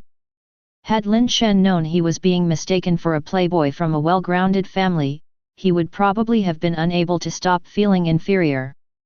His capacity for squandering money conversely signaled a background far insufficient compared to real playboys. At best, he was just a slightly wealthy second-generation rich kid, hardly daring to claim any significant ancestry. Killing the mutated crystal base creature, mutant sea demon god general, the message of slaying a base variant creature popped up on his watch. The gold-armored sea demons were killed by others, so Lin Shen's watch had not signaled any alerts. This prey is mine, any objections? Lin Shen swept his gaze over Su Tianj and Liu Qing. Shen, why even ask? Of course, it's yours, Su Tianj said very cooperatively. Liu Qing looked at Lin Shen with a complex expression. Initially, she thought Lin Shen was too laid back, lacking ambition, and the long-distance relationship, coupled with others fanning the flames, eventually led their relationship to an unceremonious end. But seeing Lin Shen now, she felt as though he had changed from the person he used to be. Seeing Liu Qing nod without objection, Lin Shen walked over to the corpse of the sea demon god general and began collecting base mutation fluid with a water bag. He called Wei Wufu over, handed him the leaf blade, and asked him to help cut open the chest of the sea demon god general. The body of the mutant sea demon god general was too hard, and it took Wei Wufu a great deal of effort with the leaf blade to finally remove its chest plate. Seeing what was inside the chest of the mutant sea demon god general, Lin Shen's eyes suddenly lit up, and even Wei Wufu couldn't help but exclaim, "My God!" Chapter 77. 2 Mutant Eggs, 5th update, please subscribe. The chest cavity of the mutant sea demon god general was a bizarre structure, resembling both biological organs and mechanical parts. Wrapped within that peculiar organ were 2 identical golden crystalline eggs, clearly being a pair of base mutation eggs. Each base mutation egg contained countless intertwining gold threads. They were dazzlingly beautiful and ineffably captivating. Obtained mutated crystal base egg from mutant sea demon god general. Obtained mutated crystal base egg from mutant sea demon god general. The mutant sea demon god general actually nurtured 2 base mutation eggs. To get 2 mutated crystal base eggs at once, that luck was simply unmatched. No wonder Wei Wufa couldn't help but curse, it was indeed too eye-catching. The spectators, seeing that Lin Shen had actually retrieved 2 base mutation eggs from the body of the mutant sea demon god general, were seized by jealousy and couldn't even think straight for a moment. Many people now felt impulsively driven to rush over to Lin Shen's location, to fight base variant creatures and claim their base mutation eggs. Even some more extreme individuals wanted to kill Lin Shen directly and steal the pair of mutated crystal base eggs from his hands. Lin Shen's team immediately became the focus of all the temporary teams in the world, with everyone discussing Lin Shen's angel revolver and the 2 mutated crystal base eggs. Su Tianzhi, though also somewhat envious, knew that he needed to rely on Lin Shen to survive in this place and dared not show it, going forward to congratulate Lin Shen instead. Liu Qing also marveled at Lin Shen's incredibly good fortune, realizing that these 2 mutated crystal base eggs, whether used personally or sold, were exceptionally explosive assets. That bastard is quite lucky. Ye Yuzhen felt a tinge of joy when she saw Lin Shen obtain 2 mutated eggs. However, seeing Liu Qing approach and say something to Lin Shen, Yuzhen's mood suddenly soured. Wei Wufa grasped the trident in his hand, swiping it through the air a few times with what seemed like satisfaction, and immediately strapped it onto his back. If you can carry it away, then it's yours, Lin Shen said to Su Tianzhi and Liu Qing, pointing at the corpse after retrieving the death powder capsule from the head of the mutant sea demon god general. Mutated crystal base materials were also quite valuable, but Lin Shen had already had his fill of the spoils. It was only fair to let them have some soup. The main issue was that carrying such things wasn't convenient. In a place with such strong gravity, steel pets would likely be unable to drag it, and he didn't have a higher class pet to use, which significantly impeded his escape speed. Lin Shen had no intention of staying in that place any longer. Who knew what kind of creatures would emerge from the sea next? If a few more formidable beings appeared, they would be troublesome to deal with. He also had no idea how far he'd have to travel to find a place to hide, and he didn't want to waste time on the road. Su Tianzhi was very pleased upon hearing this. This was mutated crystal base material, although it wasn't as valuable as the 2 mutated eggs in Lin Shen's hands, nor comparable to the trident in Wei Wufa's hands, it still held significant value. A flicker of disappointment crossed through Liu Qing's eyes, as it seemed that Lin Shen had put her and Su Tianzhi in the same category, robbing her of the joy of obtaining high-grade mutated materials. Let's drag it away first, then we can discuss how to divide it up later, Su Tianzhi said to Liu Qing after some deliberation. Then they brought an alloy-level mighty Kong elephant to drag the body of the mutant sea demon god general. The red jade lion and the gold crystal horned cow had both been called back. The 2 pets were severely injured and would likely take some time to recover. After some discussion, the group decided to move away from the beach and find a safer place to settle down. The 4 of them walked on and off, moving slowly and not encountering any base variant creatures. It seemed rather dull. However, the discussions about them never ceased.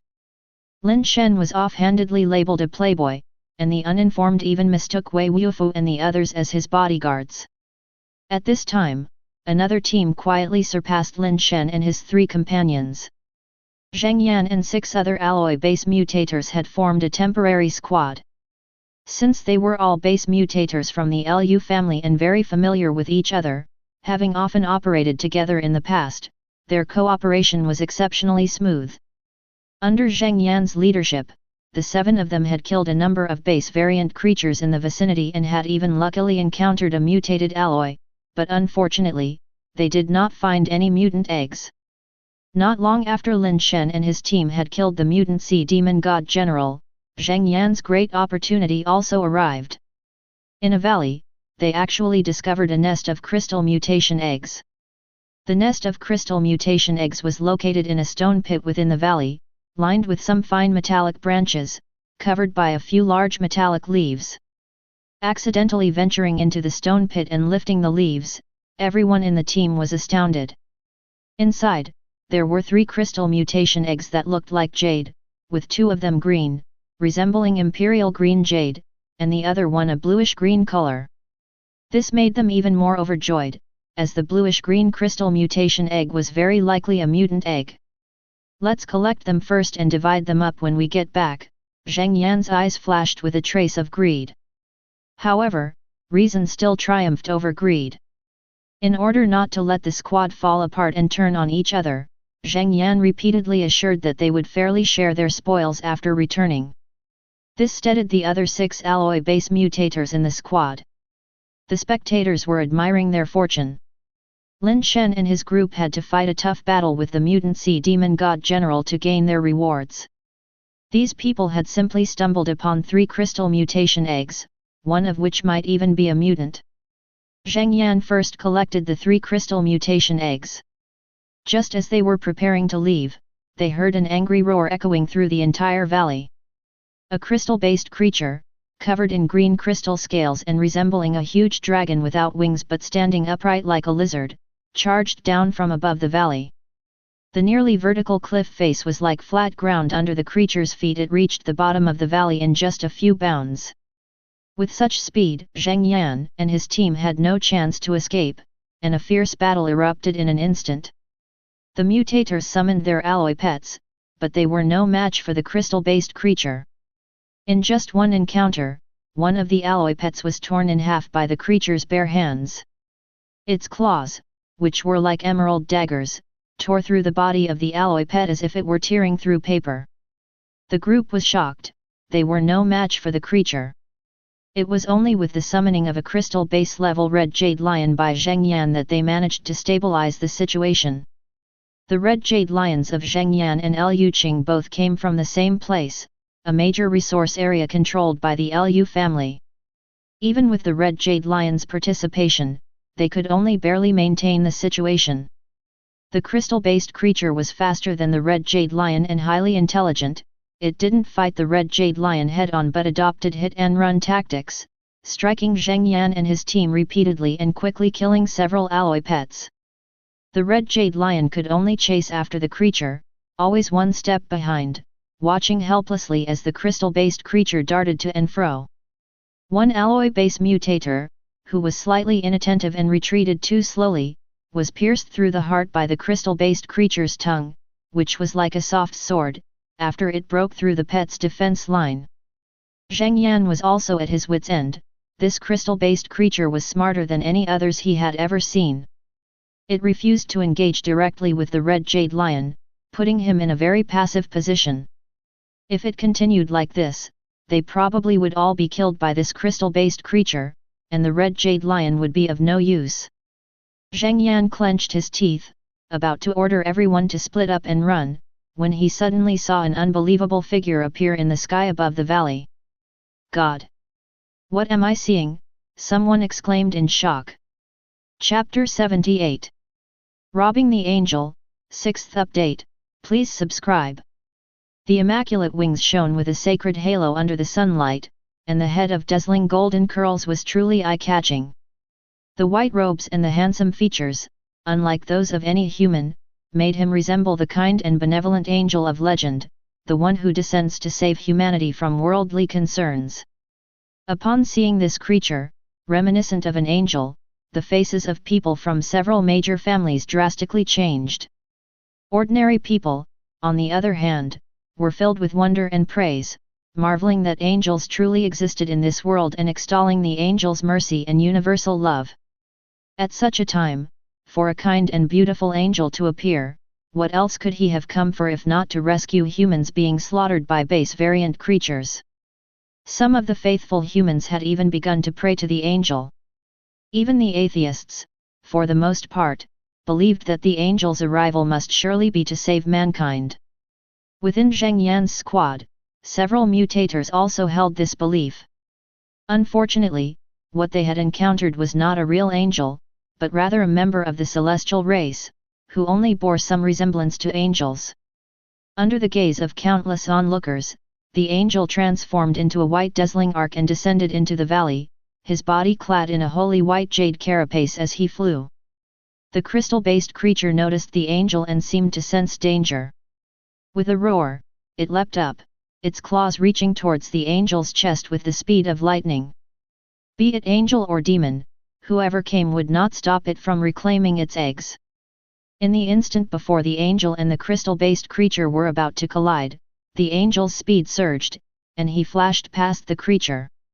The crystal-based creature was severed in midair, and both the base mutation fluid and the corpse fell to the ground. The angel, on the other hand, landed gracefully, not a speck of grime or dust on him, just like an angel descending to the world to save it. "Lord Angel, thank you for saving us," one of the devout mutators in the squad said excitedly, paying respects to the angel. The others were also somewhat relieved to have escaped a terrible fate, but only Zheng Yan frowned as he scrutinized the angel. "I have saved you, how will you repay me?" the angel said with interest after looking over the group. The squad members were taken aback as they had never heard of angels saving humans and then asking for something in return. "Lord Angel, how would you like us to repay you?" asked the mutator who had paid his respects, somewhat suspiciously. "I quite enjoy making friends with people. Would you like to be my friends?" the angel asked with a smile. Of course, overjoyed, the believer thought he might be the first human in the world to befriend an angel. "Since you're willing to be my friends, then leave everything you have with you, and get lost," the angel suddenly showed his true colors. This statement left all the onlookers with their mouths agape, and the believers felt like their entire worldview had shattered, overwhelmed with a shock that was indescribable, as if it was the end of the world. An angel, robbing humans, including his own followers.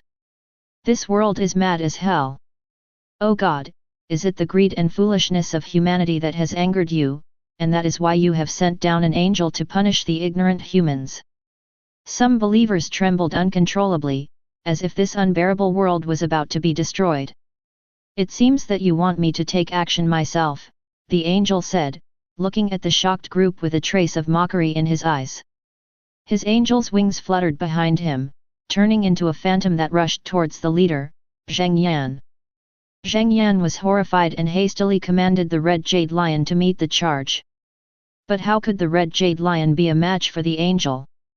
In just an instant, the angel's foot, wrapped in the white jade carapace, stomped on the Red Jade Lion's head, pressing it directly into the ground and smashing out a large crater. As the angel flew towards him, his handsome face nearly touching his own, that angelic visage now appeared demonic in Zheng Yan's eyes. "Lord Angel, take whatever you want," Zheng Yan shouted loudly while lifting up his backpack and presenting it to the angel. "There's a good boy. I like obedient friends the most," the angel said, taking the backpack, glanced at its contents, and then looked at Zheng Yan, casually continuing, "And your pet too." Under the watchful eyes of humans around the world, an angel robbed 6 humans, stripping them of all their possessions, not even leaving a pet capsule behind. The angel even searched the body of the dead mutator until he was sure there was nothing left, then took all the items and flew away, leaving behind 6 destitute humans and a corpse in the valley. Only now did people react to why the angel killed the crystal-based creature with a single strike but only stepped on the Red Jade Lion. It was because he intended to claim the Red Jade Lion as his own. The appearance of the robbing angel shocked the world. People were discussing where exactly the angel came from, and whether he was truly an angel. In less than a day, the information provided by the firmament projection system was enough to overturn humanity's worldview that had formed over thousands of years. And this was just the beginning. In the following tens of hours, the robbing angel frequently appeared on screen, robbing one temporary team after another. Zheng Yan and his group were powerless to resist, to say nothing of other teams. Fortunately, the robbing angel only robbed and did not take any interest in killing. Of course, that was provided you were willing to hand over all your possessions and make friends with him. The fate of those who were unwilling to make friends was witnessed by everyone through a certain alloy base variant creature. No one wanted to see it again, and no one was willing to risk refusing the friendship of the angel. For a time, the robbing angel's notoriety far exceeded that of everyone else, almost causing Lin Shen, the playboy, to be temporarily forgotten. Whenever someone remembered Lin Shen and his group, they wondered if they would choose to befriend the angel upon meeting him. If they were unwilling to be friends, surely their end would be very tragic. The sheer strength of the angel made people feel as if he and the humans were not even on the same level. No one believed that Lin Shen and his group could survive if they refused to be friends. Some prayed that Lin Shen and his group wouldn't encounter the robbing angel, while others wished they could be found by the robbing angel immediately. The possessions on Lin Shen were enough to drive a small group of people insane with jealousy. If the angel took those possessions, it would not be an unwelcomed event for them. If it were possible, they'd be eager to lead the angel himself, at least to find some psychological comfort in the thought that if no one had anything, it would feel balanced. Unfortunately, the firmament projection system did not have exclusive footage of the robbing angel, and he could only be seen when he appeared near those humans. As more and more people tuned in, they all wanted to know when the robbing angel would finally come across Lin Shen and his group of 4. Chapter 79. Reunion, 7 updates, please subscribe. Those who hoped to rob the angel and find Lin Shen and his group, once they saw the situation on their side, gnashed their teeth in frustration. After leaving the beach, Lin Shen and the other 3 were incredibly lucky to have found a rather hidden cave, which wasn't occupied by any base variant creatures. The 4 of them hid inside the cave, and nearly 40 hours had passed, they showed no intention of coming out. Cowardly, really too cowardly. That playboy has such powerful weapons and bodyguards, yet he's been cowering the whole time. Don't be naive. He has a huge inheritance to protect, who knows who would benefit if he died, of course he has to be cautious. Hiding like this, I reckon it will be hard for the angel to find them before the countdown ends. I actually kind of want to see them get robbed by the angel. During this long period, the mutators from the Lu and Su families had learned the function of the watch, and naturally, the spectators did too. In their eyes, this was more like a reality show, only a few knew that this was far from some reality show, without any script, death was real. Liu Qing and Su Tianj were now wholeheartedly following Lin Shen's advice, even someone like Lin Shen, who had the capability to kill mutated crystal-based creatures, was being so cautious in this place.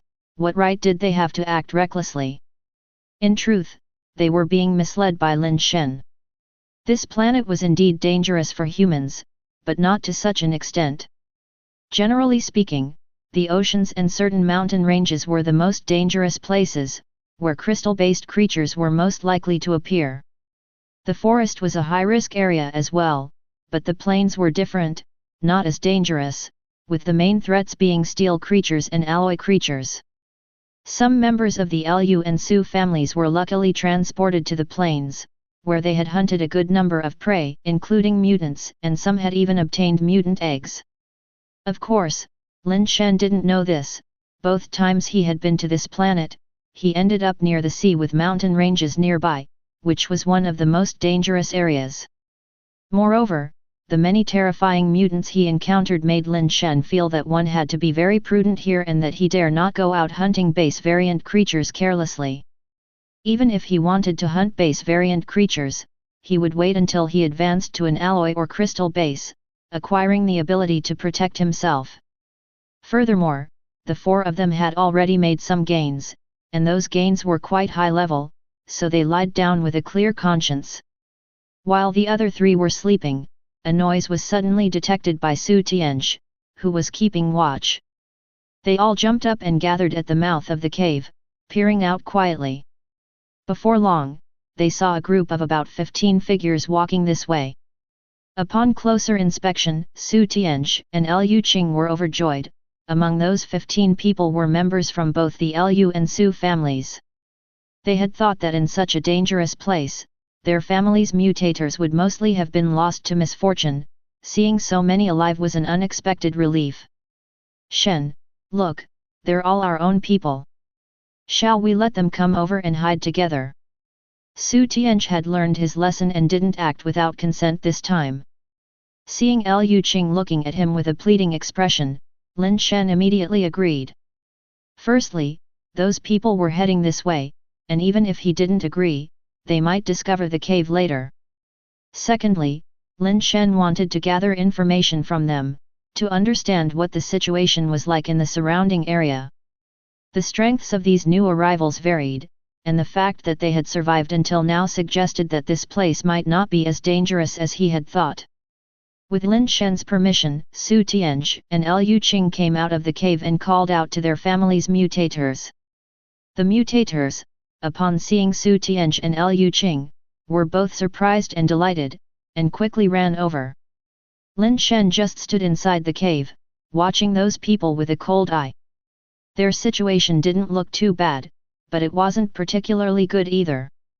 It was very strange that among so many people, not a single one had a mount. If one might say all their pets had been sacrificed, then they should have had many more wounds from such intense battles. However, it seemed that they had only a few injuries, and some of them even didn't have any wounds at all, their clothes still clean and tidy. However one looked at it, there was something odd going on. Of course, Lin Shen couldn't guess that these people had been robbed by an angel and hadn't managed to get new pets yet.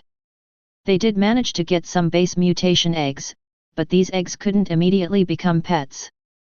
Zheng Yan was overjoyed to see Liu Qing. After being robbed, as they hunted base variant creatures, they hoped to find Liu Qing. They did encounter some people, but unfortunately, none was Liu Qing.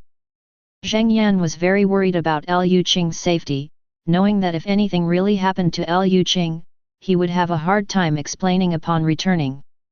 Moreover, he didn't want anything to happen to Liu Qing, he was planning on leveraging her to enter the core circle of the Liu family. Seeing that Liu Qing was unharmed, Zheng Yan was very happy, but when he saw Lin Shen standing in the cave, his brows furrowed again. Su Tianj and Liu Qing led everyone into the cave, and when Zheng Yan and the others saw the body of the mutant sea demon god general, they were slightly surprised, but they didn't say anything, they even thought it was just an ordinary crystal-based creature. Su Tianj and Liu Qing asked about their situation while Lin Shen silently listened on the side. As Lin Shen had thought, aside from the seas and the mountains being relatively dangerous, other places didn't actually have that many crystal-based creatures. These people were relatively lucky, not being transported to particularly dangerous areas. Except for Zheng Yan's group, they had basically not encountered any crystal-based creatures. Therefore, their perception of danger was quite low, and they had actually managed to reach the mountainside. As Lin Shen listened to their stories, nearly everyone mentioned the robbing angel with clenched teeth, speaking about their experiences of being robbed. Now Lin Shen understood why things had seemed so strange. It wasn't that their pets had been sacrificed, but rather that they had been entirely plundered by the robbing angel. Lin Shen and Wei Wufu exchanged glances, both thinking of the same person. Tian Xin, that fellow, is still here? I thought he had already gone back, Lin Shen thought to himself. After he had robbed Tian Xin had nothing left. Logically, Tian Xin should have gone back to prepare before returning. Unexpectedly, Tian Xin hadn't gone back and had been lingering on this planet. I was originally planning to get some alien high-tech products from him the next time I came here. It's really a pity that he hasn't left, Lin Shen felt slightly regretful. It was very possible that on this planet lay the remains of the ancient realm king and the 3 treasure chests. When Tian Xin arrived, he came in stealth, not daring to let others know, and even if he did go back, he would surely keep it a secret. After all, compared to humans, his strength was naturally strong, but among the powerful cosmic races, he was just a small shrimp. If he let this news out, what was the ancient realm kings would hardly fall into his hands. So, no matter what, Tian Xin definitely wouldn't reveal the method of entering this planet. Chapter 80. The Perilous Nature of the Human Heart, 8 updates, please subscribe. When everyone was exchanging information, they naturally asked about Su Tianj and Liu Qing's situation, as it seemed they fared the best, even having hunted a crystal-based creature without being robbed. Su Tianj was clever, not mentioning the mutated crystal base egg that Lin Shen had gotten, only talking about their combined efforts to repel the gold-armored sea demon and hunting the mutant sea demon god general. This is mutated crystal base. Only then did everyone realize that the corpse was actually that of a mutated crystal base, and they couldn't help but marvel. What surprised them the most was that Su Tianj even said that when killing this mutated crystal base, Lin Shen contributed the most. Zheng Yan's gaze flickered, and although Su Tianj did not mention Lin Shen getting the mutated crystal base egg or bring up the matter of Lin Shen's gun, he still keenly sensed that something was off. How could Lin Shen, a steel mutator, contribute the most? The only explanation was that he owned a powerful pet, one strong enough to kill a mutated crystal base creature, meaning it must be at least a crystal base pet or even a mutated crystal base pet. Additionally, hearing that the body of the mutant sea demon god general had been claimed by Su Tianj and Liu Qing led him to ponder further. Why did Lin Shen contribute the most, yet the body of the mutant sea demon god general was given to Su Tianj and Liu Qing? Even though Lin Shen had taken the base mutation fluid and Wei Wufu had taken a trident, these items were worth more than the body. But Zheng Yan still felt that something was amiss and could only think of one possibility: Lin Shen might have gotten a better reward. Thinking back to Su Tianj mentioning earlier how they had hunted a gold-armored sea demon and extracted a base mutation egg, Zheng Yan speculated that Lin Shen might have gotten a base mutation egg from the mutant sea demon god general. The thought that he had had the chance to get a mutated crystal base egg but ended up being robbed by the angel, while Lin Shen had gotten a mutated crystal base egg and might even safely last until the countdown ended and return home, made Zheng Yan very annoyed. After exchanging information, most people decided to return to the plains and continue hunting base variant creatures. Having come to such a magical place, they couldn't go back empty-handed. Even after being robbed, they would hunt some base variant creatures to get materials or base mutation eggs. With so many mutant creatures here, if luck was on their side, they could get a mutant egg, even just a mutant steel egg. All their losses would be recovered, and they would make a fortune. As for the robber angel, they weren't overly worried, as usually, the angel would rob but not kill. At worst, they would simply get robbed again since they had little left to lose anyway. Upon hearing this, Lin Shen also felt tempted. Since the plains were not that dangerous, he too wanted to gain some benefits. After all, he was in desperate need of money, and now he regretted giving the body of the mutant sea demon god general to Su Tianj and Liu Qing. If he had known it wasn't that dangerous here, he could have just slowly dragged the body to the plains and slept without worries. He could have spent more time dragging the body over. But then again, if dragging it took too long and something unexpected happened on the way, it would be more loss than gain. After resting for a while, everyone set off and left the cave together. Lin Shen and Wei Wufu rode on iron-horned horses, swaying leisurely at the back of the group. Before arriving, it was their mounts that were the crappiest, but now that only 4 people were left with mounts, it seemed their mounts became somewhat conspicuous. How come the playboy's mount is so crappy? With all his money, couldn't he get a better one? You know nothing. This is called not flaunting wealth. The richer the person, the more low-key they are. Before the playboy made a move, didn't you also think he was just trash? But then with a single shot, he killed the mutant sea demon god general. So that's how it is. Those who witnessed the situation all thought that Lin Shen was being low-key. If Lin Shen knew about this, he probably couldn't help but laugh until his back ached. He, with his money and high-level pets, who would bother riding such a shabby iron-horned horse? Those are both slow and horribly uncomfortable.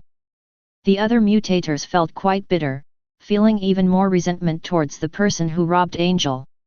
If it hadn't been for the robbery, they wouldn't have had to walk on 2 legs. Regrettably, since the one who robbed Angel was too powerful, they could only curse in their hearts, as nobody dared to actually seek revenge.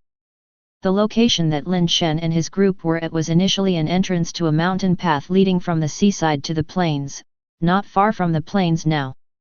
Safely reaching the plains, just as they said, there were many alloy creatures there. One could see from afar herds of creatures resembling sheep grazing on metallic grass. Unfortunately, those ordinary steel creatures were of too low value, and the mutators from both the Su and Lu families didn't even consider them, unless there were mutants among them. They had wanted to head toward the mountains earlier, aiming to find some high-level base variant creatures. But hearing how dangerous it was near the sea, they dared not proceed. Because there were too many people, it wasn't convenient to hunt base variant creatures together, and since this area was relatively safe, they decided to split up for the hunt. Su Tianj and Lu Qing were the respective leaders of the Su family team and the Lu family team, so naturally, they would go hunting with their own teams. The problem now was the corpse of the mutant sea demon god general. As it belonged to both Su Tianj and Lu Qing, it seemed inappropriate for either to take it with them. If you trust me, you can leave your stuff here, and I'll watch over it for you, Lin Shen said. Shen, I of course trust you, no problem, Su Tianj immediately stated. Lu Qing looked at Lin Shen doubtfully and asked, aren't you going to hunt? There isn't much time left, and it's pretty hard to find suitable prey around here. I won't go, Lin Shen said with a smile. The plains were safe, but the profit wasn't too good. One could not even spot an alloy in sight, and the place was just too vast. Lin Shen thought about how much time would be wasted just walking, and without a decent mount to use, he couldn't be bothered to walk any further. Rather than wasting time and energy looking for alloy creatures, it was better to rest here for a while and avoid potential dangers. Lu Qing and Su Tianj had no objections and temporarily left the corpse of the mutant sea demon god general with Lin Shen and Wei Wufu to watch over while both of them went off with their respective teams to find prey. Lin Shen and Wei Wufu sat down under the shade of a large tree, looking at the herds of sheep in the distance, feeling much more relaxed. Lu Qing and a few mutators, guided by Zheng Yan, arrived at a spot where the plains met the mountains.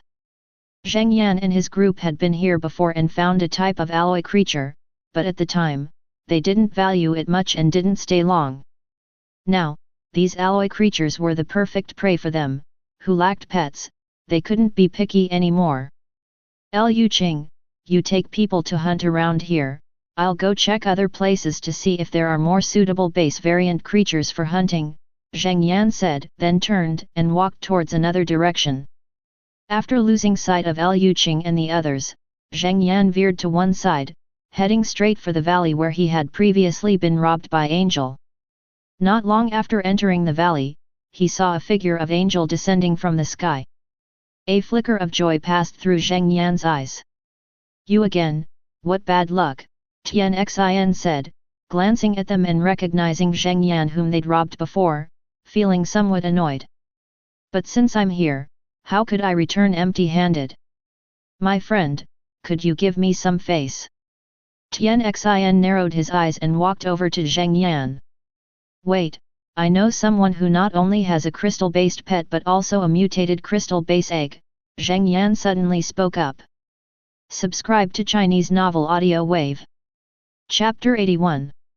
Increase in base mutation rate, 9 more chapters, please subscribe. Zheng Yan had originally only planned to check out the site where they had previously been robbed by an angel, but he hadn't expected to actually encounter the robbing angel there. Oh, so you mean to say you're here to deliver a message? Speak, then what are your terms? Tian Xin looked at Zheng Yan with a smirk that was not quite a smile. How could I dare make demands in the presence of an angel, Lord? Zheng Yan said with the utmost respect. Don't worry, if you guide me, then we are friends, and friends naturally help each other out and share in wealth and honor. Speak, what are your terms, or rather, what do you want? The smile on Tian Xin's face grew even more pronounced. I purely wish to make friends with the angel, Lord, without any other requests. If the angel, Lord, harvests too much and cannot carry it all. I would be forever grateful if you would bestow the leftovers upon me, Zheng Yan said, bowing his head. I do enjoy making friends with people like you. Rest assured that if what you say is true, you will certainly not lack rewards, Tian Xin promised. I am most grateful, then, Zheng Yan responded with an affected air of being flattered and continued, Angel, Lord, we can remain friends forever, can't we? Of course. In that case, I beseech the Angel, Lord, not to reveal our relationship, or else I will no longer be able to provide you with intelligence, which would be a betrayal of our long-lasting friendship, Zheng Yan said. Haha. Tian Xin laughed heartily. Rest easy. You leave on your own first, and I will surreptitiously follow. Once we arrive, simply signal to me, and don't worry about anything else. Thank you for your favor, Angel, Lord. In this life and the next, I am your friend, Zheng Yan said, bending at the waist and bowing deeply until he touched the ground. Zheng Yan thought he had covered his tracks flawlessly, not realizing that his despicable behavior had already been scorned by people across the world. Because of the lack of information, Zheng Yan couldn't deduce the current situation as accurately as Lin Shen had. He assumed that the so-called observers must definitely be extraterrestrials. What did it matter to him if the extraterrestrials saw what he was doing? It had no impact on him whatsoever. He never imagined that the Realm King cultivation device had accidentally fallen and that there were, in fact, no observers left. Of course, even Lin Shen had not anticipated that their images would be broadcasted worldwide, much less could Zheng Yan have considered it. Zheng Yan even suspected that the supposed observer was none other than this angel. Making a deal with the angel was like dealing with the observer. Zheng Yan had calculated well, but he didn't anticipate that his vile face had already been witnessed by countless people around the world, and the Lu family's reaction to his actions was one of extreme displeasure. Zheng Yan hadn't expected his plan to go so smoothly. Originally, he had thought of luring the angel alone to rob Lin Shen, without alerting Liu Qing and the others. But now that he had already made arrangements with the angel, he thought that if he returned alone, people might suspect something, so it was better to come up with an excuse to go back with Liu Qing and the others. He could avoid suspicion for leading the robbing angel to them and also allow Liu Qing to witness Lin Shen's distress from being robbed. With this in mind, Zheng Yan exchanged a few more words with Tian Xin and then left on his own. As he approached the area where Liu Qing and the others were hunting, Zheng Yan pretended to be panicked and said in a hushed tone, Liu Qing, we must leave this place quickly. There is a very terrifying base variant creature nearby, and if we startle it, none of us will survive. After Su Tianj and Liu Qing took their leave, Lin Shen and Wei Wufu sat down under a tree to rest. Feeling a bit hungry, Lin Shen took out the water bag containing the mutant sea demon god general base mutation fluid and gulped down 2 mouthfuls. Simply to stave off hunger, ordinary base mutation fluid would suffice. Logically, given Lin Shen's current condition, the mutated base mutation fluid should not be of much use. Unfortunately, Lin Shen had a habit: whenever he ate, he always started with the best stuff. Whatever tasted good, he ate first. Whatever he liked, he ate first. Because of this habit, he had been scolded by his eldest sister when he was younger. At that time, Lin Shen had given his sister an example, and after that, she never again criticized him for this habit. The story Lin Shen told was actually quite ordinary. It was about an elderly man who, after buying apples, would always eat those with some defects first. As a result, the good apples that were left ended up being stored for too long, and after a while, some of them would start to spoil. Therefore, the old man only ever got to eat the flawed apples and never got to taste the best and freshest ones. Of course, the example was different from Lin Shen's current situation, but it didn't stop him from drinking the best base mutation fluid. After ingesting 2 mouthfuls of base mutation fluid, Lin Shen immediately felt as if 2 fireballs had slid down his throat to his stomach and then spread throughout his body. Lin Shen suddenly felt as if there was a furnace burning inside him, his sweat drenched his clothes in an instant. He was only at steel level, and the energy contained in the mutated crystal base mutation fluid was simply too overwhelming, making him feel as if he could hardly bear it. Fortunately, evolution theory kicked in once again, using the energy from the mutated base mutation fluid to constantly refine his flesh, strengthening and mutating it until he was soon able to adapt to the scorching sensation. Absorbing mutant sea demon god general base mutation fluid. Base mutation rate +1. The message that vibrated on his watch made Lin Shen pause momentarily. He had originally thought that he would need to find a super base creature to increase his base mutation fluid, but it seemed that was not the case. He checked the information on his watch, and indeed, his base mutation rate had become 1%. I've used mutated base mutation fluid before, so why didn't my base mutation rate increase then? Could it be that I wasn't at a high enough level and needed the mutated crystal base mutation fluid? Lin Shen couldn't figure it out for the moment. An increase in the base mutation rate was, after all, a good thing, so Lin Shen continued to drink the mutant sea demon god general's base mutation fluid mouthful after mouthful. Initially, his base mutation rate did increase somewhat, but the increase in base mutation fluid slowed down more and more. Eventually, after the base mutation fluid he consumed no longer caused a burning sensation in his body, it ceased to increase his base mutation rate altogether. Lin Shen checked and found that his base mutation rate had reached 5%, and the remaining mutant sea demon god general base mutation fluid was less than 1/10. Lin Shen decided to gulp down the rest, but it still did not increase his base mutation rate at all. Could it be that my base mutation rate was able to increase because it's linked to the effects of evolution theory? Otherwise, why would my base mutation rate stop increasing once evolution theory ceased to function? Lin Shen took out some gold-armored sea demon base mutation fluid to test his theory. It was possibly because the gold-armored sea demon base mutation fluid was the same attribute as the mutant sea demon god general's base mutation fluid, completely unable to stimulate Lin Shen's body to activate evolution theory anymore. Lin Shen then remembered the poison mushroom beast base mutation fluid he had collected before. He didn't know if it was mutated or not, but he decided to try drinking it first. Chapter 82. Change the situation, 10 more chapters for subscription requests. Lin Shen took out the poison mushroom beast's base mutation fluid and directly gulped down a big mouthful. He had already developed a certain resistance to the poison mushroom's base mutation fluid, but previously he had only come into skin contact with some and hadn't ingested it directly like this. This gulp did indeed provoke some reaction. Lin Shen felt an itching sensation in his body and saw undressed little fairies flying before his eyes. Evolution theory activated once again, continuously operating.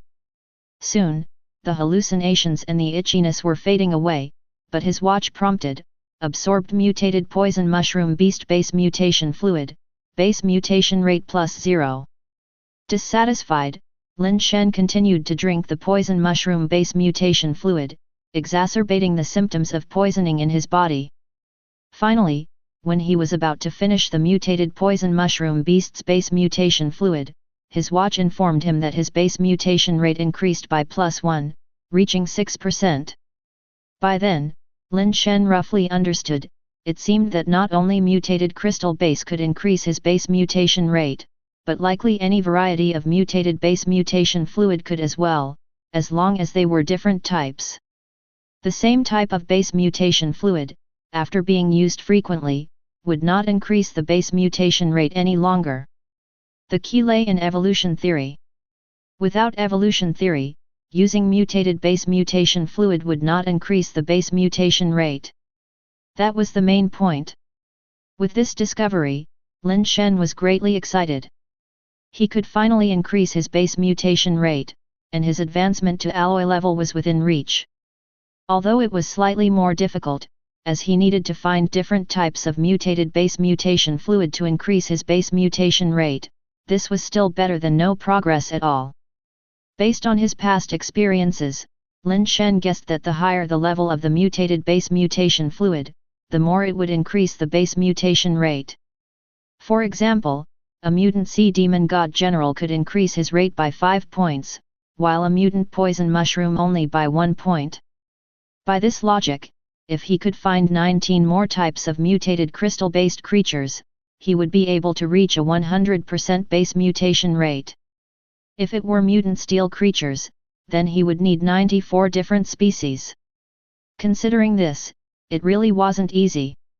It was definitely not achievable back home, but on this planet, it shouldn't be too difficult. Should I continue to stay here after the countdown ends? Lin Shen pondered over this issue. If he didn't stay, it would be hard for him to advance outside, but to stay and take down mutated crystal-based creatures was no easy task either, as it required risking his life. He didn't have many trump cards in his hand. The angel revolver counted as one, phase A, fatty, as another, and if the death powder could complete its evolution, it would also count as one. The problem was that these 3 trump cards weren't the kind that could provide stable output. The angel revolver needed high-level capsules to function, which Lin Shen currently didn't have. He only had 1 bullet made of death powder. It was uncertain how strong phase A really was. If it wasn't strong, how could it suppress the black-capped mushroom beast? Yet if it was strong, why hadn't it killed the black-capped mushroom beast? Moreover, although the black-capped mushroom beast was intelligent and capable, it was still just a mutated alloy. Its intelligence and the multitude of underlings were its strongest attributes, not its level. The actual effectiveness of phase A against mutated crystal-based creatures remained an unknown. It was also unclear when the death powder would complete its evolution. For now, it could only be used as a bullet. In fact, Lin Shen had another trump card, but it required too many deaths, and he did not rely on it. As Lin Shen was considering this, he suddenly saw Wei Wufu approach him. Wei's strong hands grabbed his shoulders, gazing at him with deep emotion. Wei! What are you doing? Lin Shen tried to back away, but the tree trunk was right behind him, leaving him with nowhere to go. Hurt feelings, anesthesia, useless, cheer up, man up, only then will she have a change of heart. Wei spoke as if he was more articulate than before. Lin Shen immediately realized that Wei had noticed something between him and Liu Qing and mistakenly thought that he was still hung up on Liu Qing, using the poison mushroom beast's base mutation fluid to numb himself. Brother, I get it, can you let me go first? Lin Shen said with a bittersweet smile. It's tough, but practicing the blade technique, it's useful. Wei Wufu let go of Lin Shen and handed him his alloy blade, saying with a resolute expression. Lin Shen didn't really want to take it, but seeing Wei Wufu's demeanor, he still took the blade. It was rare for Wei Wufu to offer comfort. Lin Shen felt that if he didn't cooperate, it would seem kind of unfair to Wei Wufu. Once Lin Shen had taken the blade, Wei Wufu began to demonstrate the blade technique to him. Wei Wufu's blade technique was truly powerful, even just the demonstration dazzled Lin Shen. The variations in the blade technique and movement were so numerous and complex that Lin Shen, who had a rather average memory, would forget the latter moves as he remembered the earlier ones, and vice versa. He had to practice multiple times to remember them. Wei, isn't there a simpler blade technique? Lin Shen sighed, he really felt like giving up. Simple, one day, learn it, Wei Wufu stated. Hearing this made Lin Shen even less inclined to learn. Your sister, learn it in one day? I've been studying for so many days, and I still haven't memorized all the variations. It really is maddening to compare oneself with others. Wei, don't you find this way of practicing the blade tedious and boring? Lin Shen put the blade aside and sat down with a huff. No, it's interesting, Wei Wufu shook his head. All right, you're not normal. For such monotonous practice to be interesting to you is also quite expected. But I'm just a normal person, this type of practice is way too boring for me, and it's pointless. Even if I did learn it, I wouldn't be able to keep practicing. Without practice, I can't perfect it, and imperfection leads to flaws. Flaws make it easy for someone to kill me. Get to the point, Wei Wufu interrupted Lin Shen. Have you ever thought about teaching me in a different way? Lin Shen squinted his eyes and proposed. Change? The way? Wei Wufu asked, puzzled. Look, for example, Lin Shen got excited, stood up, and, with both hands, picked up the heavy golden crystal trident beside Wei Wufu, walking over to a large tree. Then, using the trident, he etched one circle after another into the tree, big circles encapsulating small circles, much like tree rings. After laboriously drawing a good number of circles, Lin Shen stepped back with satisfaction and then, gripping the hilt of the alloy blade, he aimed at the circles he drew and threw the blade with force. The alloy blade stuck in the tree trunk, right within one of the circles. See, the largest outer circle is worth 1 point, then this smaller part here is worth 2 points, 3 points, 4 points, and the center is worth 10 points, Lin Shen explained on the side. People watching Lin Shen's video feed were stunned. This wasn't blade practice that Lin Shen was doing, it was more like a game of darts. Even though Wei Wufu had only demonstrated a few blade techniques, those with a bit of understanding could tell that his proficiency might have reached the level of a master. There were countless people who desired to learn from Wei Wufu but could not, and even a few pointers from him would have been incredibly beneficial. And here was Lin Shen, being personally taught by such a master, yet he was reluctant to learn, complaining that it was too troublesome, and even concocting some knife-throwing game. This was practically an insult to Wei Wufu, the master of the blade technique. Many could only lament that rich people can be so willful and playboys will be playboys, amazed at the audacity of his idea. That's possible, Wei Wufu wasn't bothered at all and actually nodded in agreement with Lin Shen. Chapter 83. Exercise, 11 updates, please subscribe. Too easy, no good, Wei Wufu walked over, pulled the alloy blade from the trunk, and sheathed it. He reached out to take the trident from Lin Shen's hand, stood at a distance exactly 1 trident throw plus an arm's length from the large tree, gripped the end of the trident with one hand, and suddenly began to stab rapidly. The trident, like a machine gun firing, lightning-fast thrusts back and forth, pierced countless times in an instant, each time accurately hitting the very center. 10 strikes, 10 points, Wei Wufu stepped back after finishing, handing the trident back to Lin Shen. Somewhat interesting. Lin Shen accepted the trident and then moved to the spot where Wei Wufu had just stood, imitating his posture, he held the end with one hand, and suddenly exerted his strength, thrusting the trident toward the circular target on the tree.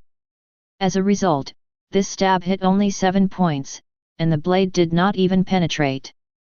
Lin Shen hitting 7 points didn't mean he had the ability of 7 points, it was because he couldn't control the landing spot of the blade, which randomly pierced the 7-point area.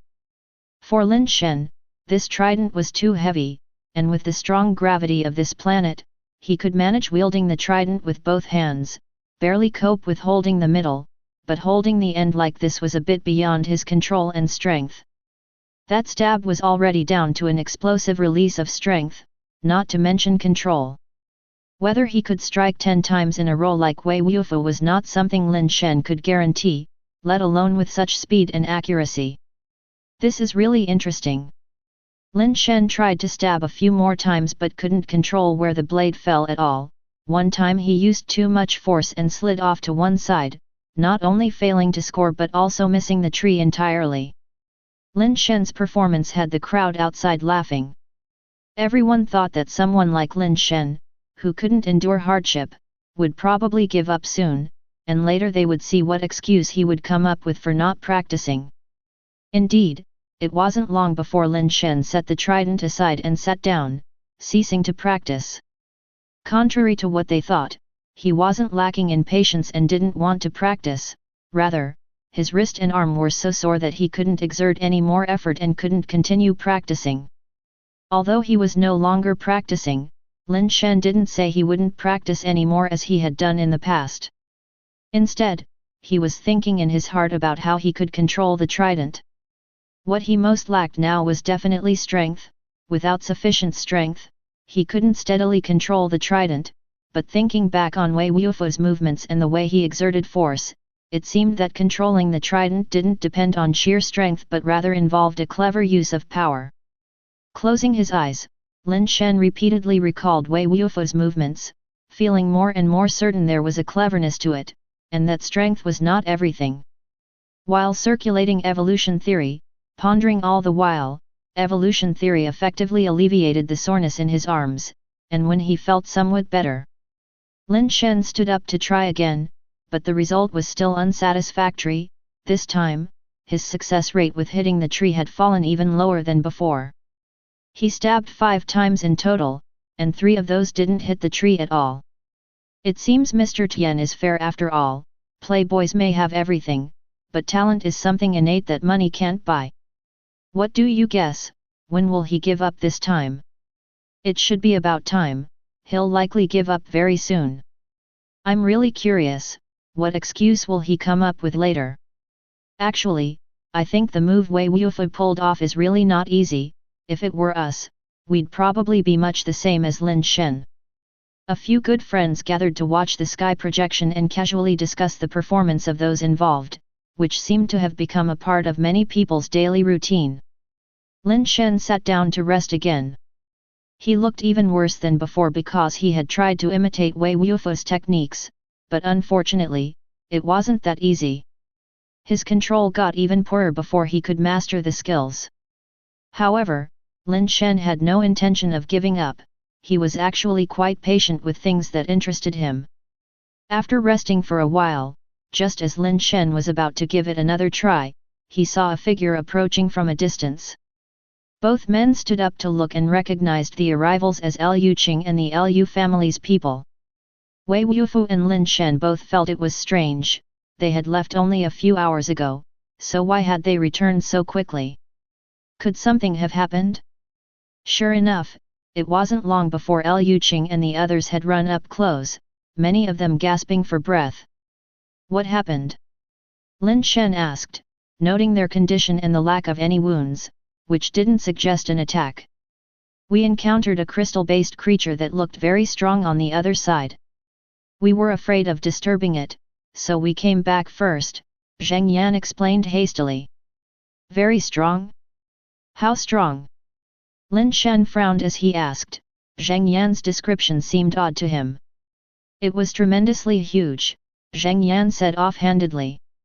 As Zheng Yan's explanation was hazy, Lin Shen wanted to inquire more when suddenly, he saw a figure flying in from the sky in the distance.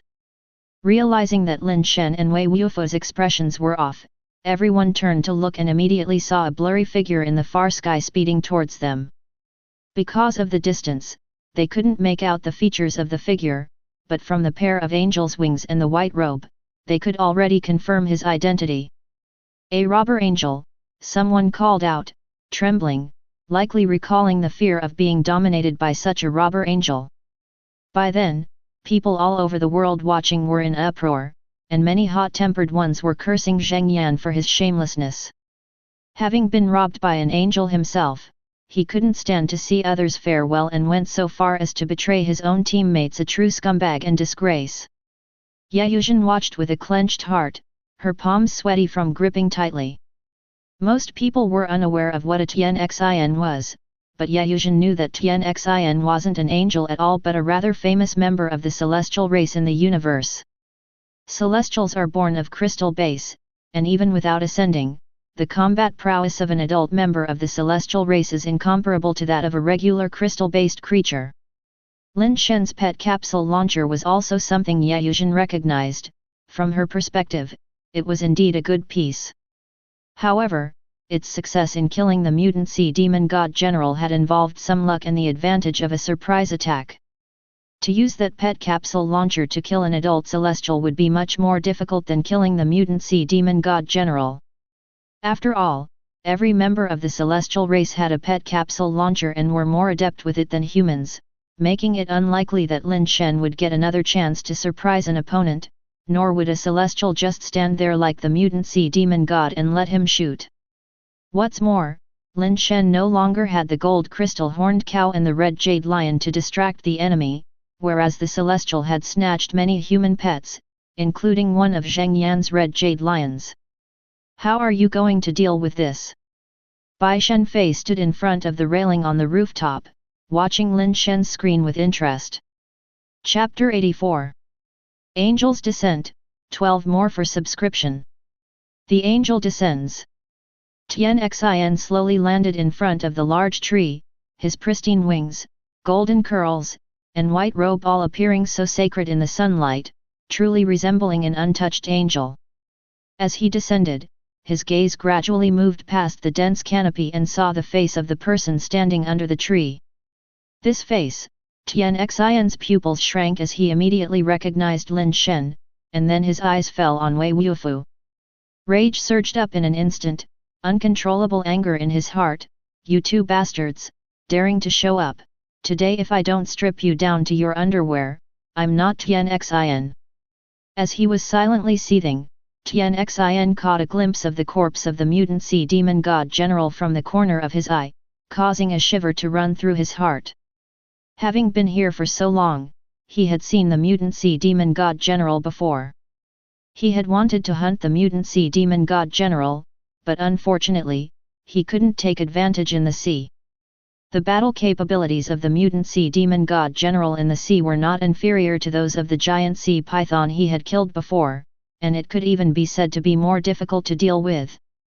Tian Xin didn't know whether Lin Shen and his group had killed him after the mutant sea demon god general had come ashore, and he immediately felt conflicted. Looking at the hole in the head of the mutant sea demon god general, his heart skipped a beat again.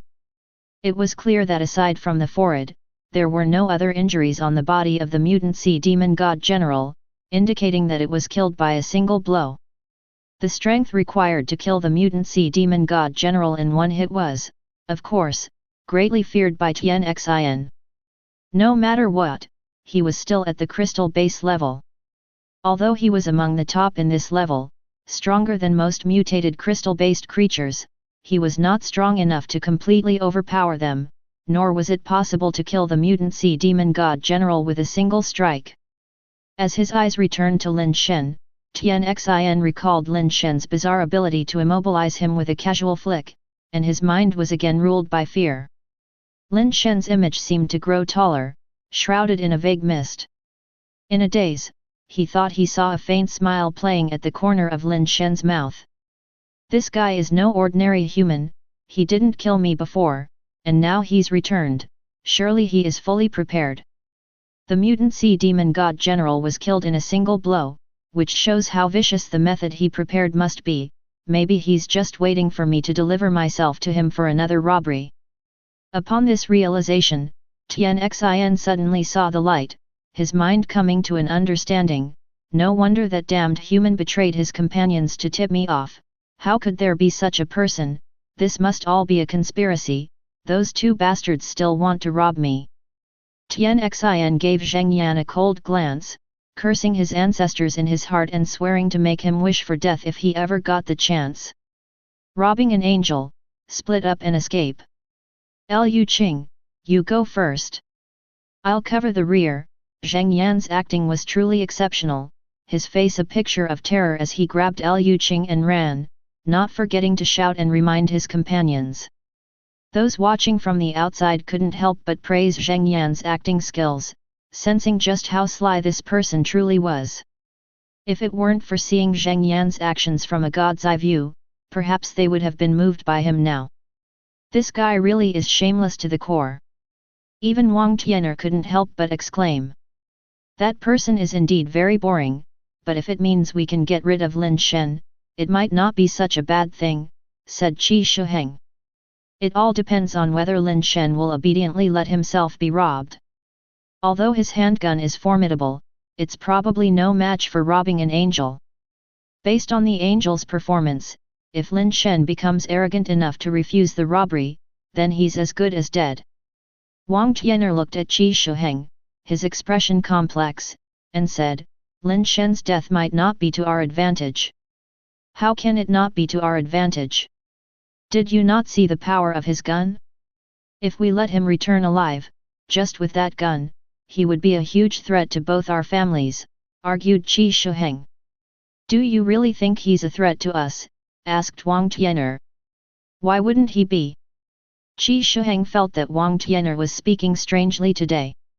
Let's put it this way, among the Qi, Wang, and Lin families, why have our two families gotten along better? Wang Tian'er sighed before Qi Shuheng could speak, continued, although we are reluctant to admit it, we know deep down that we can't beat those brothers from the Lin family. We couldn't beat them when Mr. Lin Zhongzhang was around, and even now that he's gone, we still can't. Because we know in our hearts that the Lin family has the capability to annihilate us, we subconsciously want to stick together for warmth. We couldn't handle the third and fourth brothers before, and now the fifth brother is quickly becoming a threat. But so what? If the fifth brother dies, are we suddenly going to be able to beat the Lin family? Have you forgotten about the person we met at Giant Mountain? Qi Shuheng fell silent after this speech. Although he didn't want to admit it, he knew Wang Tian'er was right. Now the secret of Gourd Mountain can't be kept any longer, and it's only a matter of time before people from the big families arrive. At this point, our three families should really be on the same side, comrades in arms. If the three families unite, we have a better chance of gaining the most benefits from those big families. After all, having lived together in one base for so many years, we both know well what kind of people the Lin family is. They're not the type to completely eradicate others, otherwise, our two families wouldn't be in the situation we are now, continued Wang Tian'er. After a long silence, Qi Shuheng sighed lightly and said, I was hoping that place could be our big opportunity, but now it's all gone. Above the alien world, those who had been robbed from the Lu family scattered and fled in all directions, with no one wanting to be robbed again. They had just managed to save up a little property, and if it were taken away again, they would really have nothing left. Go, urged Lu Qing, gritting her teeth. She didn't flee but rather shook off Zheng Yan's hand and ran to Lin Shen's side instead. Zheng Yan's face turned ugly, but in such a moment, he couldn't say much. Lin Shen looked at Lu Qing in surprise, not expecting her to do this. Seeing Lin Shen looking at her, Lu Qing tried to appear nonchalant and said, Don't get me wrong, I just figured I couldn't escape anyway, so I didn't want to waste the effort. Lin Shen looked at Lu Qing, thinking to himself, Lu Qing is really a good person, it's just that fate is too difficult to fathom. Lu Qing turned her head away, unable to meet Lin Shen's gaze, and looked at the angel who had landed on the ground opposite them, thinking that if she was going to be robbed, she didn't want to leave Lin Shen alone again. All eyes were focused on the angel, waiting for his familiar opener, waiting for him to utter the phrase, let's be friends. How Lin Shen would choose was also a point of curiosity for everyone. Would the playboy obediently allow himself to be robbed, or would he use that miraculous handgun to fight the angel? Not many were optimistic about his chances, after all, Lin Shen's own level was too low. If a fight really broke out, he might not even have the chance to fire his gun. After all, firing a gun still takes time, and without the opportunity for a surprise shot, the angel would not give him the chance to fire. Chapter 85. Sweetheart. The eagerly awaited Tian Xin now really wanted to turn around and leave. He regretted not having checked who was here before running over so boldly. He thought about leaving, but he was afraid to show his back to Lin Shen, lest Lin Shen catch him off guard. He had witnessed Lin Shen's speed, though merely a steel level, Lin Shen moved faster than he did, which was rather unscientific. Tian Xin pretended to be calm and poised, yet he refused to move another step forward, revealing an elegant smile as he looked at Lin Shen and said, It's a pleasure to have friends come from afar. My dear friend, it seems you've been doing quite well recently. Everyone was expecting Tian Xin to say his signature catchphrase about robbing and making friends, but when he opened his mouth, it was different from what they had anticipated, and he even threw in a classical Chinese phrase, leaving everyone bewildered. An angel, and you're already surprising enough speaking Mandarin, but now you are using classical Chinese. What kind of rhythm is this? Little Tian Xin, is that you? Come here, Lin Shen said with a smile, waving to Tian Xin. Wei Wufu knew Lin Shen was calling Tian Xin, but others didn't, so to them it sounded like, little sweetheart, is that you? Come here, come here. This statement baffled everyone who was already a bit confused. What the heck? Little sweetheart. Gosh, what's the playboy implying? Does he know this angel? Not just acquainted little sweetheart has been called. This is no ordinary relationship, there must be something fishy going on. The playboy's awesome, not even sparing an angel. But is the angel a man or a woman? Lin Shen's words had confused everyone in the world, and even Liu Qing beside him was wide-eyed, looking back and forth between Lin Shen and Tian Xin. She also wondered, this angel looks totally male, right? What did Lin Shen just call him?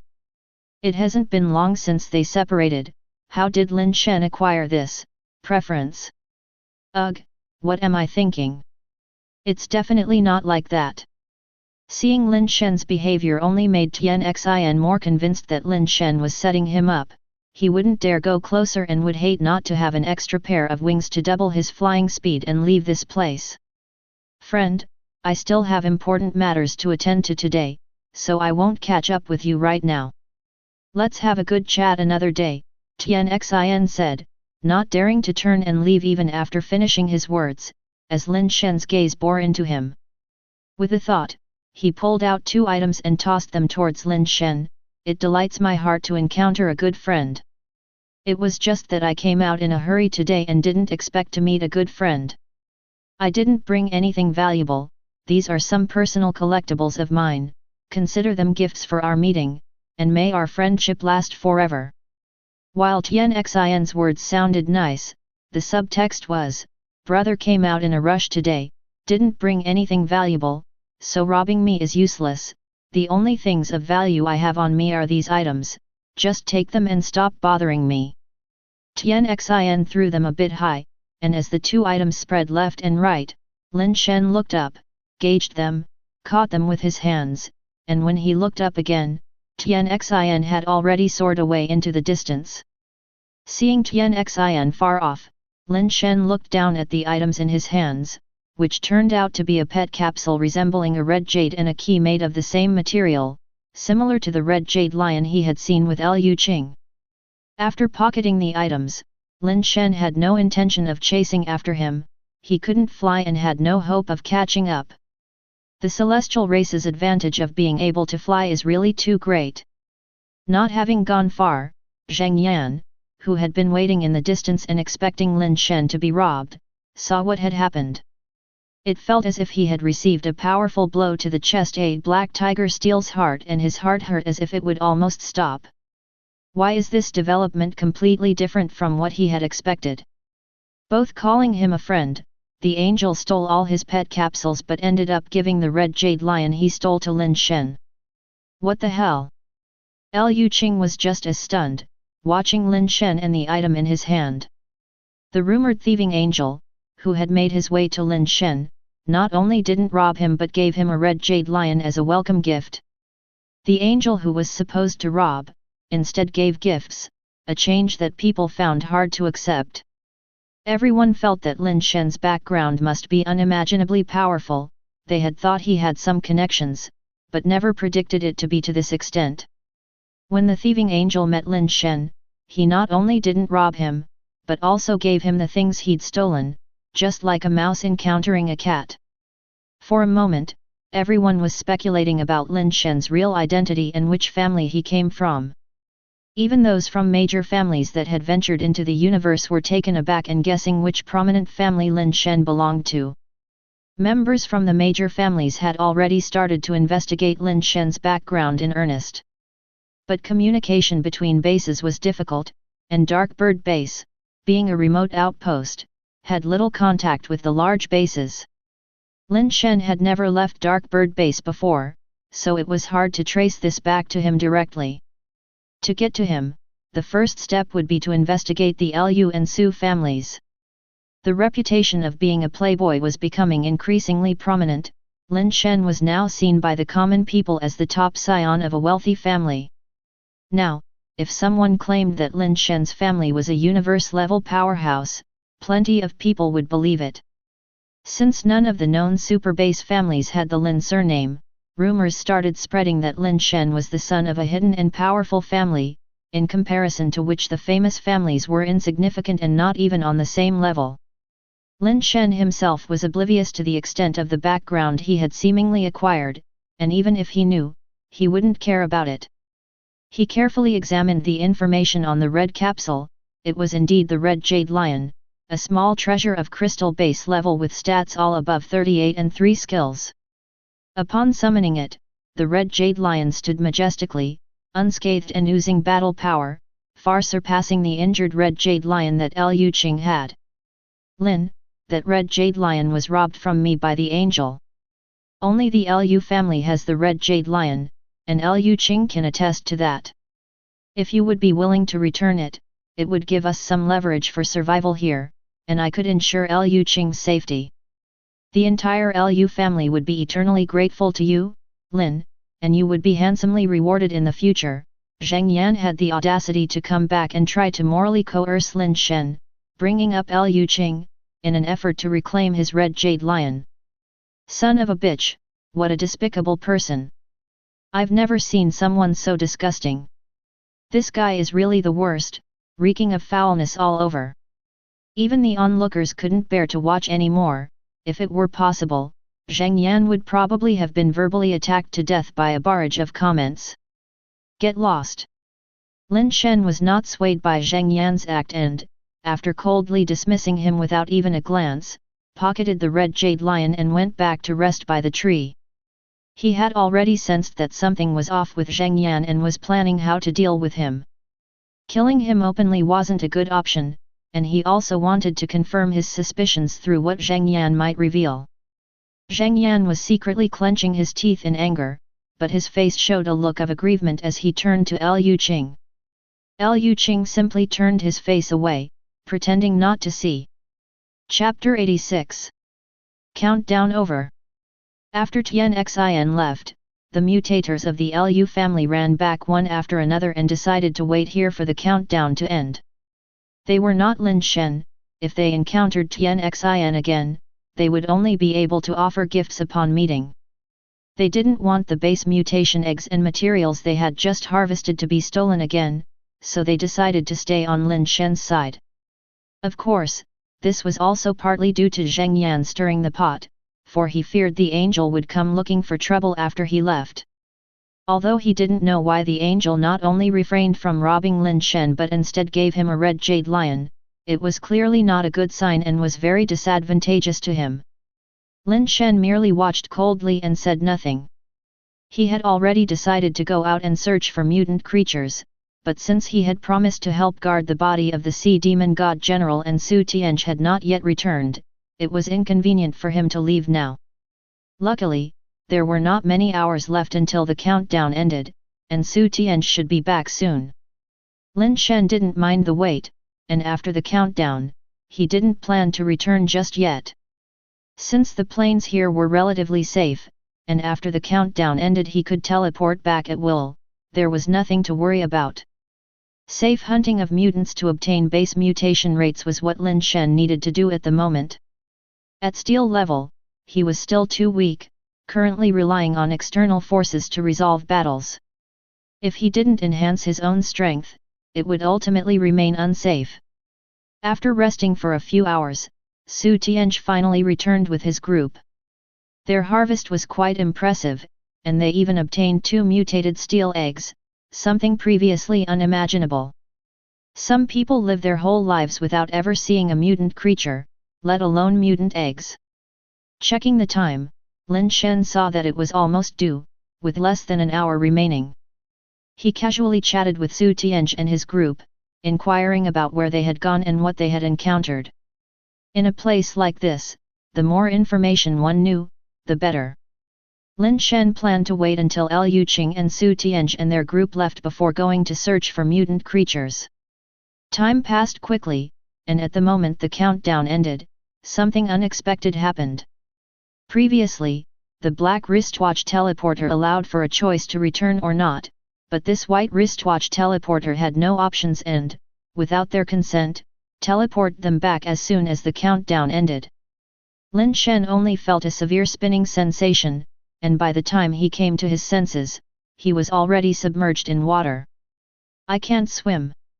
Lin Shen immediately held his breath and desperately flailed his arms and legs, trying to make himself float. After all these years, he had never gone into the water and had no idea how to swim. Without moving his limbs, it was fine, but as soon as he started flailing, he sank even further down. Wei, hurry and save me. Lin Shen could only hope for Wei to rescue him, but then he realized that Wei probably wasn't much of a swimmer either. Wei was doing a little better than Lin Shen, if not by much. He knew a bit of doggy paddle, but was still unskilled, and was struggling desperately in the water, trying to reach Lin Shen. He churned the water into waves over a meter high, but his body just wouldn't move forward. At the critical moment, a figure came swimming over like a mermaid, reached Lin Shen's side, and pulled him upwards. Before long, the two surfaced. Lin Shen gasped for air, he had almost suffocated. Don't rush. I'm here, breathe slowly, stay still, stay relaxed, and leave the rest to me, a familiar voice sounded in his ear. Lin Shen knew it was Liu Qing. Without saying a word, he did as she suggested, staying relaxed and letting her swim with him. There were boats on the lake surface, and people from both the Liu family and Su family came over for the rescue, pulling everyone onto the boats. After being pulled onto the boat, Lin Shen looked at Liu Qing sitting beside him, drenched from head to toe, and said thank you. Liu Qing gave him a sidelong glance and chided, what kind of relationship do we have that you're still being so formal with me? Having said that, she realized it didn't sound right and her cheeks turned slightly red as she hastily explained, when we were on that planet, you took care of me the whole time, so now we're even. Okay, Lin Shen nodded slightly. People from both the Liu and Su families were unusually polite to Lin Shen, which puzzled Liu Qing and the others. Zheng Yan's expression was not too good, as if he thought of something, yet he wasn't sure about it. From the way the people of the Liu family looked at him, he realized something was amiss. He glanced in the direction of the Realm King cultivation device and found that it was the same as when it was first discovered, without the slightest bit of activity. After they teleported out, the projection of the Realm King cultivation device had already ended, so Lin Shen and the others didn't see the projection. After reaching the shore, Lin Shen and Wei Wufu said goodbye to Liu Qing and Su Tianj and went straight back to Yashan base. All the way there, the two of them felt rather strange, as everyone they passed by seemed to look at them oddly. Young ladies and wives smiled at them, which Lin Shen could understand, who wouldn't if you looked pale, clean-cut, and decent? But what was with those grown men grinning foolishly at them? That left Lin Shen somewhat speechless. Lin Shen roughly guessed what was going on and hurried towards the Ye family's castle. Mr. Lin Shen, Mr. Lin Shen, you still know to come back, hey. Lin Shen hadn't yet reached the castle gates when he saw Ye Yuzhen standing at the entrance, smiling somewhat maliciously. Why wouldn't I know to come back? Lin Shen asked, blinking. Hero saves the beauty protects the hero, mutual feelings, reignited passion. I thought you decided to go back home with your old flame, Ye Yuzhen said, her words dripping with a tinge of sourness. Lin Shen thought to himself, sure enough, our image from the inside must have been seen by others. It seems the Realm King cultivation device's broadcast must have been played nearby. Hasn't everyone at Yashan base seen it? How could that be? A good horse doesn't eat the grass behind it. Besides, I'm related to the grass we're both meant to be eaten, Lin Shen said with a sly smile as he stepped forward and lightly hugged Ye Yuzhen's slender waist. What kind of grass are you? Ye Yuzhen dodged Lin Shen's hands with a twist of her waist and asked curiously. I'm not grass, I'm cabbage, your exclusive cabbage. I won't let anybody else turn the soil but you, Lin Shen said with a serious face. cabbage. Ye Yuzhen was taken aback at first, then quickly caught on and went to pinch him. Who are you calling a pig? You're the pig. Back in the castle, Lin Shen asked Ye Yuzhen for an update on the situation, and after she gave him a brief overview, Lin Shen was dumbfounded. A projection of the void, doesn't that mean every move we made was seen by the whole world? Lin Shen said with a strange expression. That's probably the case. That projection was really odd. I heard on the channels that the image, just like the atmosphere, enveloped the entire planet. It could be seen from anywhere, Ye Yuzhen said with a laugh. You guys are now famous figures throughout the world. What kind of title? Lin Shen asked curiously. Wei Wufu is revered as war god Wei, and as for you, you're now everyone's most respected, strongest, playboy, Ye Yuzhen said, grinning. Chapter 87. Death Powder Evolution Complete. Lin Shen was indifferent to his nickname of being a playboy. How others viewed him had no impact on him whatsoever. The whole world knew about Zheng Yan's actions, which made Lin Shen very curious about how the Liu family would deal with him. However, that wasn't very important. Whether the Liu family dealt with Zheng Yan or not, he wouldn't give Zheng Yan a second chance. Even if the Liu family protected him, he would still take Zheng Yan's life. What concerned Lin Shen now was the increasing number of mushroom beasts in the Blue Tree Sea. Even near the Yashan base, mushroom beasts could be seen everywhere. Scouts sent by the Liu and Su families had discovered a huge purple crystal mushroom beast, large as a small hill and emanating purple poisonous gas, probably of the crystal base level. The Yashan base was making efforts to clear the nearby mushroom beasts, but the more they killed, the more seemed to appear, like an unending stream. Many people had obtained base mutation eggs from the mushroom beasts, and quite a few had hatched them. Now, almost everyone had a mushroom beast pet. The appearance of crystal base mushroom beasts, coupled with their vast numbers, made the situation at Yashan base look very grim. According to Ye Yuzhen, there were more than 20 crystal base powerhouses at Yashan base, and a conservative estimate put the number of crystal base level pets at 40 to 50. If there weren't too many crystal base level mushroom beasts, they should still be able to hold the line. However, it would be difficult to cover the entire base, and when the time came, a large influx of mushroom beasts penetrating the base leading to inevitable urban warfare was likely. If there were too many crystal base level mushroom beasts, then there would be real trouble. Why not take the initiative to attack? Don't give those mushroom beasts a chance to breed, and just charge into the Blue Tree Sea to annihilate them, Lin Shen asked with some doubt. You think the Liu and Su families don't want to do that? The key issue is that the Blue Tree Sea, in some outer areas, can be entered and exited, but deeper regions have a base mutation point.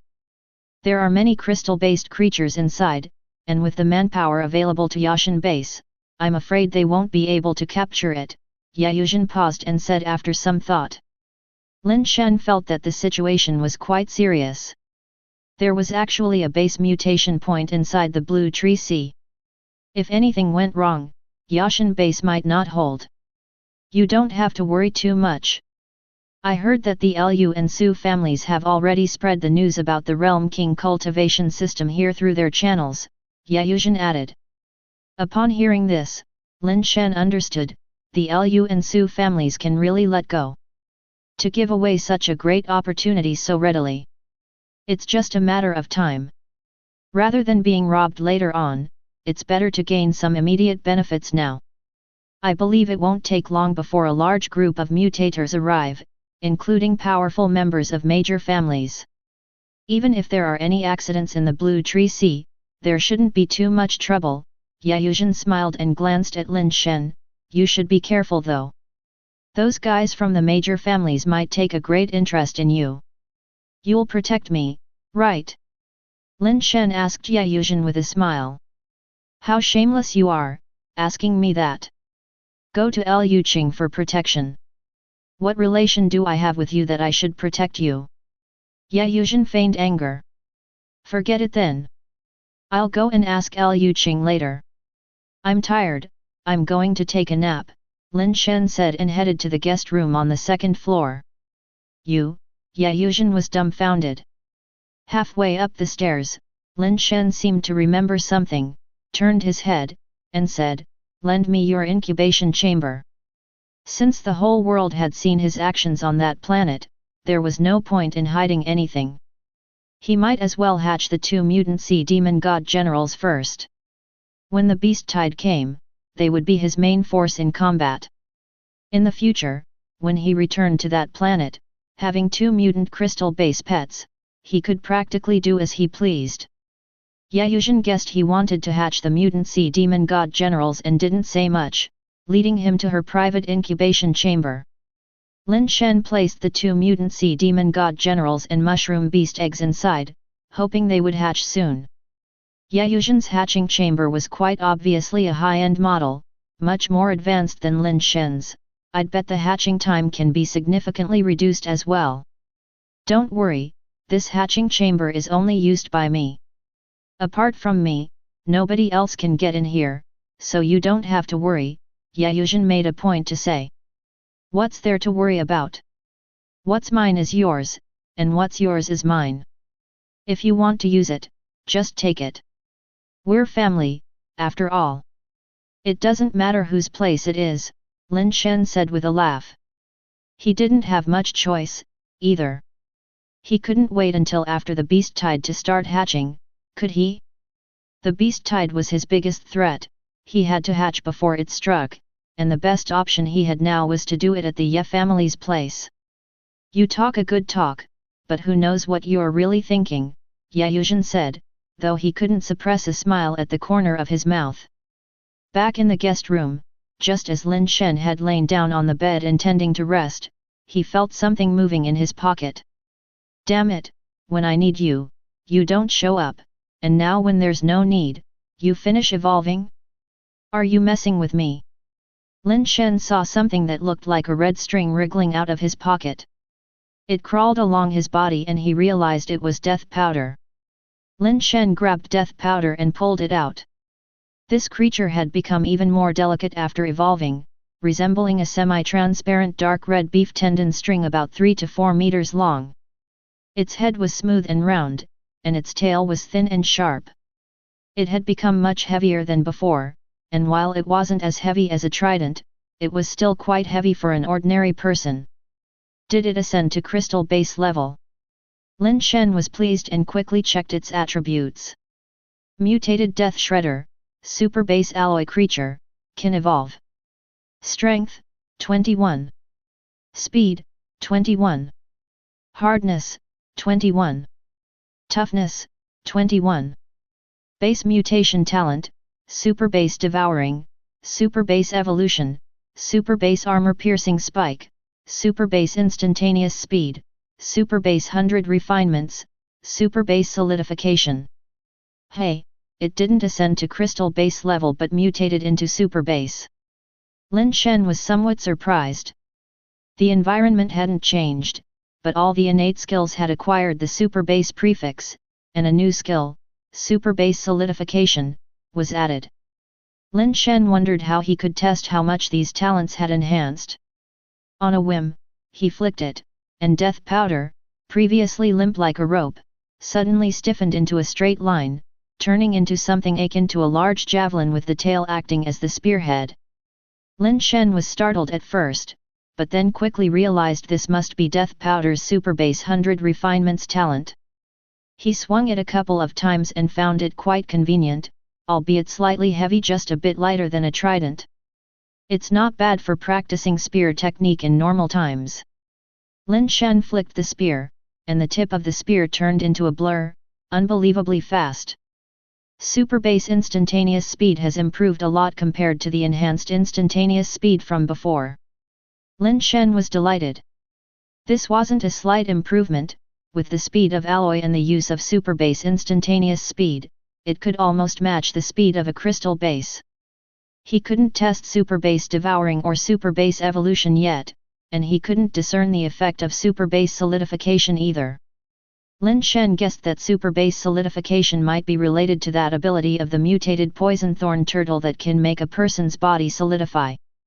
If that were the case, then death powder really had become formidable. Anybody wounded by it would essentially be done for.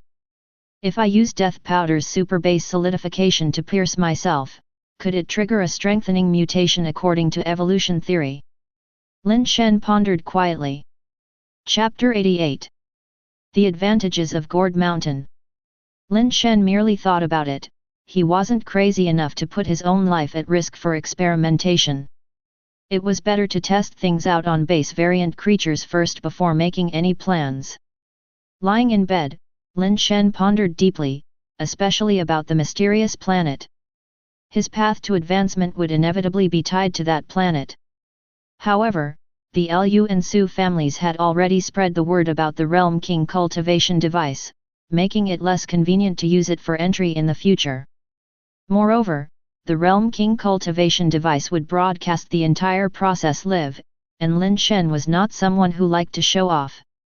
Therefore, unless absolutely necessary, he would not use the Realm King cultivation device for entry again.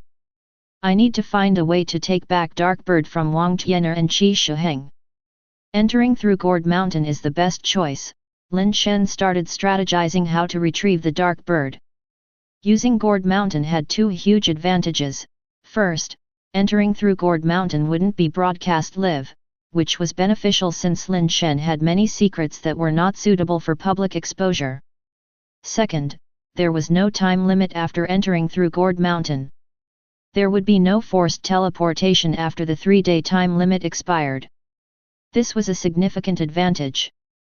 It meant Lin Shen could hunt base variant creatures on the planet indefinitely, without having to compete with others for the 3-day window. More importantly, once the 3-day countdown of the Black Watch teleporter expired, he could teleport out at any time. What did this mean? It was akin to having an extra life. If he encountered a base variant creature he couldn't beat, or a situation with certain death, he could just teleport back. Was there a stronger life-saving artifact than this? So, after much consideration, Lin Shen knew he must get his hands on Dark Bird, and it would be best to also silence the Qi and Wang families, keeping the entrance at Gourd Mountain a secret. This required careful planning. Lin Shen planned to return to Dark Bird base immediately after the beast tide ended to settle this matter, to avoid any future complications. However, before he left, he had to deal with Zheng Yan, the scoundrel. If the Lu family didn't make a move, he had already decided to act during the beast tide. With 2 mutant sea demon god generals in hand, plus Phase A and Death Powder for protection, and the crystal base level Red Jade Lion, what part of that planet is not accessible? Base variant creatures will be at my mercy, not to mention advancing to alloy. Even advancing to crystal base is just a matter of time. Lin Shen slept exceptionally well that night. He had an excellent sleep, and in the morning, he was woken up by Wei Wufu. It's not even dawn yet, what are you waking me up for so early? Has the beast tide breached the base? Lin Shen stretched and yawned, feeling like he hadn't gotten enough sleep. Training, Wei Wufu said curtly. Training doesn't necessarily have to be in the morning. The air quality is poor in the morning, and the blood's viscosity is at its highest of the day, which is not suitable for training. Lin Shen was speaking when he tried to lie down on the bed again. Let's go, Wei Wufu insisted, pulling Lin Shen out regardless. Don't rush, at least let me wash up first, Lin Shen said helplessly. Only then did Wei Wufu let him go.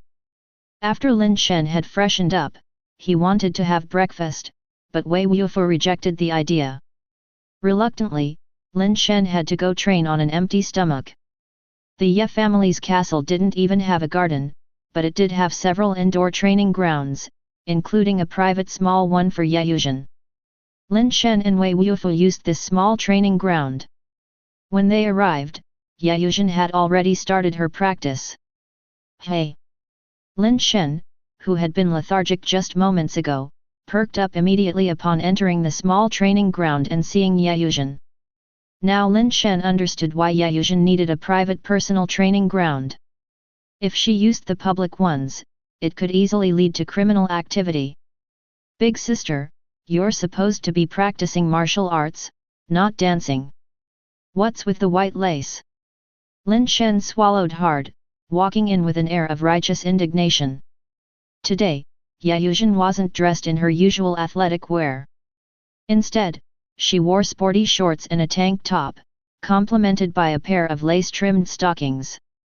The lace trim formed a visually pleasing absolute territory between the hem of her shorts and her knees. Her round, shapely legs were a sight that one couldn't look away from. One could argue that her outfit wasn't suitable for martial arts practice, yet it seemed quite sporty. On the other hand, it seemed a bit off for martial arts practice as well. I'll wear what I want to wear. It's not like I asked you to look. If you don't like it, then don't look.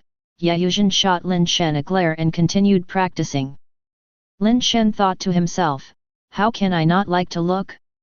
All men love to look. After watching for a while, Lin Shen couldn't help but applaud and say, the practice is just too good. I've never seen such stunning boxing. May I ask, what is the name of this style, heroine?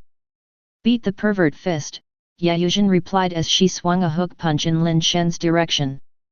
Lin Shen stepped back to dodge, thinking, that should be called the thug excitement fist, actually. Practice, Wei Wufu brought over a target and pulled Lin Shen over by his collar. Lin Shen was full of resignation, internally complaining, what matters more than finding a partner in life? You're ruining my chances of continuing the family line. Wei Wufu dragged Lin Shen in front of the target and tossed the trident to him. Lin Shen caught it with both hands but then tossed the trident back to Wei Wufu, saying with a smile, I'll use my own. Too light, useless. Wei Wufu wanted to say that ordinary weapons were too light to be of much use in practice. Not light, Lin Shen said, taking out a death powder capsule and directly transforming it into its pet state in his hand. Useful. Wei Wufu looked at the limp rope in Lin Shen's hand, frowning in disbelief. Yayuzhen was also curious as she looked at the death powder in Lin Shen's hand. She wondered what Lin Shen was doing with such a pet, as they were supposed to be practicing stabbing techniques. How could a rope-like pet be used for stabbing practice? Of course, it's useful. Why would I bring it out if it wasn't? Lin Shen flicked his wrist casually, and the formerly limp death powder instantly became rigid. Lin Shen initially wanted to swing it around a bit, but he found that the death powder seemed much heavier than the day before. What felt significantly lighter than the trident now seemed almost as heavy. What is that thing? It was so soft a moment ago, how did it suddenly become so hard? Yayuzhen, having seen much in her time, was nonetheless unfamiliar with such a pet. I won't tell you. This is my secret weapon, Lin Shen said, with the serious demeanor of guarding a state secret. Who cares? Yayuzhen said dismissively, turning away to continue practicing her boxing technique. Heavy enough? Wei Wufu asked again. Try it yourself, Lin Shen tossed the death powder to Wei Wufu. Wei Wufu caught it and weighed it in his hands. It felt quite hefty, not much lighter than the trident, and he was quite satisfied. He threw the death powder back to Lin Shen, practice. Lin Shen caught the death powder and started practicing the stab, a skill Wei Wufu had taught him. It was a simple stab move, but it was the essence of cold weapon techniques. Chapter 89. Strength Beyond Levels, 5 more chapters, please subscribe. The saying goes, the shorter the weapon, the greater the danger, and ancient assassins most commonly used stabbing techniques, even naming them after such moves. In close combat, the effect of stabbing or thrusting is far greater than that of slashing or chopping, which might look fierce. And indeed, the longer, the stronger. Among ancient military units, spearmen were the most famous and practical. With just a little training and learning a stabbing technique, spearmen could go to battle. By using their length and the advantage of group fighting, enemies with swords and other weapons couldn't even get close, and a chaotic barrage of spears would turn them into a hornet's nest. Therefore, aside from specialized troops like archers, shield sword soldiers, and cavalry, the stab of a spearman was the main melody of melee combat on the cold weapons battlefield. Even in the early stages of firearms, there was the bayonet, a weapon combining the advantages of both daggers and guns. Hence, stabbing techniques are the most practical and the most ruthless skills. This skill is not difficult to pick up, but very difficult to master. Lin Shen tried over and over again, but his success rate was not high. Fortunately, the targets provided by Wei Wufu were marked with scoring lines like a dartboard, and Lin Shen treated the practice like a game, never finding it boring. As he kept practicing, Lin Shen began to feel something strange. Previously, the more he practiced, the heavier it felt, and soon his arms would become so sore that he couldn't lift them. But today was different, he felt as if it was getting lighter with more practice. The formerly heavy death powder now felt like it was decreasing in weight in his hands, becoming lighter and making his training easier. Is the death powder causing this? At first, Lin Shen thought it was an issue with the death powder, but he soon realized that wasn't the case. Lin Shen suddenly remembered that the boundless strength contract he signed was with the death powder. As long as he had the death powder with him, his strength would increase as the weight of the death powder increased. That explains it, Lin Shen realized the boundless strength contract was taking effect. The weight of the death powder had increased, so his own strength had also improved. That's why the death powder felt lighter in his hands, and it wasn't behaving oddly. To test his theory, Lin Shen reached for Wei Wufu's trident. The weight of the trident was similar to that of the death powder, maybe a bit heavier, but not much. Now holding the trident, Lin Shen felt much more at ease than before. It didn't feel so heavy, he easily lifted it with one hand gripping the end of the death powder. This boundless strength contract is great. Exactly how much strength did it add? Definitely more than 11 points, right? Lin Shen was thrilled. If the death powder could keep increasing in weight, then his strength could also keep increasing indefinitely. Maybe by the time he reached steel level, he could possess strength comparable to a crystal-based creature. Just thinking about being at steel level and crushing the skulls of crystal-based creatures with a punch filled Lin Shen with exhilaration. Of course, that was just Lin Shen's imagination, and he had no idea if the death powder could continue to grow and increase its weight. With such formidable strength, Lin Shen found his training much easier. However, he didn't dare to show it. For one, he didn't want others to know about this bug-like ability and become a target of interest. Secondly, he was afraid that Wei Wufu would increase his training intensity. His current strength already far exceeded his level, and there was no need to train strength further, practicing his technique was enough. Seeing Wei Wufu concentrating on practicing base mutation on the other side, and not looking his way, Lin Shen put down the trident and continued to practice stabbing with the death powder.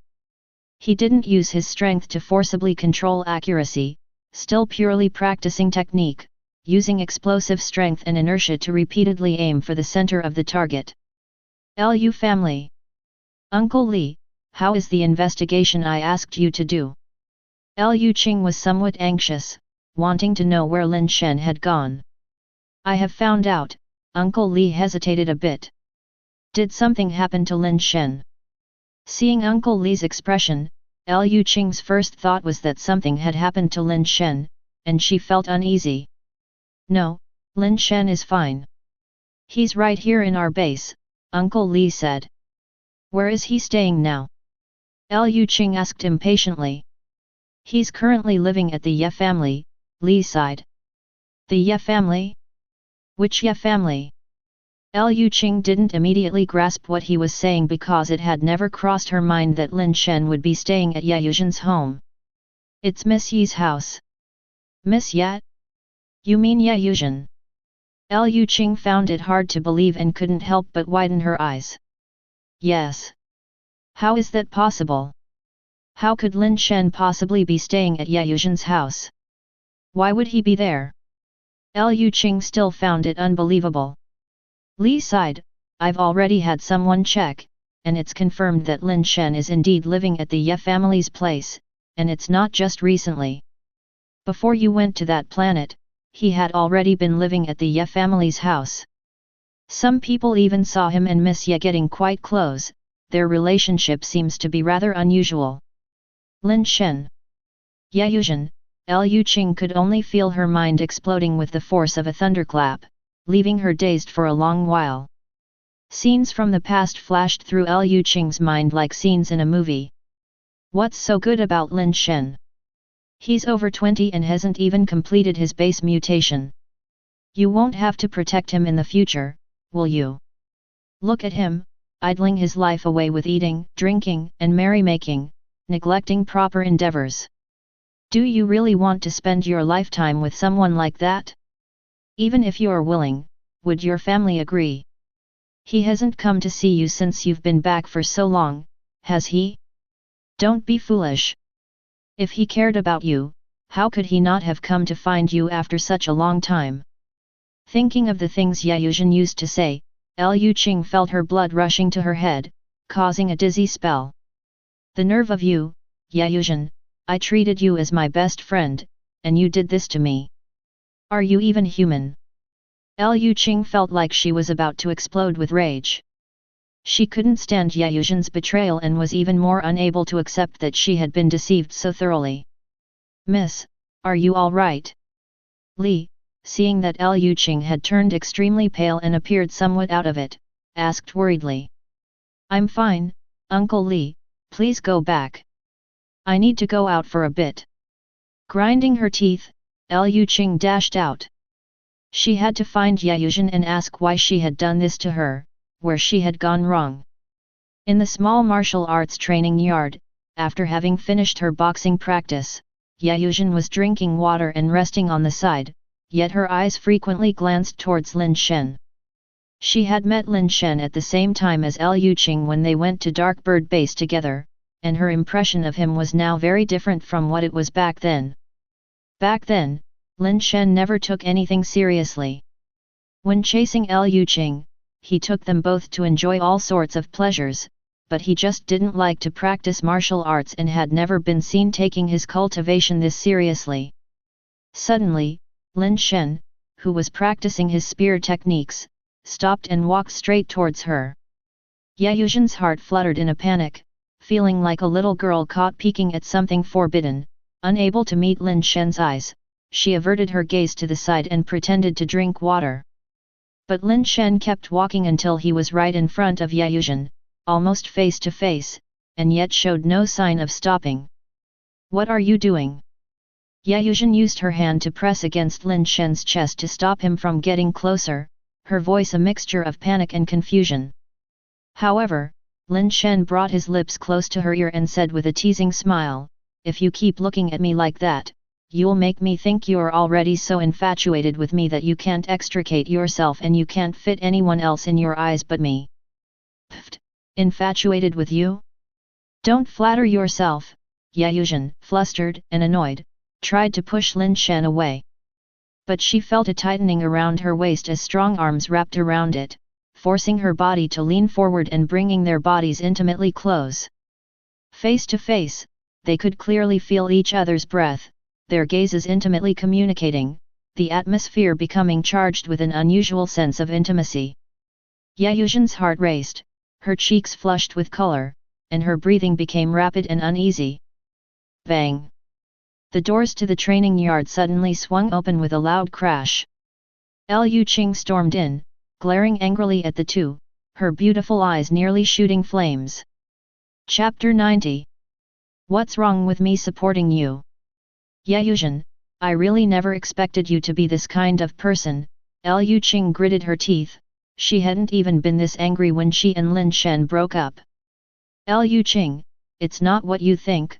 Ye Yuzhen hastily pushed Lin Shen away, wanting to explain to Lu Qing. You've already gone this far, what's there to explain? I must have been blind to have treated you like a sister. When I was with Lin Shen, did I make you so jealous? You did everything you could to ruin our relationship. How many bad things about Lin Shen did you say to my face? all the while scheming to break us up, and now you've finally gotten your wish to climb up the ladder. Congratulations to you, Liu Qing said coldly. The words meant as much for Yuzhen as they were for Lin Shen. She wanted to make Lin Shen realize that Yuzhen was no good person, and that their breakup was all because of Yuzhen. Yuzhen, who was originally intending to explain, became angry upon hearing what Liu Qing said. Liu Qing, if that's what you think, then let's talk things out right now. What bad things did I say about Lin Shen? Tell me clearly, one by one. Yuzhen was also fired up. You don't know the bad things you said? Do I have to spell them out for you? I really don't know, tell me. Alright, I'll tell you. You said Lin Shen was all about eating, drinking, and having fun, and not serious about life. That was what you said, wasn't it? That was what I said. You said he was over 20 and still hadn't gone through base mutation. What future could he have? Do you admit it? I admit it. You said he came from a low background, and my family would definitely not approve of him. You said that too, didn't you? Yes, I said it. Lin Shen and Wei Wufu watched the two women locked in a fierce confrontation, the tension so palpable it was almost explosive. They didn't dare interrupt, only watching from the side. The war between women was even more terrifying than the battles fought by men. Even Wufu felt helpless. Lin Shen, you've heard everything, now you see her true face clearly, now you know what kind of woman she is, right? After saying this, Liu Qing turned to Lin Shen. Lin Shen certainly knew, in fact, he had known all along, but what did that matter? He only wanted to find a suitable woman to carry on the Lin family line, and Yuzhen was the most suitable choice right now. Lin Shen was about to say something, but Yuzhen spoke first. Yes, I did say Lin Shen was only interested in indulging himself and not serious about his affairs. I said he lacked ambition, I said his background was humble, and that your family would definitely not agree to you two being together. I said all of those things, but who told me about them? How many times have I met Lin Shen before? Why would I know what kind of person he is? Who told me these things? Liu Qing, you think you're noble and you're the good person. You don't want to say the words yourself, so you made me say them, made me be the villain. Now you're turning it around and blaming me for breaking you two up. Fine, I'm the bad person, I'm despicable and shameless, I don't deserve to be your sister. From now on, you take your sunshine path, and I'll cross my log bridge, we will have nothing to do with each other anymore. As she spoke, Yuzhen walked to the door, opened it, and said, Leave, you're not welcome here. Damn, the counterattack. Lin Shen and Wei Wufu were both stunned. The showdown between the two women was even more dazzling than a duel between martial artists. The back and forth was just too damn spectacular. For a moment, Liu Qing was at a loss for words, seemingly completely defeated. Please, Yuzhen said coolly, making a gesture for Liu Qing to leave. Lin Shen, do you believe me or her? Liu Qing still hadn't given up and looked at Lin Shen to ask. Let bygones be bygones.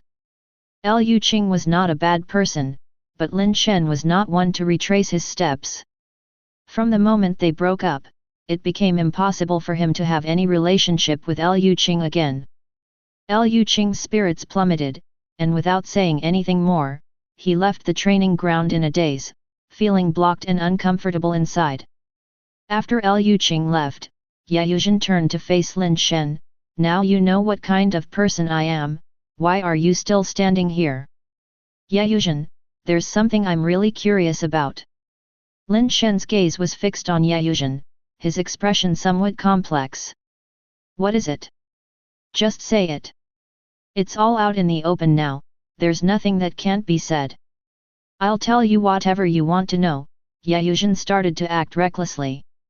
Back at the market, I could hear your secret. You did that on purpose, didn't you? Lin Shen asked. Yes, it was arranged by me on purpose. What about the matchmaking? That too was my arrangement. I knew you were going to the matchmaking event, so I went to find the chubby proprietress.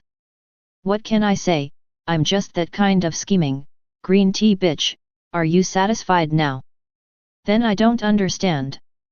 You know my situation very well, only interested in eating, drinking, and merrymaking without any real work, with no ambition. To others, I might be considered a rich second generation, but compared to your family background, my little fortune really doesn't amount to much. Standing next to you, it wouldn't be too much to call me underprivileged. Why would you go to such lengths for someone like me? Lin Shen was genuinely curious about what Yuzhen was thinking. Did she simply want to snatch her best friend's boyfriend? Did she have that kind of hobby? Yuzhen hesitated for a moment, but given the state of things, her emotions at a peak, she blurted out carelessly, "You might be irresponsible and lack ambition, and your family might be average, and you're never serious about anything, but so what? I'm just cheap and I like someone like you. Is it wrong for me to want to have you? Those issues might be problems for others, but they are not problems for me. You have nothing, I have everything. You like to play, then play, do whatever you love. I come from a wealthy family, what's wrong with me supporting you?" Lin Shen stared at Yuzhen, momentarily at a loss for words, only able to think this woman was incredibly audacious. "But let's make one thing clear, when you were with Liu Qing, I never did anything to betray him. Is it my fault if she doesn't want you and I do? Now that you seem better off, you want to go back, why should I give him up?" Yuzhen was completely throwing caution to the wind today. Before Yuzhen could finish speaking, she was suddenly wrapped in Lin Shen's strong arms. Lin Shen's lips kissed Yuzhen's forehead, feeling that this woman was not like what he had previously thought, and he actually, genuinely started to like her a little bit. Could it be that I'm also a scoundrel, or why else would I find a scheming woman somewhat cute? Indecent? Ignore. Wei Wufu turned his head away silently. Yuzhen trembled all over, her cheeks flushed, her mind a blank, and it took a long time before she regained enough sanity to push Lin Shen away. "Do you really not mind?" Yuzhen looked up at Lin Shen, her eyes and eyebrows softened like a spring breeze. "Mind what?" Lin Shen asked knowingly. "I really didn't mean to belittle you, none of those things are faults to me. I didn't mean to insult you either. Before, I thought your lack of ambition was no problem, I could support you. But now I see that you don't need me at all. No, no, no, don't think that way. I have a sensitive stomach. The doctor said I can't eat food that's too hard, I have to eat something soft." Lin Shen hurriedly interrupted Yuzhen, scared of being misunderstood. Chapter 91. Ascenders. The Liu family's council hall. Liu Mingchuan looked at Zheng Yan, who had been shackled but still maintained an unchanged expression and showed no sign of regret, and said coldly, "Zheng Yan, do you realize what you've done wrong?" "Zheng Yan doesn't know, please enlighten me, family head," Zheng Yan said expressionlessly. "I don't care about your scheming against Lin Shen, but you shouldn't have dragged my daughter Liu Qing into this." A flash of anger crossed the depths of Liu Mingchuan's eyes. He was very dissatisfied with Zheng Yan's attitude. "I didn't involve Liu Qing," Zheng Yan still had that indifferent attitude. "Didn't you? You took the angel to where Liu Qing was, how could you be sure the angel wouldn't harm Liu Qing? When you were incapable of controlling the situation, you did something out of your control and placed my daughter's fate in the hands of someone else. That's enough reason for you to deserve death 10,000 times over," Liu Mingchuan said angrily. "Family head, what's the use of talking to someone like him? This sort of scum should be chopped up and fed to dogs directly, to avoid tarnishing the name of our Liu family." Most of the Liu family members also looked down on Zheng Yan's actions and requested that Zheng Yan be executed directly. "The family head is right. I did not consider the consequences of this matter thoroughly enough," Zheng Yan nodded and said. "It's good that you admit it, that is the path you've chosen for your death. Since you've done it, you should accept your fate." Liu Mingchuan gestured for the servants to take Zheng Yan away. Wait a moment, Zheng Yan suddenly raised his voice to stop the people taking him away, and said with an unchanged expression, "Family head Lu, I indeed handled the matter inappropriately, but my life is not yours to decide. In the Lu family, if I don't have the authority, then who does?" Lu Mingchuan scoffed. "I do." A voice came from outside. Many of the Lu family's experts changed their expressions. Someone had stealthily entered the most core area of the Lu family without them noticing beforehand. Stepping out of the council hall, they saw a silver-haired elder floating above the courtyard of the Lu family, without wings on his back, and without any device on him, yet able to float in midair. His white robe fluttered with the wind, as if a deity had descended upon the world by stepping through the void. The Lu family's guards immediately launched an attack, as alloy arrows rained down like a deluge from the ground towards the silver-haired elder walking on air. The silver-haired elder did not even intend to use base mutation power, merely pointing a finger, and red, fine crystal jade particles flowed out from his fingertip. Those particles gathered together, instantly forming a red jade sword floating in front of the elder. The moment the alloy arrow rain was about to strike, the red jade sword moved on its own, suddenly turning into a red streak of light that rapidly shifted, slicing through the entire sky of alloy arrows, shattering them into countless particles that fell to the ground. Not a single alloy arrow was left intact enough to reach the elder. Such a terrifying scene caused everyone from the Lu family to freeze in shock, staring at the deity-like, demon-like silver-haired elder, and the archers didn't dare to make any further moves, utterly stupefied. If Lin Shen were here, he would have recognized at first sight that this elder must be one of the ascenders that Tian Xin and Wei Wufu had spoken about.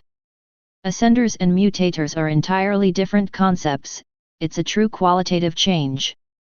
Steel, alloy, and crystal base all belong to the base mutation level, while ascension is a level above base mutation, a significant leap.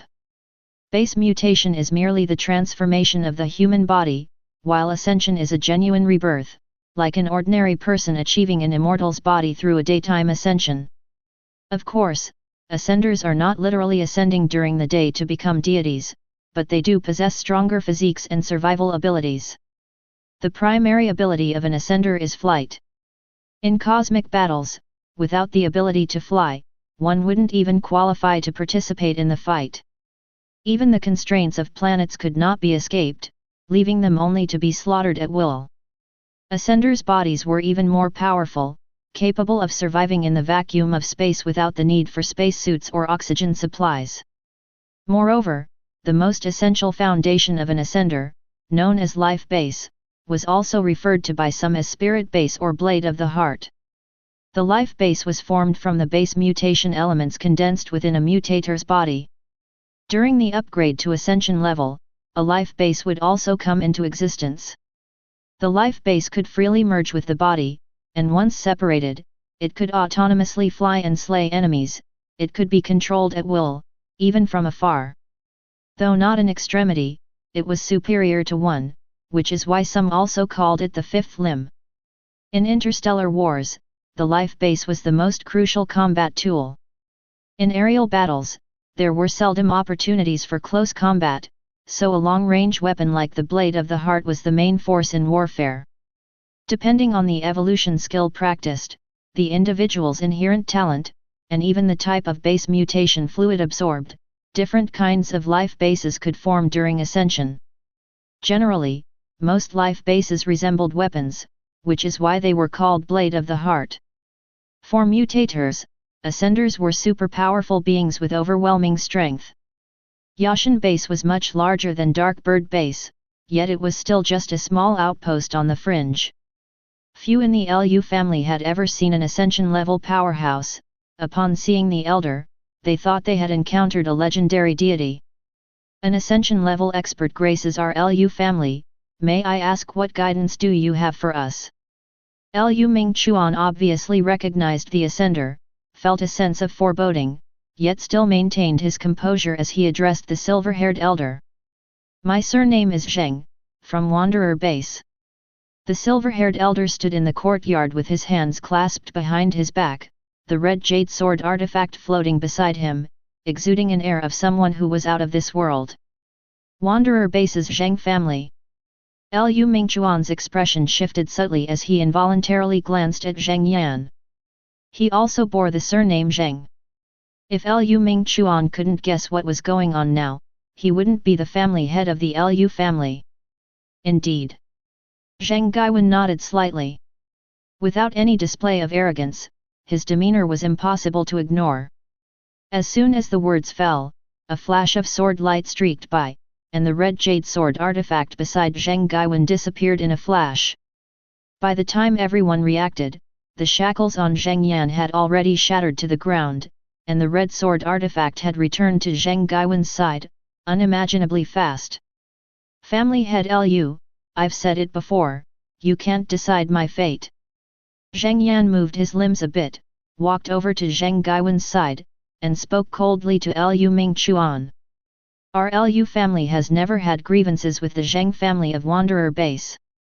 What is the meaning of this? Lu Mingchuan still spoke with neither servility nor overbearance.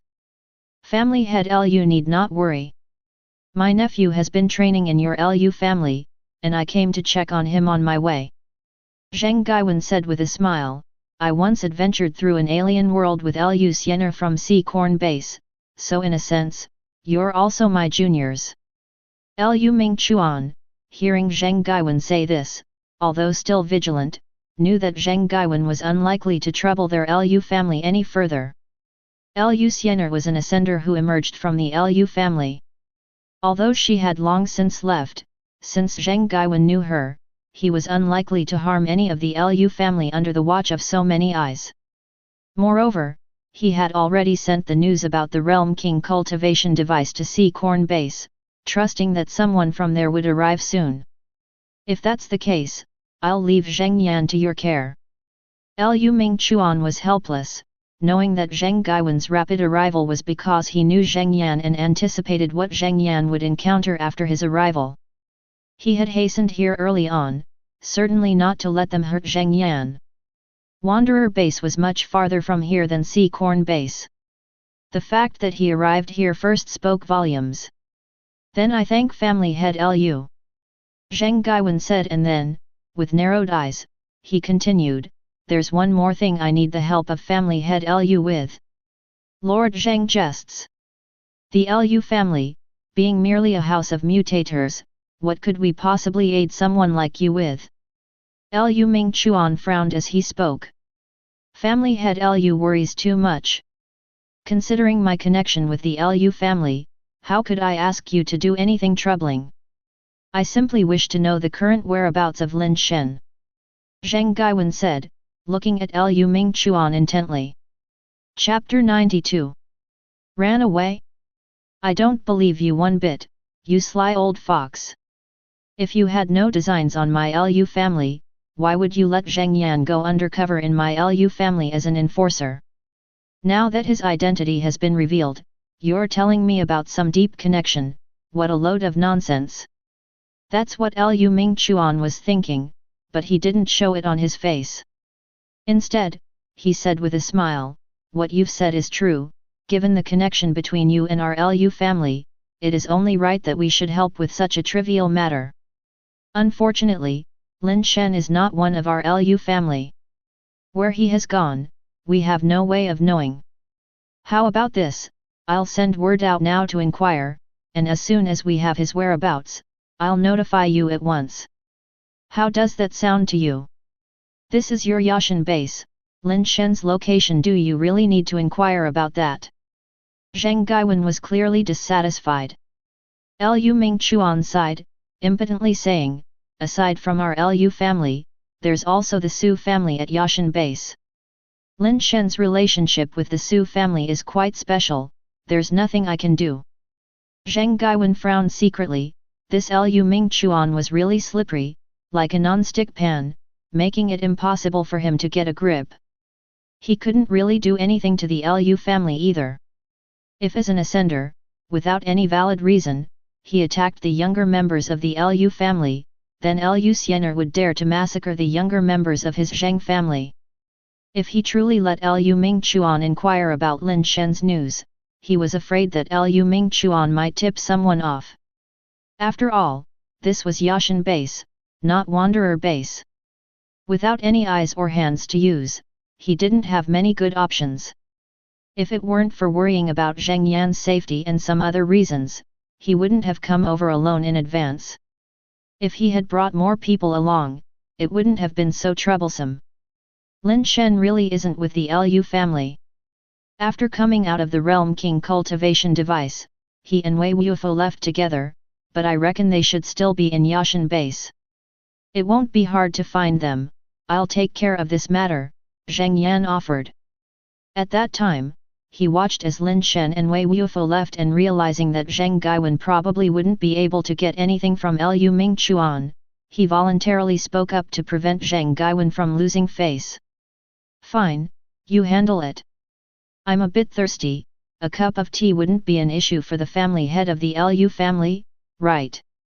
Zheng Gaiwen wasn't really in the mood for tea. This was a warning to the people of the Liu family not to think about sending any messages. Zheng Yan turned and left. He had been in Yashan base for several years and naturally had his own ways. Finding someone in Yashan base wasn't hard for him. Please, come inside, Liu Mingchuan invited Zheng Gaiwen in without any change in his composure. Zheng Yan overestimated himself and underestimated Yashan base. In fact, as soon as Zheng Gaiwen dropped in on the Liu family unannounced, the Ye family had already received the news. Miss, Madam Ye requests your presence, it's an important matter. The Ye family's old butler came to the small training arena and said to Ye Yuzhen, who was in an ambiguous position with Lin Shen. Ye Yuzhen was slightly shocked. If it weren't something extremely important, the old butler wouldn't have used such a tone to summon her. I'll see what it is. I'll be back soon. Wait for me here, Ye Yuzhen said to Lin Shen with a smile. I'll wait for your return, Lin Shen nodded. Ye Yuzhen followed the old butler out of the training arena, casually asking, what's the matter that you're in such a hurry for me to go? It's not that mushroom beasts are attacking the base, is it? No, an ascender has arrived at the Liu family specifically for Zheng Yan, said to be an uncle of his. Right now, they are looking for young Master Lin. Madam Ye asked for you to discuss this matter, the old butler explained. Is that so? Zheng Yan has ascension-level elders. Ye Yuzhen was also taken aback, and she hastened her steps to find Madam Ye. The conversation outside the door wasn't quite clear to Lin Shen, but Wei Wufu had heard it all. This is bad. Zheng Yan, elders, ascenders, we're in trouble, Wei Wufu said quietly to Lin Shen. Lin Shen was momentarily stunned and asked uncertainly, you mean that scoundrel Zheng Yan? He has an ascension-level elder in his family, and now they've come to trouble us. Yes. Wei Wufu nodded. Lin Shen walked to the door and peered outside. Ye Yuzhen had gone far.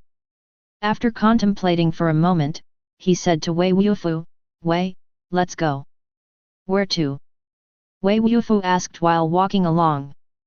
First, leave the Ye family, no, leave Yashan base, Lin Shen muttered as he walked. Ascenders were enormously powerful, which he had never seen, but he knew that a place like Yashan base had neither ascenders nor beings who could contend with ascenders. If he continued to stay with the Ye family, and Zheng Yan and ascenders came knocking, then it would just put Ye Yuzhen and the Ye family in a difficult position. If they didn't hand over Lin Shen, that would mean offending an ascender, possibly bringing disaster upon their entire clan. If they handed over Lin Shen, that would put Ye Yuzhen in a tough spot. Lin Shen didn't want to make things difficult for Ye Yuzhen, and he had no desire to test human nature, so his only option was to leave. Before that ascender found him, leaving Yashan base and plunging into the vast wilderness might offer him a glimmer of hope for survival. Wei, if the two of us were to fight desperately, could we kill an ascender? Lin Shen asked Wei Wufu in a grave tone, looking back at the gate of the base after the two of them quickly left Yashan base. We, dead, was Wei Wufu's response, which completely snuffed out Lin Shen's wild hope. Then let's hurry. Lin Shen summoned the red jade lion and rode off into the forest trail with Wei Wufu. Lin Shen was afraid of a beast tide, but an ascender was far more terrifying. Soon after the two of them had fled Yashan base, Zheng Yan had received the news and rushed back to the Lu family as fast as he could, bringing the news of their departure with him. Run? Where can they run to? In the ends of the earth, death is the only escape, Zheng Gaiwen snorted coldly, rising to his feet and walking out. Uncle, let me go with you. I want to chop off Lin Shen's head with my own hands, Zheng Yan said through gritted teeth. He had been humiliated in front of the entire world, and he blamed all of it on Lin Shen, determined to kill him. All right, Zheng Gaiwen said, pulling Zheng Yan by the hand and flying away through the sky. In the Ye family's living room, Madame Ye lounged on the sofa, idly playing with a black cat's ears. Mom, do you know who Zheng Yan's ascender elder is? Asked Ye Yuzhen as she entered, worried. He's not here for you, so why are you so anxious? Said Madame Ye with a bemused smile, seemingly unconcerned. Mom, Ye Yuzhen went behind Madame Ye, massaging her shoulders while coquettishly saying, you'll help him, right? Him? Which him? Madame Ye asked, smiling. Mom, stop teasing me, you know who, Ye Yuzhen said as she shook Madame Ye playfully. All right, stop shaking me, you're going to break my neck, Madame Ye laughed. So, you're saying yes? Ye Yuzhen's face brightened with hope. Even if I said yes, it wouldn't matter, that young man has probably already left Yashan base by now, Madame Ye remarked. What do you mean? Ye Yuzhen, as clever as she was, immediately understood upon posing the question and incredulously looked at Madame Ye.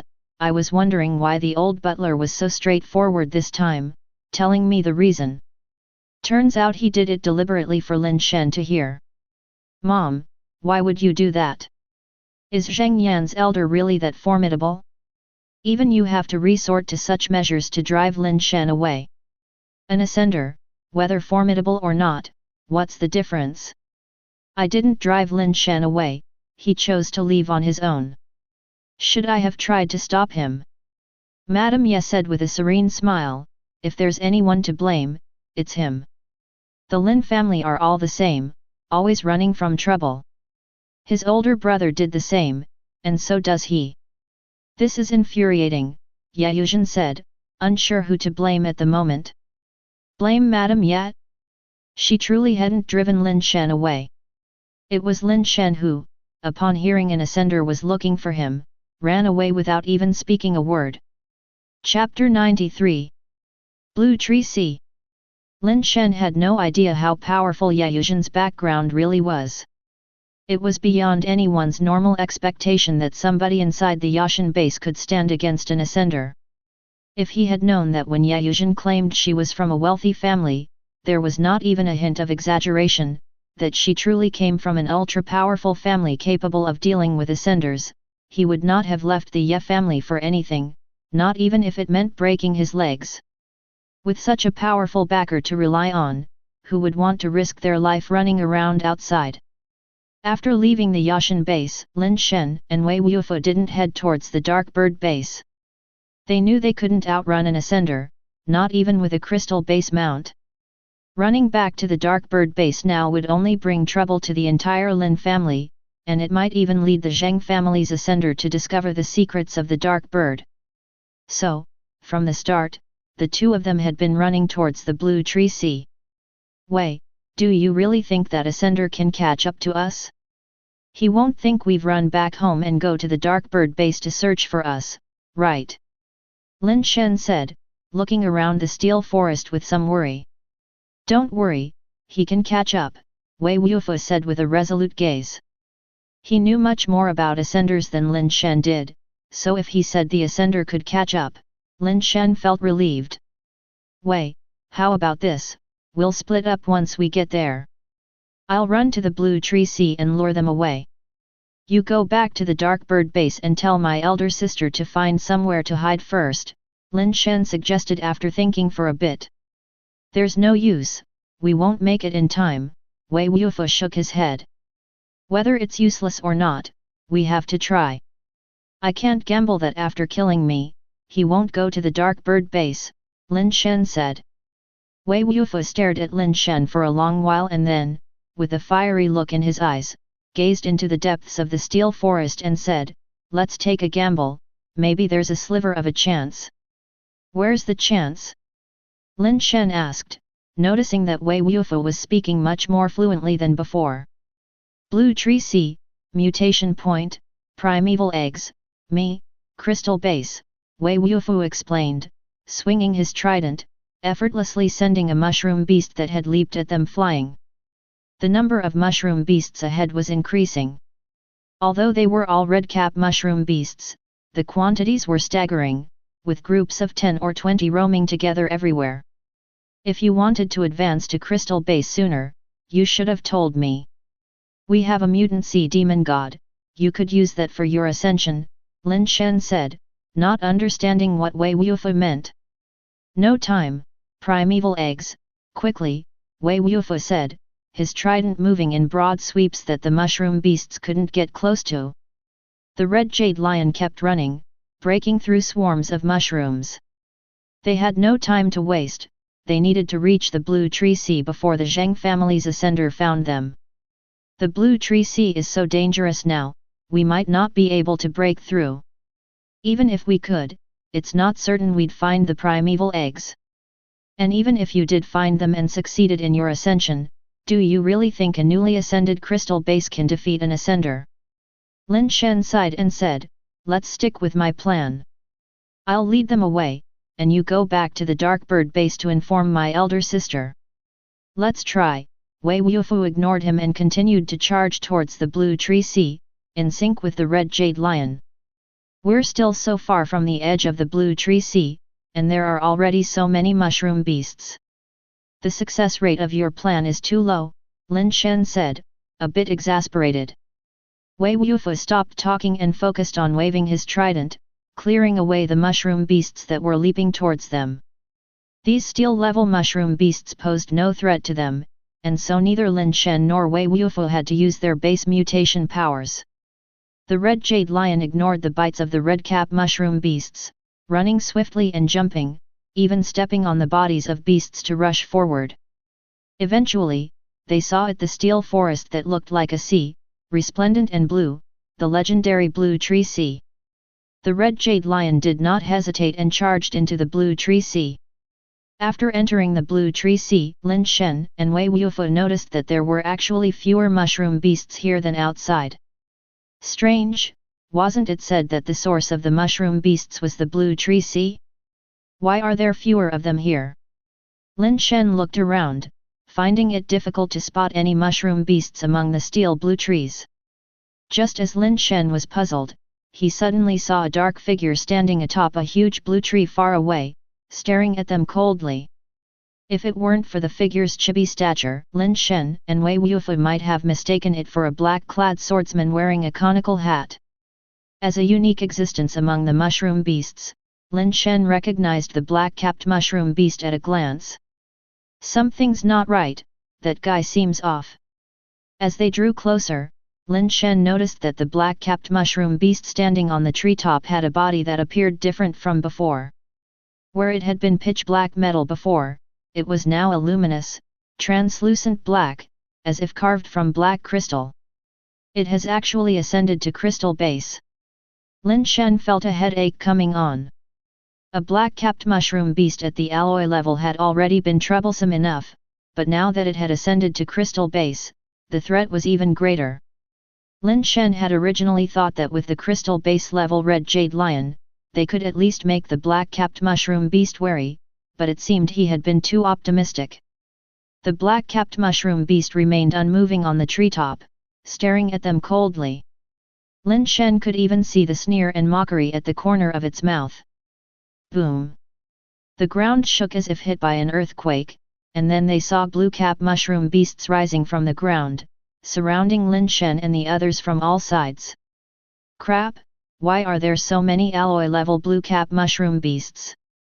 As Lin Shen saw the massive figures emerging around them in the blue tree sea, he was shocked by their number, which must have surpassed 100. Last time, he had only encountered 2 blue-cap mushroom beasts, but this time, 100 had appeared all at once. These creatures were reproducing way too quickly. Base mutation. Wei Wufu was already using his mutation power as he spoke, his body enveloped in purple carapace. Without any hesitation, Lin Shen also activated his mutation power, and his mirrored steel carapace transformed into armor to protect his body. Both of them understood that a fierce battle was inevitable. If they failed to break out soon, they would be trapped by the swarm of blue-cap mushroom beasts, even with the crystal base mount. The red jade lion could fight continuously, but their base mutation power couldn't be used indefinitely. Once their strength was overly depleted and they couldn't maintain the mutation state, they would be highly vulnerable without the metallic carapace's protection and would struggle to survive amidst the horde of beasts. Moreover, with the crystal base level black-capped mushroom beast lurking nearby with its menacing stare, they had enough trouble with just that one creature. To make matters worse, they were being pursued by deadly ascenders. It was truly a case of being caught between a rock and a hard place. Just as they were preparing to desperately fight their way out through the blue-cap mushroom beasts, a red streak of lightning suddenly crossed the sky. Flashes of red light streaked across the blue tree sea, leaving behind a trail of red afterimages. In an instant, all the blue-cap mushroom beasts ceased moving, as if they had been struck by a cup ointment ceiling. Boom! The next second, Lin Shen and Wei Wufu saw the heads of all the blue-cap mushroom beasts simultaneously burst open. The creatures fell thunderously, none spared. The ground trembled, steel branches rattled, and dust rose up into the air. 2 figures arrived, breaking through the air as if they were celestial beings. One of them was none other than Zheng Yan, whom Lin Shen and Wei Wufu were very familiar with. Chapter 94. Desperate Situation, 5 more chapters for subscription. The red lightning transformed into a red jade sword, hovering next to another silver-haired elder, making it clear to Lin Shen and Wei Wufu that he was the ascender from the Zheng family. Even though they had long known that ascenders were terrifying, the sight of the ascender who hadn't yet arrived slaying over 100 blue-cap mushroom beasts with a single sword still caused Lin Shen's scalp to tingle. For a moment, Lin Shen didn't know how to fight this battle. The speed of the red jade sword was faster than the bullets he fired with his angel revolver. Just the speed alone was enough to make one despair. Boom! The 2 figures in the sky, like having activated a speed booster, instantly landed on the ground, and the terrifying strength caused the stone ground harder than granite beneath the silver-haired elder's feet to crack like a spider web. Ascenders are too terrifying, Lin Shen frowned slightly. If the opponent were crystal base level, even a top-level crystal base, he still might stand a chance with his current strength and trump cards. But facing an ascender, Lin Shen saw no possibility of victory. Wei Wufu jumped down from the back of the red jade lion, a trident in hand, and stared intently at Zheng Gaiwen. "You're called Wei Wufu, right? From the Wei family of Tiancheng." Zheng Gaiwen squinted his eyes as he sized up Wei Wufu. "If you want to fight, then let's fight. Less talk, less bullshit," Wei Wufu said emotionlessly, standing in front of Lin Shen. The Wei family of Tiancheng, guarding a city for 100 years, is the hardest backbone of humankind. I'm not nearly done admiring it. I would never harm a member of the Wei family." Zheng Gaiwen said, his gaze shifting to Lin Shen still atop the red jade lion. "This person has taken something that should belong to my nephew. I'm here to seek justice for my nephew, which is only right and proper. It has nothing to do with you, you'd better leave." Lin Shen sneered inwardly. His words were pleasant to hear, but it was nothing more than fear of the Wei family's reputation, not wanting to kill Wei Wufu and invite trouble. His eyes shifting, Lin Shen said to Zheng Gaiwen, "What is your relation to Zheng Yan?" "This is my second uncle, Zheng Gaiwen, an ascender." "I'm afraid you haven't even heard of this name," Zheng Yan said disdainfully. "Your path to death is of your own choice, and others can't be blamed." If there's anyone to blame, it's that you chose to go against me, you picked the wrong opponent. However, Lin Shen completely ignored Zheng Yan, still looking at Zheng Gaiwen with a cold laugh. You're here to find me, but it's probably not just for vengeance on behalf of Zheng Yan. Are you after the 2 mutant sea demon god general eggs I have, or do you want this angel revolver in my hand? Both. Zheng Gaiwen's expression remained unchanged, the red jade sword floating beside him trembled slightly, and in the next second, it suddenly disappeared. They're not on me. Lin Shen didn't see anything, but as Zheng Gaiwen spoke, he picked up on something wrong in his tone. Before the red jade sword even moved, he had already flipped off the back of the red jade lion, shouting as he did. The red jade sword stopped in front of Lin Shen, the sword tip already touching his forehead, and just by touching, the tip pierced through the mirror carapace, and blood started to seep slowly from inside the carapace. Wei Wufu's face changed, his actions were much too slow, and he didn't have time to intercept the red jade sword. Wei, don't move, Lin Shen called out to Wei Wufu, who had raised his trident, wanting to sweep the red jade sword away. Lin Shen stared at the red jade sword before him. The blade, which resembled blood jade, had strange patterns on it. Those patterns weren't etched on the surface of the blade but seemed to be within the sword itself, emitting a strange light, like a vicious dragon or a venomous snake, and they also seemed to be alive, constantly shifting and changing. Lin Shen knew this was the spirit of a life base. The stronger the spirit, the stronger the life base. If it were an ordinary person seeing such a miraculous object as the red jade sword, their courage would likely be shattered by now. Lin Shen could feel that Fizi, in his backpack, hadn't moved at all, probably sensing the terror of the Ascender and not daring to show itself. Those 2 mutant sea demon god general eggs aren't on me. If you kill me, you'll never get your hands on them. Lin Shen slowly took off his backpack and threw it on the ground, then emptied his pockets, letting Zheng Gaiwen see that he didn't have the mutant sea demon god general eggs on him. When Lin Shen left the Ye family, he didn't take the mutant sea demon god general eggs with him. Firstly, since they hadn't hatched yet, they were useless to him. Secondly, he considered that if he were to die, he wouldn't want the Zheng family to benefit from them. Leaving them for Ye Yuzhen was still better than letting the people who killed him snatch them away. You're a smart man. Tell me, where is it? 2 mutant sea demon god general eggs in exchange for the 2 of your lives, said Zheng Gaiwen indifferently. What makes me believe you? Lin Shen countered. You don't have a choice.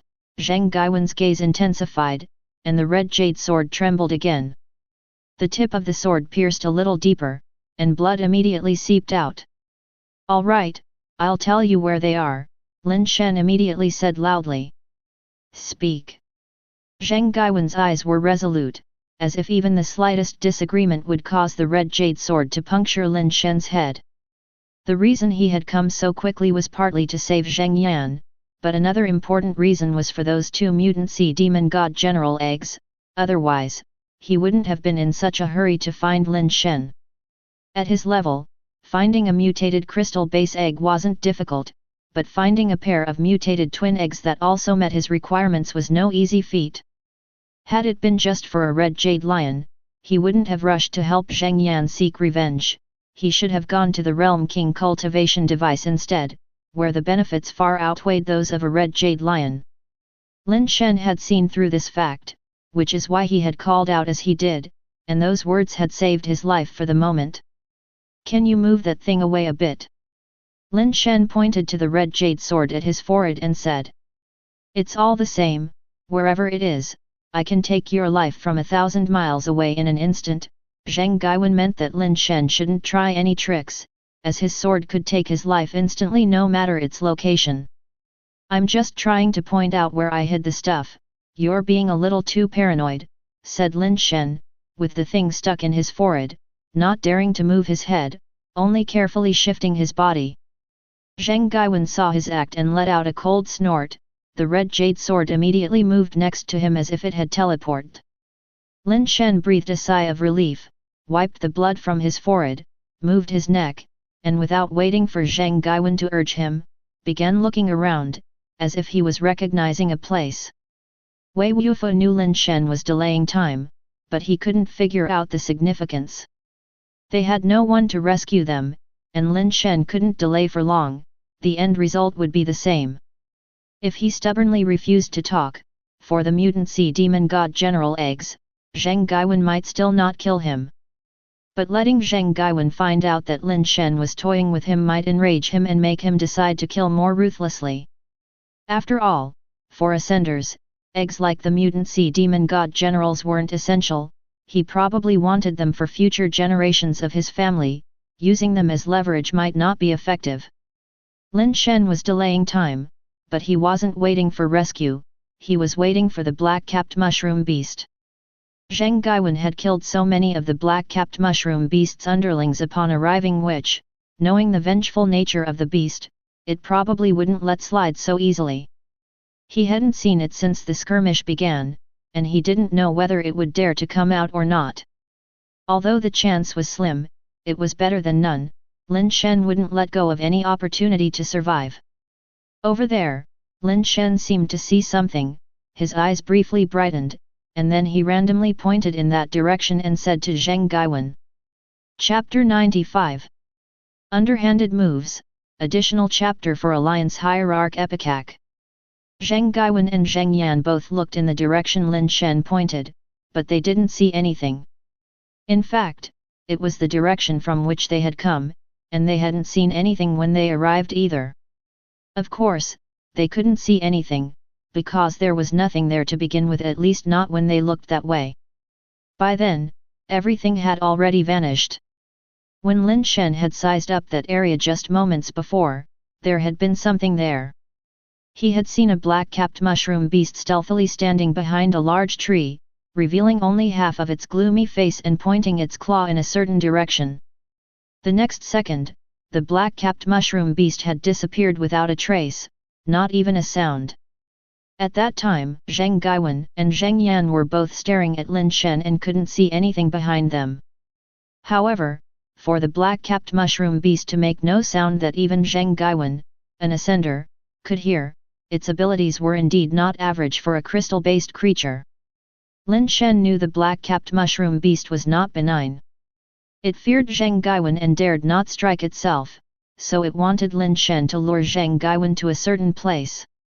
That place must have been a trap set by the black-capped mushroom beast, and if Lin Shen went there, he might end up in a worse situation than Zheng Gaiwen. However, Lin Shen had no other choice at this point. If he went, there might still be a slim chance of survival.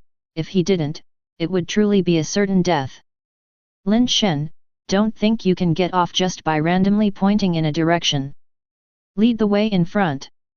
If we don't find it, I'll flay your skin and leave you wishing for death without being able to achieve it. Zheng Yan didn't bother to hide his disgust and hatred for Lin Shen. Does he call the shots, or do you? If he does, it's all the same to me, just kill me now. Lin Shen ignored Zheng Yan, turning to speak to Zheng Gaiwen. Zheng Gaiwen locked eyes with Lin Shen and, seeing that Lin Shen was unshaken as if resolved to death, said indifferently, "You transact with me? Naturally, I call the shots." "Fine, you're a big shot, your word is as good as 9 tripods, I believe you," Lin Shen said, then started to gather his possessions. "Don't move," Zheng Yan stopped him and took Lin Shen's belongings himself. "Damn, here I thought you were some tough guy. Turns out you're just a deadbeat." Zheng Yan rifled through Lin Shen's belongings. Apart from the angel revolver and his red jade lion pet, which were of some value, the rest was junk. As for pets like the iron-horned horse, Zheng Yan just threw them on the ground, not even bothering to pick them up. The backpack and the fatty inside were also tossed on the ground by Zheng Yan, who even kicked it, cursing, "Birds of a feather flock together, only trash would keep such trashy pets." Lin Shen kept silent, crouching down to pick up the pet capsules that Zheng Yan had thrown on the ground and deemed unworthy. Crack! Zheng Yan stomped down, crushing the pet capsule that Lin Shen was about to pick up into pieces. "Wei Wufu, holding a trident, was about to rush forward, but Lin Shen, who was crouching down, looked up and stopped Wei Wufu, saying calmly, "Under someone's roof, one must bow their head. Old Wei, endure it for now, let's focus on staying alive. A wise man submits to circumstances. You really know when to yield and when to stand firm." "I'm starting to admire you a little," Zheng Yan said mockingly. Watching Lin Shen pick up garbage from the ground, Zheng Yan felt an immense pleasure. "You want to live? That's impossible. Just endure it. In the end, your life will still be mine." Zheng Yan seemed to already see the regret, unwillingness, despair, and frustration in Lin Shen's expressions when he would be tormenting him to death. Watching Lin Shen endure humiliation in exchange for a slim chance of survival, only to have that hope extinguished by his own foot, could satisfy Zheng Yan and quench the hatred in his heart. No matter what Zheng Yan thought, after Lin Shen collected his things, he led the way, heading back in the direction they had come from. Although Zheng Gaiwen and Zheng Yan still harbored suspicions, they found it reasonable since the belongings weren't on Lin Shen. Naturally, the only possibility was that they had been hidden along the escape route. If Lin Shen had headed deeper into the Blue Tree Sea or in another direction, Zheng Gaiwen wouldn't have hesitated at all and would have immediately cut off one of Lin Shen's arms first. Lin Shen walked back the way he had come, but he had no idea what the black-capped mushroom beast was up to. He didn't know if the trap it had set would be effective against an ascender. If it wasn't, Lin Shen was doomed. If it did work, and even an ascender couldn't withstand it, would he and Wei Wufu be able to bear it? The outcome probably wouldn't be good either. Lin Shen wanted to let Wei Wufu go first, guessing that Zheng Gaiwen wouldn't stop him for fear of the Wei family of Tiancheng, but Lin Shen knew that Wei Wufu was not the kind of person who would leave first. If Lin Shen forcefully sent him away, it would only raise the suspicions of Zheng Gaiwen and his group. It was a difficult situation, and Lin Shen could only take it one step at a time. "How much farther is it? Stop dragging your feet. Every minute you delay, I'll let you live one more day when it comes time to flay you," Zheng Yan urged Lin Shen to hurry. "Give me the red jade lion to ride, and naturally, I can go faster," Lin Shen said calmly. Just as Zheng Yan was about to say something, he suddenly felt the ground shake, and the surrounding trees began to violently sway. The ground within a diameter of more than 10 meters where they stood suddenly rose up, and a huge purple crystal mushroom beast emerged from below. Zheng Gaiwen grabbed Zheng Yan, and in an instant, they flew up into mid-air, while Lin Shen and Wei Wufu were not so lucky. As the colossal purple crystal mushroom burst out, both were tossed about and fell down. As a mountain-like purple crystal mushroom beast erupted from the ground and opened its mouth to swallow Zheng Gaiwen and Zheng Yan in mid-air, a glimmer of hope rose in Lin Shen's heart. Such a massive crystal-based creature must have incredible strength. Perhaps it could match an ascender, at least for a while, which could mean a chance for them to escape. Boom! Lin Shen's hope was shattered with a loud bang as Zheng Gaiwen's jade sword flashed by, piercing through the head of the purple crystal mushroom beast. Watching the head and cap of the purple crystal mushroom beast explode together, Lin Shen's mood plummeted. An ascender's power was outrageously strong, far beyond anything a base variant creature could contend with. The designs of the black-capped mushroom beast were utterly useless. It wasn't just one purple crystal mushroom beast. Even if there were 10 or 100 more, Zheng Gaiwen could easily kill them all with a single sweep of his sword. In the face of absolute power, all scheming and deception seemed like a joke. Is this all there is to the black-capped mushroom beast's design? Lin Shen watched as the purple crystal mushroom beast fell with a thunderous crash, kicking up a cloud of dust and shattered metal branches, his heart filled with doubt. Given the black-capped mushroom beast's vicious and cunning nature, Lin Shen would expect it to produce several purple crystal mushroom beasts. The fact that only one appeared, as if deliberately served up on a platter, made him suspicious. Could there be another move? Lin Shen's thoughts raced. It was only after Zheng Gaiwen was sure that the purple crystal mushroom beast was dead that he descended with Zheng Yan.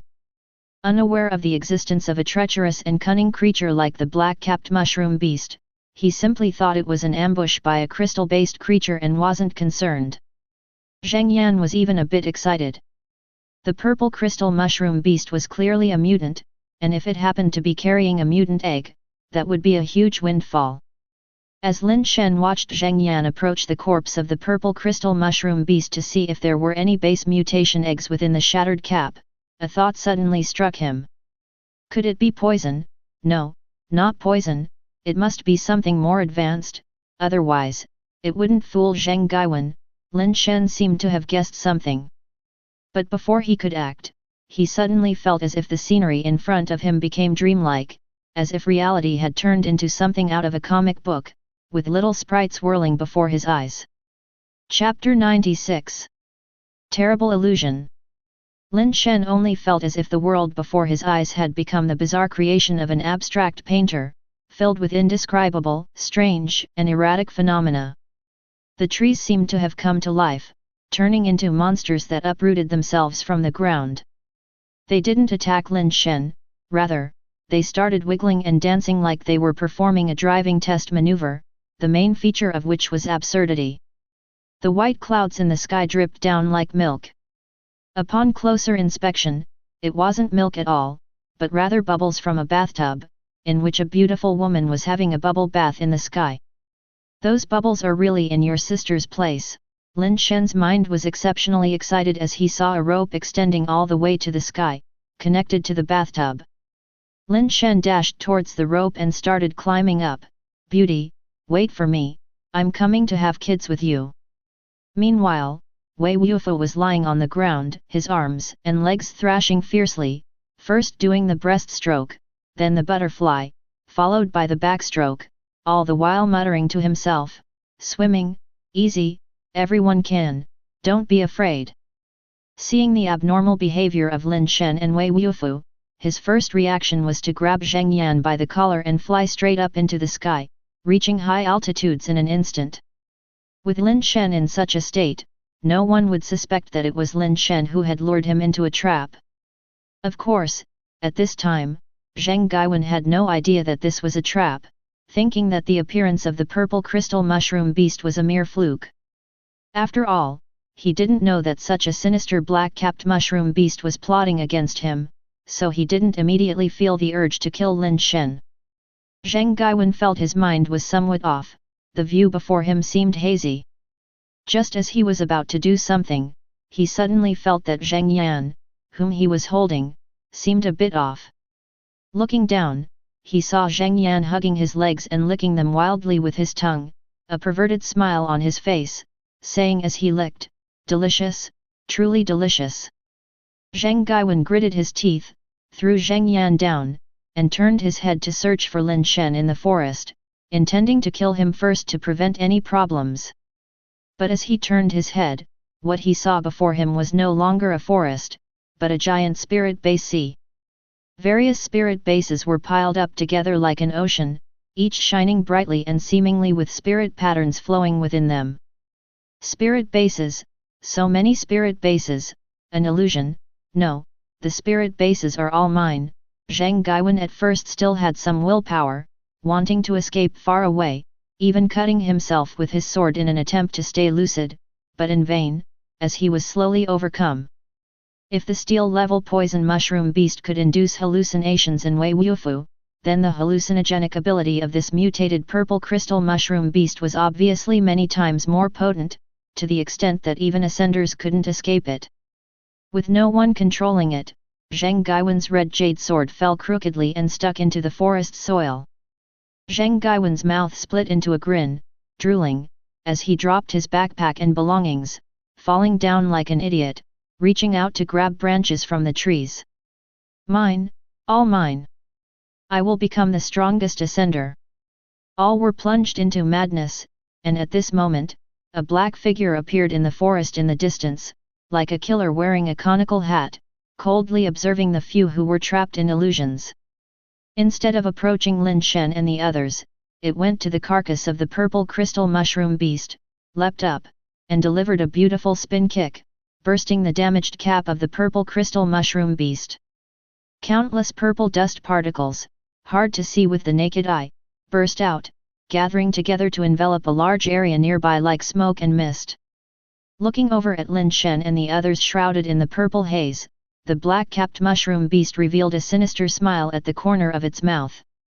The next second, the black-capped mushroom beast suddenly leaped in front of Zheng Gaiwen, launching a barrage of silky smooth combos, its foreclaws and hind claws raining down on Zheng Gaiwen with the ferocity of a tempest, beating him back repeatedly like a savagely battered heavy bag. Yet, on his face remained a satisfied smile as he kept saying, "They're all mine, all mine." Boom! Finally, Zheng Gaiwen's body crashed into a large tree, breaking the steel-thick trunk, his clothes torn into shreds hanging like tatters. The exposed skin and muscles were a bruised array of blues and purples, looking quite terrible, yet the black-capped mushroom beast seemed to size him up with some uncertainty. Without the protection of the carapace guard, the crystal base-level black-capped mushroom beast, even with all its strength, could only leave him bruised, unable to inflict a fatal wound. Such physical resilience was indeed terrifying. The eyes of the black-capped mushroom beast spun, as if it had thought of something, and it turned to run towards another place. Lin Shen was hugging a sapling, thick as a fist, climbing and climbing as if trying to ascend to the heavens, yet unable to make it no matter how hard he tried. Suddenly, Lin Shen jolted, the bizarre scene before him growing even more absurd, the entire world seeming about to twist out of shape. Afterward, the distortion in his vision slowly corrected itself, and Lin Shen could gradually feel the power inside him flowing in accordance with evolution theory. It was only now that Lin Shen realized he had been influenced by a hallucination, but evolution theory had saved him, pulling him out of the illusion. It wasn't just a simple extraction, evolution theory was enhancing and mutating his body, granting him a certain resistance to the root cause of the hallucinations. This was an ongoing process. Lin Shen's world of distortions hadn't fully stabilized, and evolution theory hadn't stopped operating, indicating that his enhancement and mutation weren't finished. After a while, Lin Shen felt that the twisted world before him had almost returned to normal, at least he could clearly see what was in front of him now. Not far from him, Wei Wufu was continuously changing postures as if swimming, and in another place, Zheng Yan was hugging a branch, licking and kissing it with a perverted smile. God only knew what he was doing in his hallucination. Even Zheng Gaiwen seemed crazy, plucking at the nearby steel grass and branches, muttering something to himself. Such formidable hallucinatory power, can even ascenders not escape unscathed? Lin Shen was both shocked and delighted in his heart. He was shocked at the ability of the purple crystal mushroom beast, but delighted that evolution theory could allow him to withstand it, a power that even ascenders couldn't resist. Suddenly, Lin Shen heard some noise, as if something was being dragged through the steel forest, and he quickly hugged the sapling again to continue his performance. During the lull in the performance, Lin Shen sneaked a peek and saw the black-capped mushroom beast dragging a red jade sword over. This red jade sword was only 3 to 4 feet in length and as wide as 3 fingers, which for an ordinary human was considered fairly large, but for a crystal-based creature, how heavy could such a large sword be? It was clear to see that the sword must be truly heavy, as the crystal base-level black-capped mushroom beast was dragging it over. Lin Shen instantly recognized the red jade sword as Zheng Gaiwen's blade of the heart, his heart stirring. Whether it was life base, spirit base, or blade of the heart, in essence, they were all the same thing, a tool condensed by ascenders. While an ascender lived, the life base was one with them, but if an ascender died, the life base could be preserved for others to use, at which point it became known as a spirit base. Because the blade of the heart inherently had spirit, it could exist independently, not perishing alongside the ascender. In the battles of ascenders, it was very common to plunder the blades of the heart of other creatures for their own use. After all, each ascender could only condense a single blade of the heart, the rest had to be seized. Chapter 97. Blade of the Heart. I wonder if mutators can use the blade of the heart. I forgot to ask Tian Xin about that. Lin Shen continued his frenzied acting, secretly spying on every move of the black-capped mushroom beast. The black-capped mushroom beast, dragging the red jade sword, walked in front of Zheng Gaiwen, two claws clamping on the sword hilt at once, and with a fierce effort, lifted the red jade sword and ruthlessly stabbed it towards Zheng Gaiwen's heart. Zheng Gaiwen could have never imagined that he would be stabbed through the heart by his own blade of the heart. If Zheng Gaiwen were sober, the actions of the black-capped mushroom beast would undoubtedly be a suicidal move. With but a thought from Zheng Gaiwen, the blade of the heart could disintegrate and merge inside his body, becoming his own source of power. But now, he was still trapped in an illusion, utterly unaware, and the red jade sword directly pierced through his chest, penetrating his heart along with it. Maybe it was a dying flash of sobriety, but Zheng Gaiwen somehow came to his senses, looked down at the red jade sword that went through his chest, and then at the black-capped mushroom beast in front of him. This frightened the black-capped mushroom beast, which leapt back tens of meters with one bound. Zheng Gaiwen, seeming to be overcome with rage, dissolved the red jade sword embedded in his chest into red particles that merged into his body, only to condense into a sword in his hands once again. He flung it directly at the rapidly retreating black-capped mushroom beast, turning the red jade sword into a streak of red lightning that instantly spanned the distance between man and beast, giving the black-capped mushroom beast no chance to dodge, embedding it into its chest in a flash, piercing it as if its crystal base body was made of paper. The overwhelming power sent the black-capped mushroom beast flying, crushing an unknown number of large trees before it was nailed to a huge iron tree that would take several people to encircle. Zheng Gaiwen, staring at the black-capped mushroom beast, was filled with towering hatred. With just a thought, he tried to control the red jade sword to mutilate the black-capped mushroom beast. But as he moved his intent, the red jade sword, which should have followed his thoughts, merely quivered and did not take flight. The black-capped mushroom beast was clamping the red jade sword with its claws, while the black-cap mushroom on its head glowed with a sparkling white light, which made the air where it shone seem much cleaner. Perhaps affected by the white light, Wu Fu and Zheng Yan, who were trapped in illusions, also gradually regained consciousness. Lin Shen originally wanted to continue pretending, but seeing this situation, he could only act as if he had just awoken. Wu Fu looked at the scene in front of him, somewhat stupefied. The black-capped mushroom beast was pinned to a tree, Zheng Gaiwen's front and back white robes were dyed red with blood, whereas both he and Lin Shen appeared unscathed, a picture he wouldn't dare dream of. Zheng Yan, having regained consciousness, immediately ran to Zheng Gaiwen's side and asked worriedly, "Second uncle, are you all right?" When Lin Shen heard this, he wanted to smack Zheng Yan for him. Looking at the severity of Zheng Gaiwen's wounds, how could he possibly be all right? His heart had been punctured, and for a human, that's no minor injury. Ascenders are, after all, flesh and blood. Unless some practiced special evolution skills or possessed unique talents that could rapidly heal injuries, a pierced heart would be a fatal situation. Zheng Gaiwen's white clothes were quickly turning red. Clearly, he wasn't one of those ascenders with a rapid healing ability.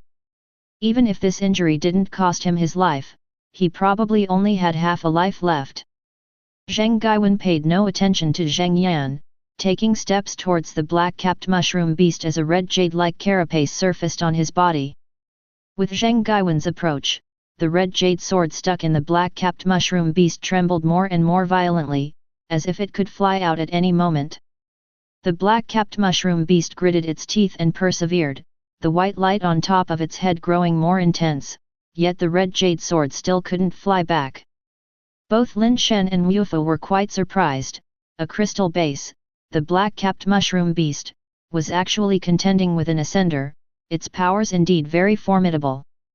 Of course, that was because Zheng Gaiwen had been seriously injured from the start, otherwise, the black-capped mushroom beast would have been killed by him long ago. Although his body was protected by the carapace guard, making his injuries invisible to others, Zheng Gaiwen was acutely aware of the blood flowing from the wound in his heart, pooling inside his body.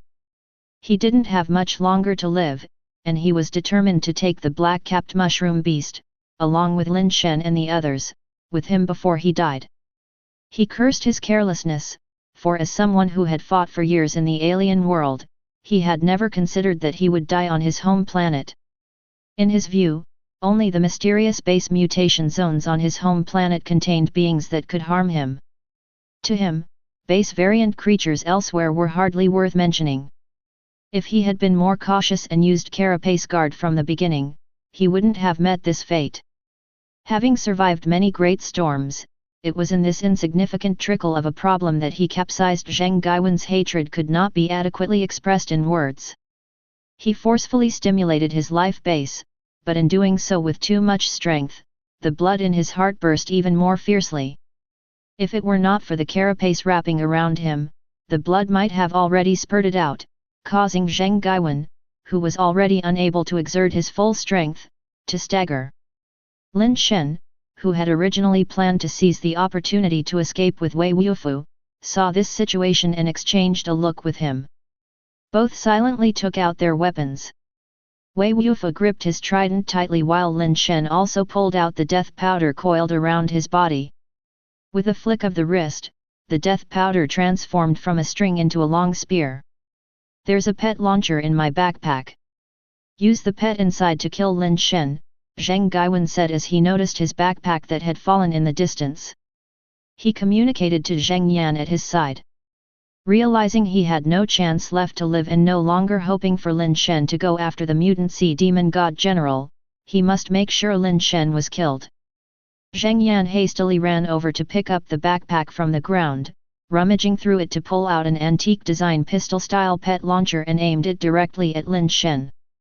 Seeing Zheng Yan aiming the pet launcher at him, Lin Shen was not alarmed but rather pleased.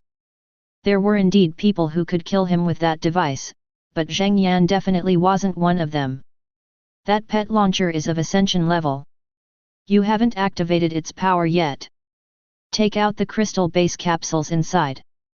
The first 3 are ascension pets, which you cannot use. The next 5 are mutated crystal base pets. Activate them directly or load them into the angel revolver. Using them should be enough to kill Lin Shen," Zheng Gaiwen advised Zheng Yan while grappling with the black-capped mushroom beast. Upon hearing the instructions, Zheng Yan immediately opened the chamber, taking out the crystal base capsules and the key. After a moment's hesitation, he chose not to activate the mutated crystal base pets directly but instead loaded them into the angel revolver, aiming the barrel at Lin Shen. "Lin Shen, when you strutted around that stellar body relying on the power of this angel revolver, did you ever imagine that one day you would die at its muzzle?" Zheng Yan said coldly, the gun pointed at Lin Shen. "Don't you still want the mutant sea demon god general?" Lin Shen said while charging forward, still trying to confuse Zheng Yan with his words. "I do, but I want to kill you even more," Zheng Yan said and pulled the trigger without hesitation. Cold light flashed in Wei Wufu's eyes like a fierce tiger. He rushed towards Zheng Yan. Lin Shen also charged forward while throwing the death powder in his hand as if it were a javelin, aimed directly at Zheng Yan. The death powder turned into a dark red streak of light, flying towards Zheng Yan who was about to open fire. Zheng Yan's eyes revealed a disdainful look as he shot at the death powder in the air. In his opinion, it was simply an alloy-level weapon, merely a dead object. The mutated crystal base pet he fired could obliterate the death powder on impact. The gun fired. The mutated crystal base capsule shot out at a speed of 44, turning into a mutated black armored centipede upon leaving the barrel, charging towards the death powder. Chapter 98. A desperate fight. Just as the mutated black armored centipede was about to collide with death powder, whose body was originally straight as a rod, it coiled into a spring shape, allowing the centipede to pass through it. Death powder then straightened out and, at an unimaginable speed, shot towards Zheng Yan's forehead. The speed unleashed by super base instantaneous speed was so fast that Zheng Yan, also at alloy level, couldn't react in time and could only watch helplessly as death powder pierced towards him, filled with utter terror. Meanwhile, Wei Wufu's purple carapace suddenly swelled, transforming the once thin shell into thick armor. With his formidable physique, Wei Wufu now resembled a humanoid mecha warrior. Wei Wufu thrust his trident wildly, meeting the mutated black armored centipede head-on. Sparks flew everywhere, and the powerful impact forced Wei Wufa backwards, his legs plowing 2 deep furrows into the ground, while the centipede was deflected onto the earth beside him. The mutated crystal-based creature was surprisingly not gaining much of an advantage over Wei Wufu. Almost simultaneously, a hand encased in a red jade carapace grabbed death powder that was thrusting towards Zheng Yan's face. It was Zheng Gaiwen who had intervened, seizing death powder. Zheng Gaiwen tried to crush death powder with a squeeze but found the hard tip suddenly as pliable as boneless, like squeezing cotton, offering no resistance, and he couldn't crush it instantly. Death powder took the opportunity to coil upwards, entwining around Zheng Gaiwen's arm as if it were silk winding around a finger. "Fire, kill them," Zheng Gaiwen ordered, almost roaring. As he dealt with the black-capped mushroom beast, he still found a way to block death powder for Zheng Yan. Distracted, his control over the blade of the heart weakened even further. The rumbling sound of something monumental began to surround them, as if the earth and mountains were shaking. A large group of mushroom beasts was rushing their way. Only then did Zheng Yan come to his senses, lifting his gun to aim at Lin Shen once more. Lin Shen's carapace had become as red-hot as iron, making him look like a metal man who had just climbed out of a high-temperature furnace, furiously charging at Zheng Yan. "Die!" Zheng Yan screamed, his face twisted in a ferocious snarl as he pulled the trigger. Too late. Lin Shen, who was now less than 5 meters away from Zheng Yan, suddenly accelerated to an inconceivable speed. Before Zheng Yan's finger could fully press down, Lin Shen, glowing with a brilliant light, was already in front of him, snatching the angel revolver from one hand, while pointing the other hand at Zheng Yan. Zheng Yan's eyes bulged in disbelief. He couldn't understand how someone at steel level could burst forth with such speed. Even someone at crystal base level wouldn't have that speed, right? Zheng Gaiwen too noticed this unbelievable scene, and was profoundly shocked. He abandoned his struggle with the black-capped mushroom beast for the blade of the heart, pulling Zheng Yan behind him with his other hand, causing Lin Shen's pointing attack to miss. "You must die." Zheng Gaiwen suddenly realized that if Lin Shen couldn't be killed today, this young man could potentially become the Zheng family's greatest nightmare. Therefore, he was willing to abandon the killing blow against the black-capped mushroom beast, which had put him in a life-threatening situation, to eliminate Lin Shen and prevent future threats. Zheng Gaiwen, like a phantom, appeared in front of Lin Shen. His other hand, not entangled by death powder, reached out like blood-red jade claws, aiming for Lin Shen's chest. It was too fast, it was just too fast. Lin Shen didn't even have time to fire a shot empowered by the 7 steps of conflict before Zheng Gaiwen's hand was already at his chest. This grab threatened to tear his chest open and rip out his heart. Wei Wufu was preoccupied with the mutated black armored centipede and couldn't come to Lin Shen's aid in time. Even without the centipede, Wei Wufu's speed would not have been fast enough to rescue Lin Shen.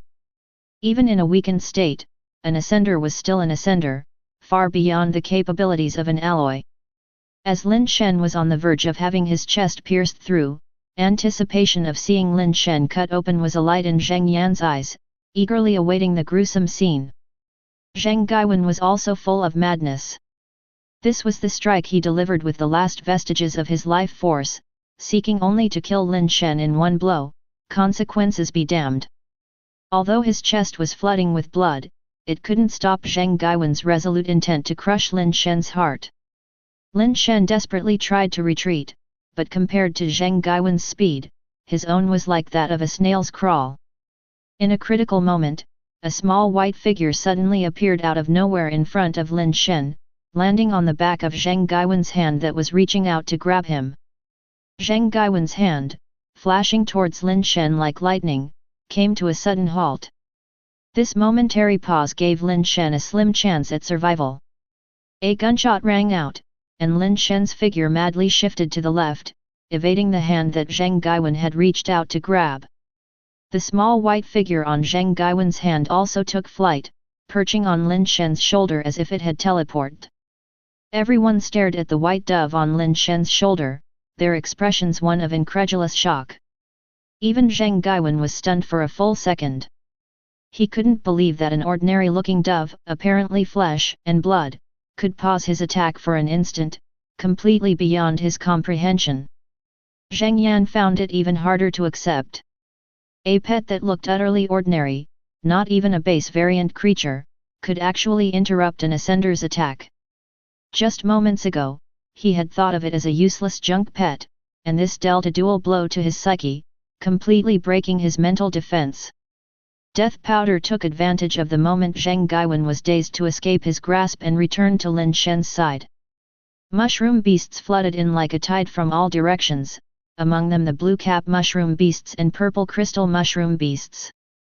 Zheng Gaiwen felt his strength rapidly fading, his vitality growing weaker, knowing his time was short. But without killing Lin Shen, he found it difficult to be content. However, the situation was no longer in his control. With a grit of his teeth, Zheng Gaiwen grabbed Zheng Yan and shot straight up into the sky, attempting to flee the blue tree sea with him. But his current speed was far from what it used to be, not even matching the top speed of speed-type crystal-based creatures. It was clear he didn't lack the will to kill Lin Shen, but even with all his might, he could no longer do so. The earlier strike was his last desperate attempt, consuming his last bit of vitality. Zheng Gaiwen, now barely clinging to life, only wanted to use the flight advantage that remained to an Ascender to flee the blue tree sea with Zheng Yan before his death, to allow Zheng Yan to return to the Wanderer base and inform the Zheng family of Lin Shen's existence so they could prepare early. Having made an enemy, such a figure must be strangled before he truly rose to power, or he would surely become the Zheng family's nightmare. Lin Shen, the next time we meet, I will surely kill you, Zheng Yan roared madly, venting his inner rage and reluctance, as well as alleviating his fear. With Uncle Er, an Ascender, on his side, they hadn't managed to kill Lin Shen, and he had almost been killed by Lin Shen instead. This instilled an uncontrollable fear in him. You won't get the chance. Even an Ascender can't save you today, Lin Shen said as he fired his gun. At the sound of gunfire, Zheng Gaiwen shielded Zheng Yan with his body, his carapace still hard, impervious to the mutated black armored centipede. Bullshit, what are you? You can't kill me. I will return, next time I'll kill you all. Bang! Zheng Yan's crazed bellowing hadn't finished when his head was penetrated by a mutated black armored centipede, his eyes bulging to the extreme, dying without understanding how Lin Shen's shot had bypassed Zheng Gaiwen to hit him. Chapter 99. Made a fortune. Zheng Gaiwen had only been clinging to his last breath, intending to take Zheng Yan to safety. Now that Zheng Yan had been killed before his eyes, a wave of desolation surged in Zheng Gaiwen's heart. He could no longer hold on, his base mutation carapace receded, blood fell from his body like raindrops, and he vomited a large mouthful of blood, embracing Zheng Yan's corpse as they both fell into the forest below. In his lifetime, he had killed countless enemies and waged wars on alien worlds, but he would never have imagined that today he would be brought to such a state by two mutators and a swarm of base variant creatures. Amidst his unwillingness and regret, his body, along with Zheng Yan's corpse, was engulfed by the mushroom beast horde. Lin Shen raised his angel revolver, and the launched black armored centipedes flew back, landing beside him. Lin Shen and Wei Wufu looked around at the mushroom beasts flooding in like tidewater and inwardly cursed their luck. They had barely dealt with an Ascender, only to be trapped amidst a creature swarm. Today was truly cursed. Luckily, they had obtained 5 mutated crystal base pets. With a desperate effort, perhaps there was a sliver of a chance of survival. The two men stood back to back, preparing to fight for their lives, when they heard a strange scream. All the mushroom beasts halted and didn't charge at them anymore. Under their puzzled gaze, the creature swarm turned around and gradually retreated into the depths of the forest, leaving not a trace behind in a short time. It was then that Lin Shen and Wei Wufu saw the black-capped mushroom beast standing in the forest afar, with Zheng Gaiwen's red jade sword stuck into the ground before it. Its gaze fixed on Lin Shen, and although still icy, it seemed to carry a bit less malice. After locking eyes with Lin Shen for a moment, the black-capped mushroom beast slowly retreated behind the trees and gradually disappeared from view. "Is it letting us off the hook?" Lin Shen said with a wry smile. "Yes," replied Wei Wufu, pointing at the blade of the heart still stuck in the ground. "Not taken away. For us." "Seems like it," Lin Shen said, not entirely sure. Wei Wufu walked over and pulled out the blade of the heart. With his strength, he found it surprisingly heavy, unable to lift it with both hands, dragging it across the ground instead. Lin Shen actually wanted to search for Zheng Yan's body, where an Ascension-level pet launcher and 3 Ascension pet capsules remained. Unfortunately, glancing at where Zheng Gaiwen and Zheng Yan had fallen, he saw nothing but bloodstains. The mushroom beasts likely took everything. His gaze shifted. Lin Shen noticed a backpack that Zheng Gaiwen had dropped on the ground, ran over, and rifled through it, finding only a pet egg and some worthless trinkets inside. "This is," Lin Shen and Wei Wufu exclaimed in shock, their reasons for surprise different. Lin Shen's shock was due to the mosaic on the pet egg, while Wei Wufu's shock was because it was an Ascension egg. Lin Shen packed away both the backpack and the Ascension egg. This really was a huge win. Wei Wufu, clutching the red jade sword, pondered why the black-capped mushroom beast didn't take the red jade sword but took Zheng Gaiwen's pet launcher and 3 Ascension pet capsules. Can a base variant creature even use a pet launcher and pet capsules? Lin Shen wondered to himself. Had it been any other base variant creature, Lin Shen would be certain they couldn't use a pet launcher and pet capsules, but that particular black-capped mushroom beast was another story. After discussing with Wei Wufu, the two decided to first return to Darkbird Base. Without the black-capped mushroom beast blocking their way, their return to Darkbird Base was straightforward. However, the issue with the Zheng family wasn't so easily resolved. Zheng Yan's death might be tolerated by the Zheng family, but the death of an ascender outside was something the Zheng family might not let go of easily. Even if Zheng Gaiwen wasn't killed by Lin Shen and his companions, everyone at Yashan Base knew that Zheng Gaiwen had come after Lin Shen. In the end, the Zheng family would still find them accountable.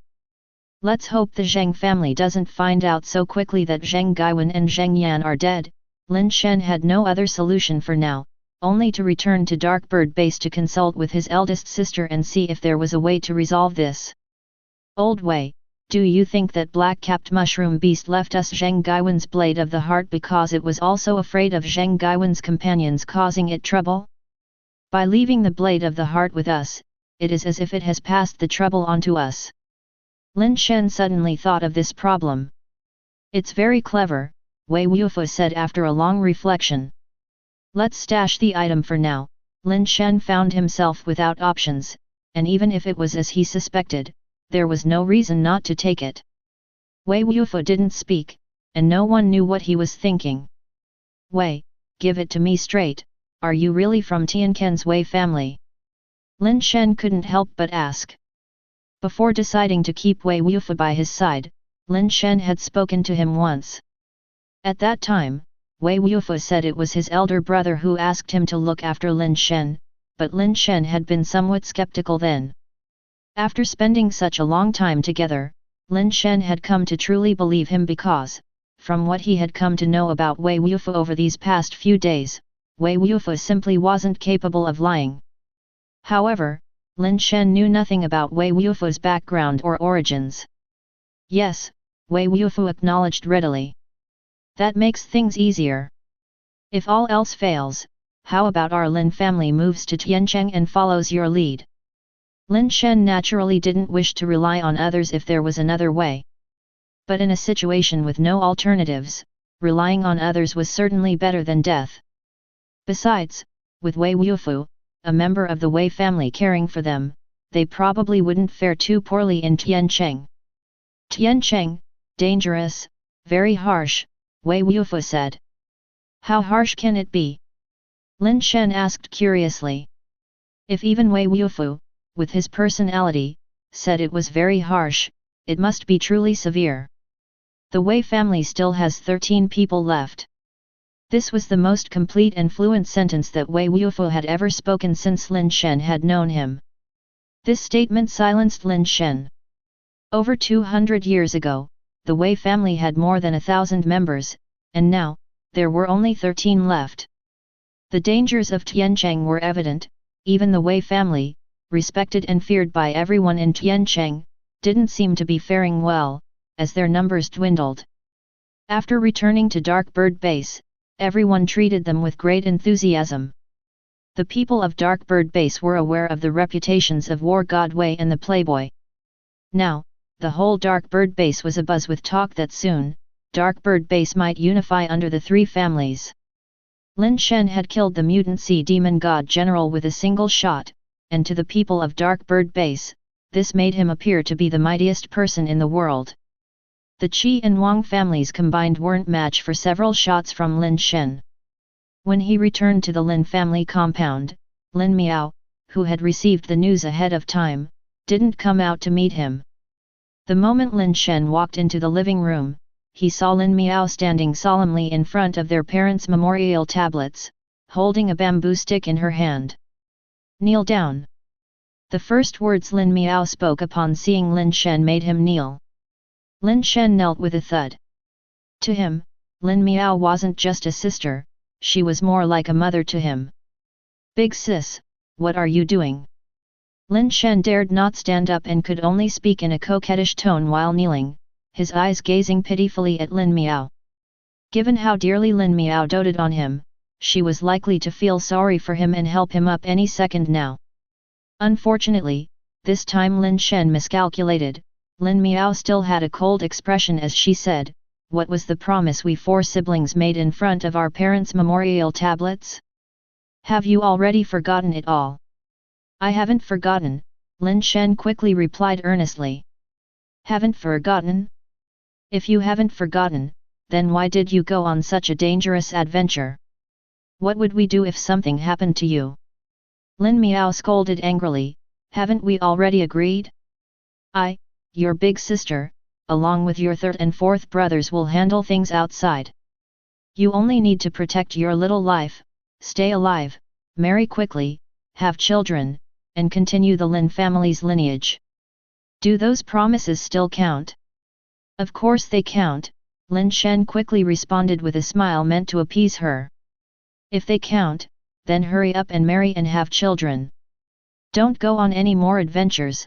Lin Miao's tone softened substantially. "Sis, I've been trying hard to marry and have children, okay? You know my situation. With the whole Liu Qing issue, it's tough finding someone to marry. I want to, but no one's willing," Lin Shen said with a look of aggrieved innocence. "That's not a problem. I've already found someone suitable for you. When you meet her, make sure you talk things through well, and let's settle it all this month. We'll aim to welcome a chubby little baby next year," Lin Miao said with a smile, helping Lin Shen to his feet. Chapter 100.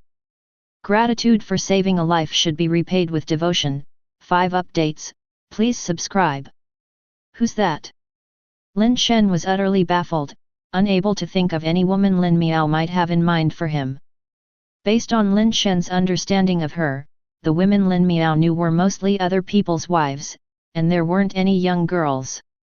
At this thought, Lin Shen's heart skipped a beat.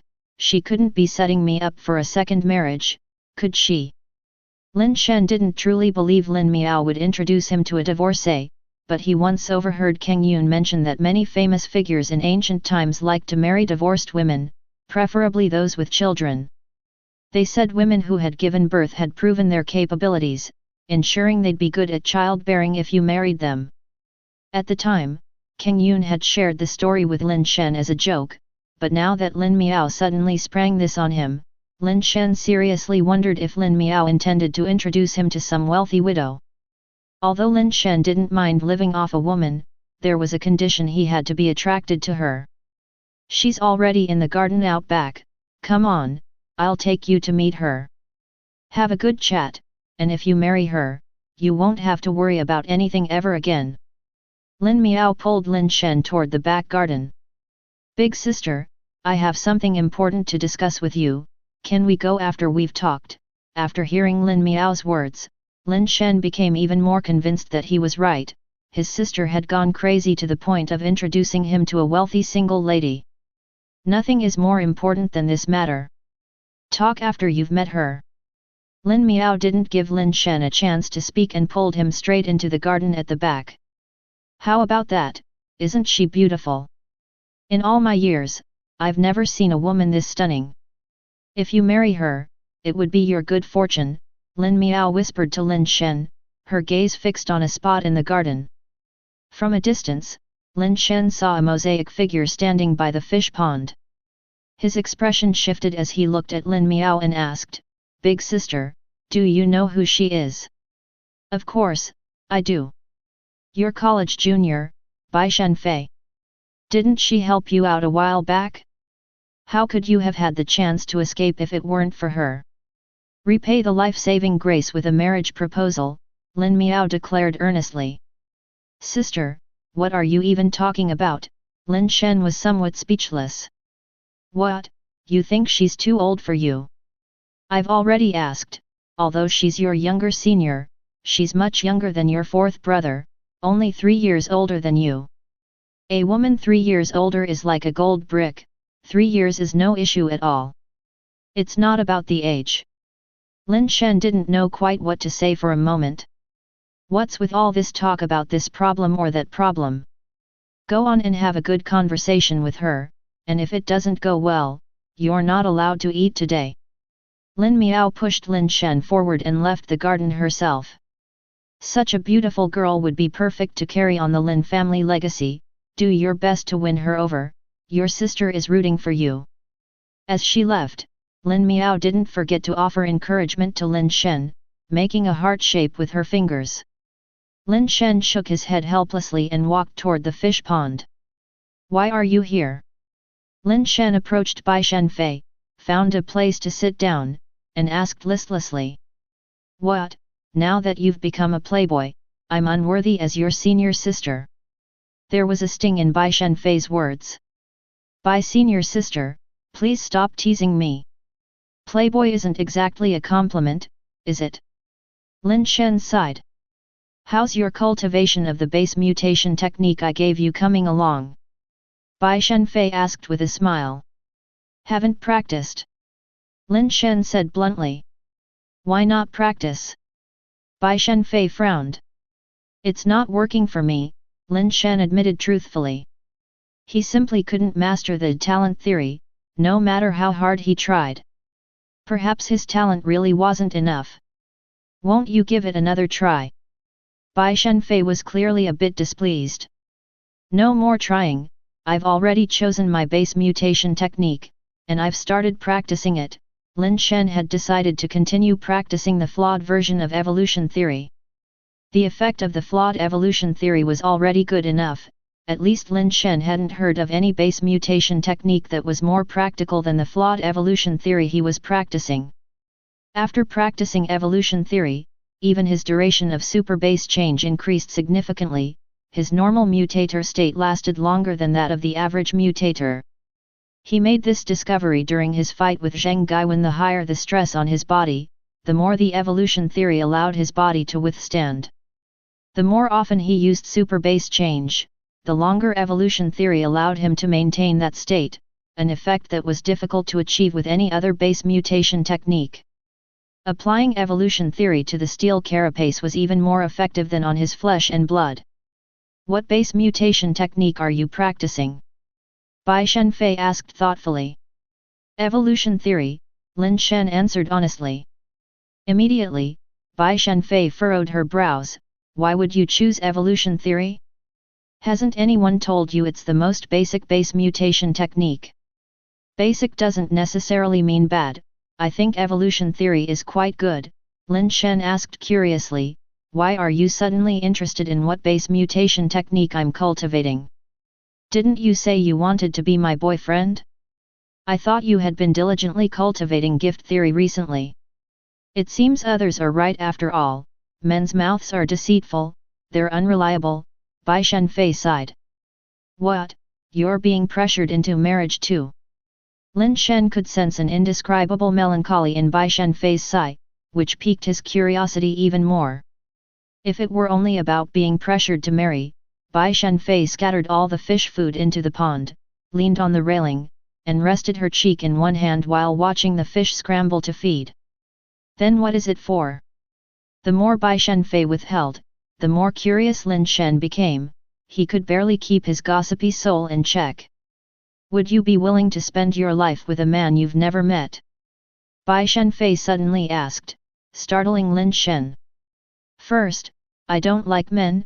Second, what era are we living in for there still to be arranged marriages? Sister, you don't have to be afraid. You should boldly stand up against old thoughts and traditions.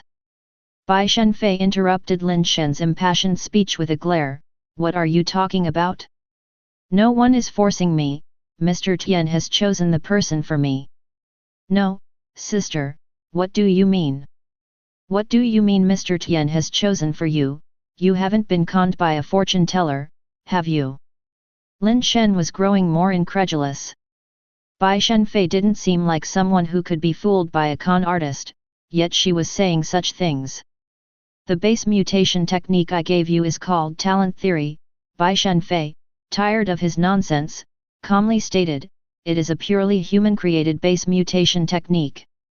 But ever since talent theory was created up to now, no one has been able to reach the ascension level with it. You know about the ascension level, right? I know, Lin Shen nodded slightly. The creator of talent theory was Bai Zhe, an elder in my family.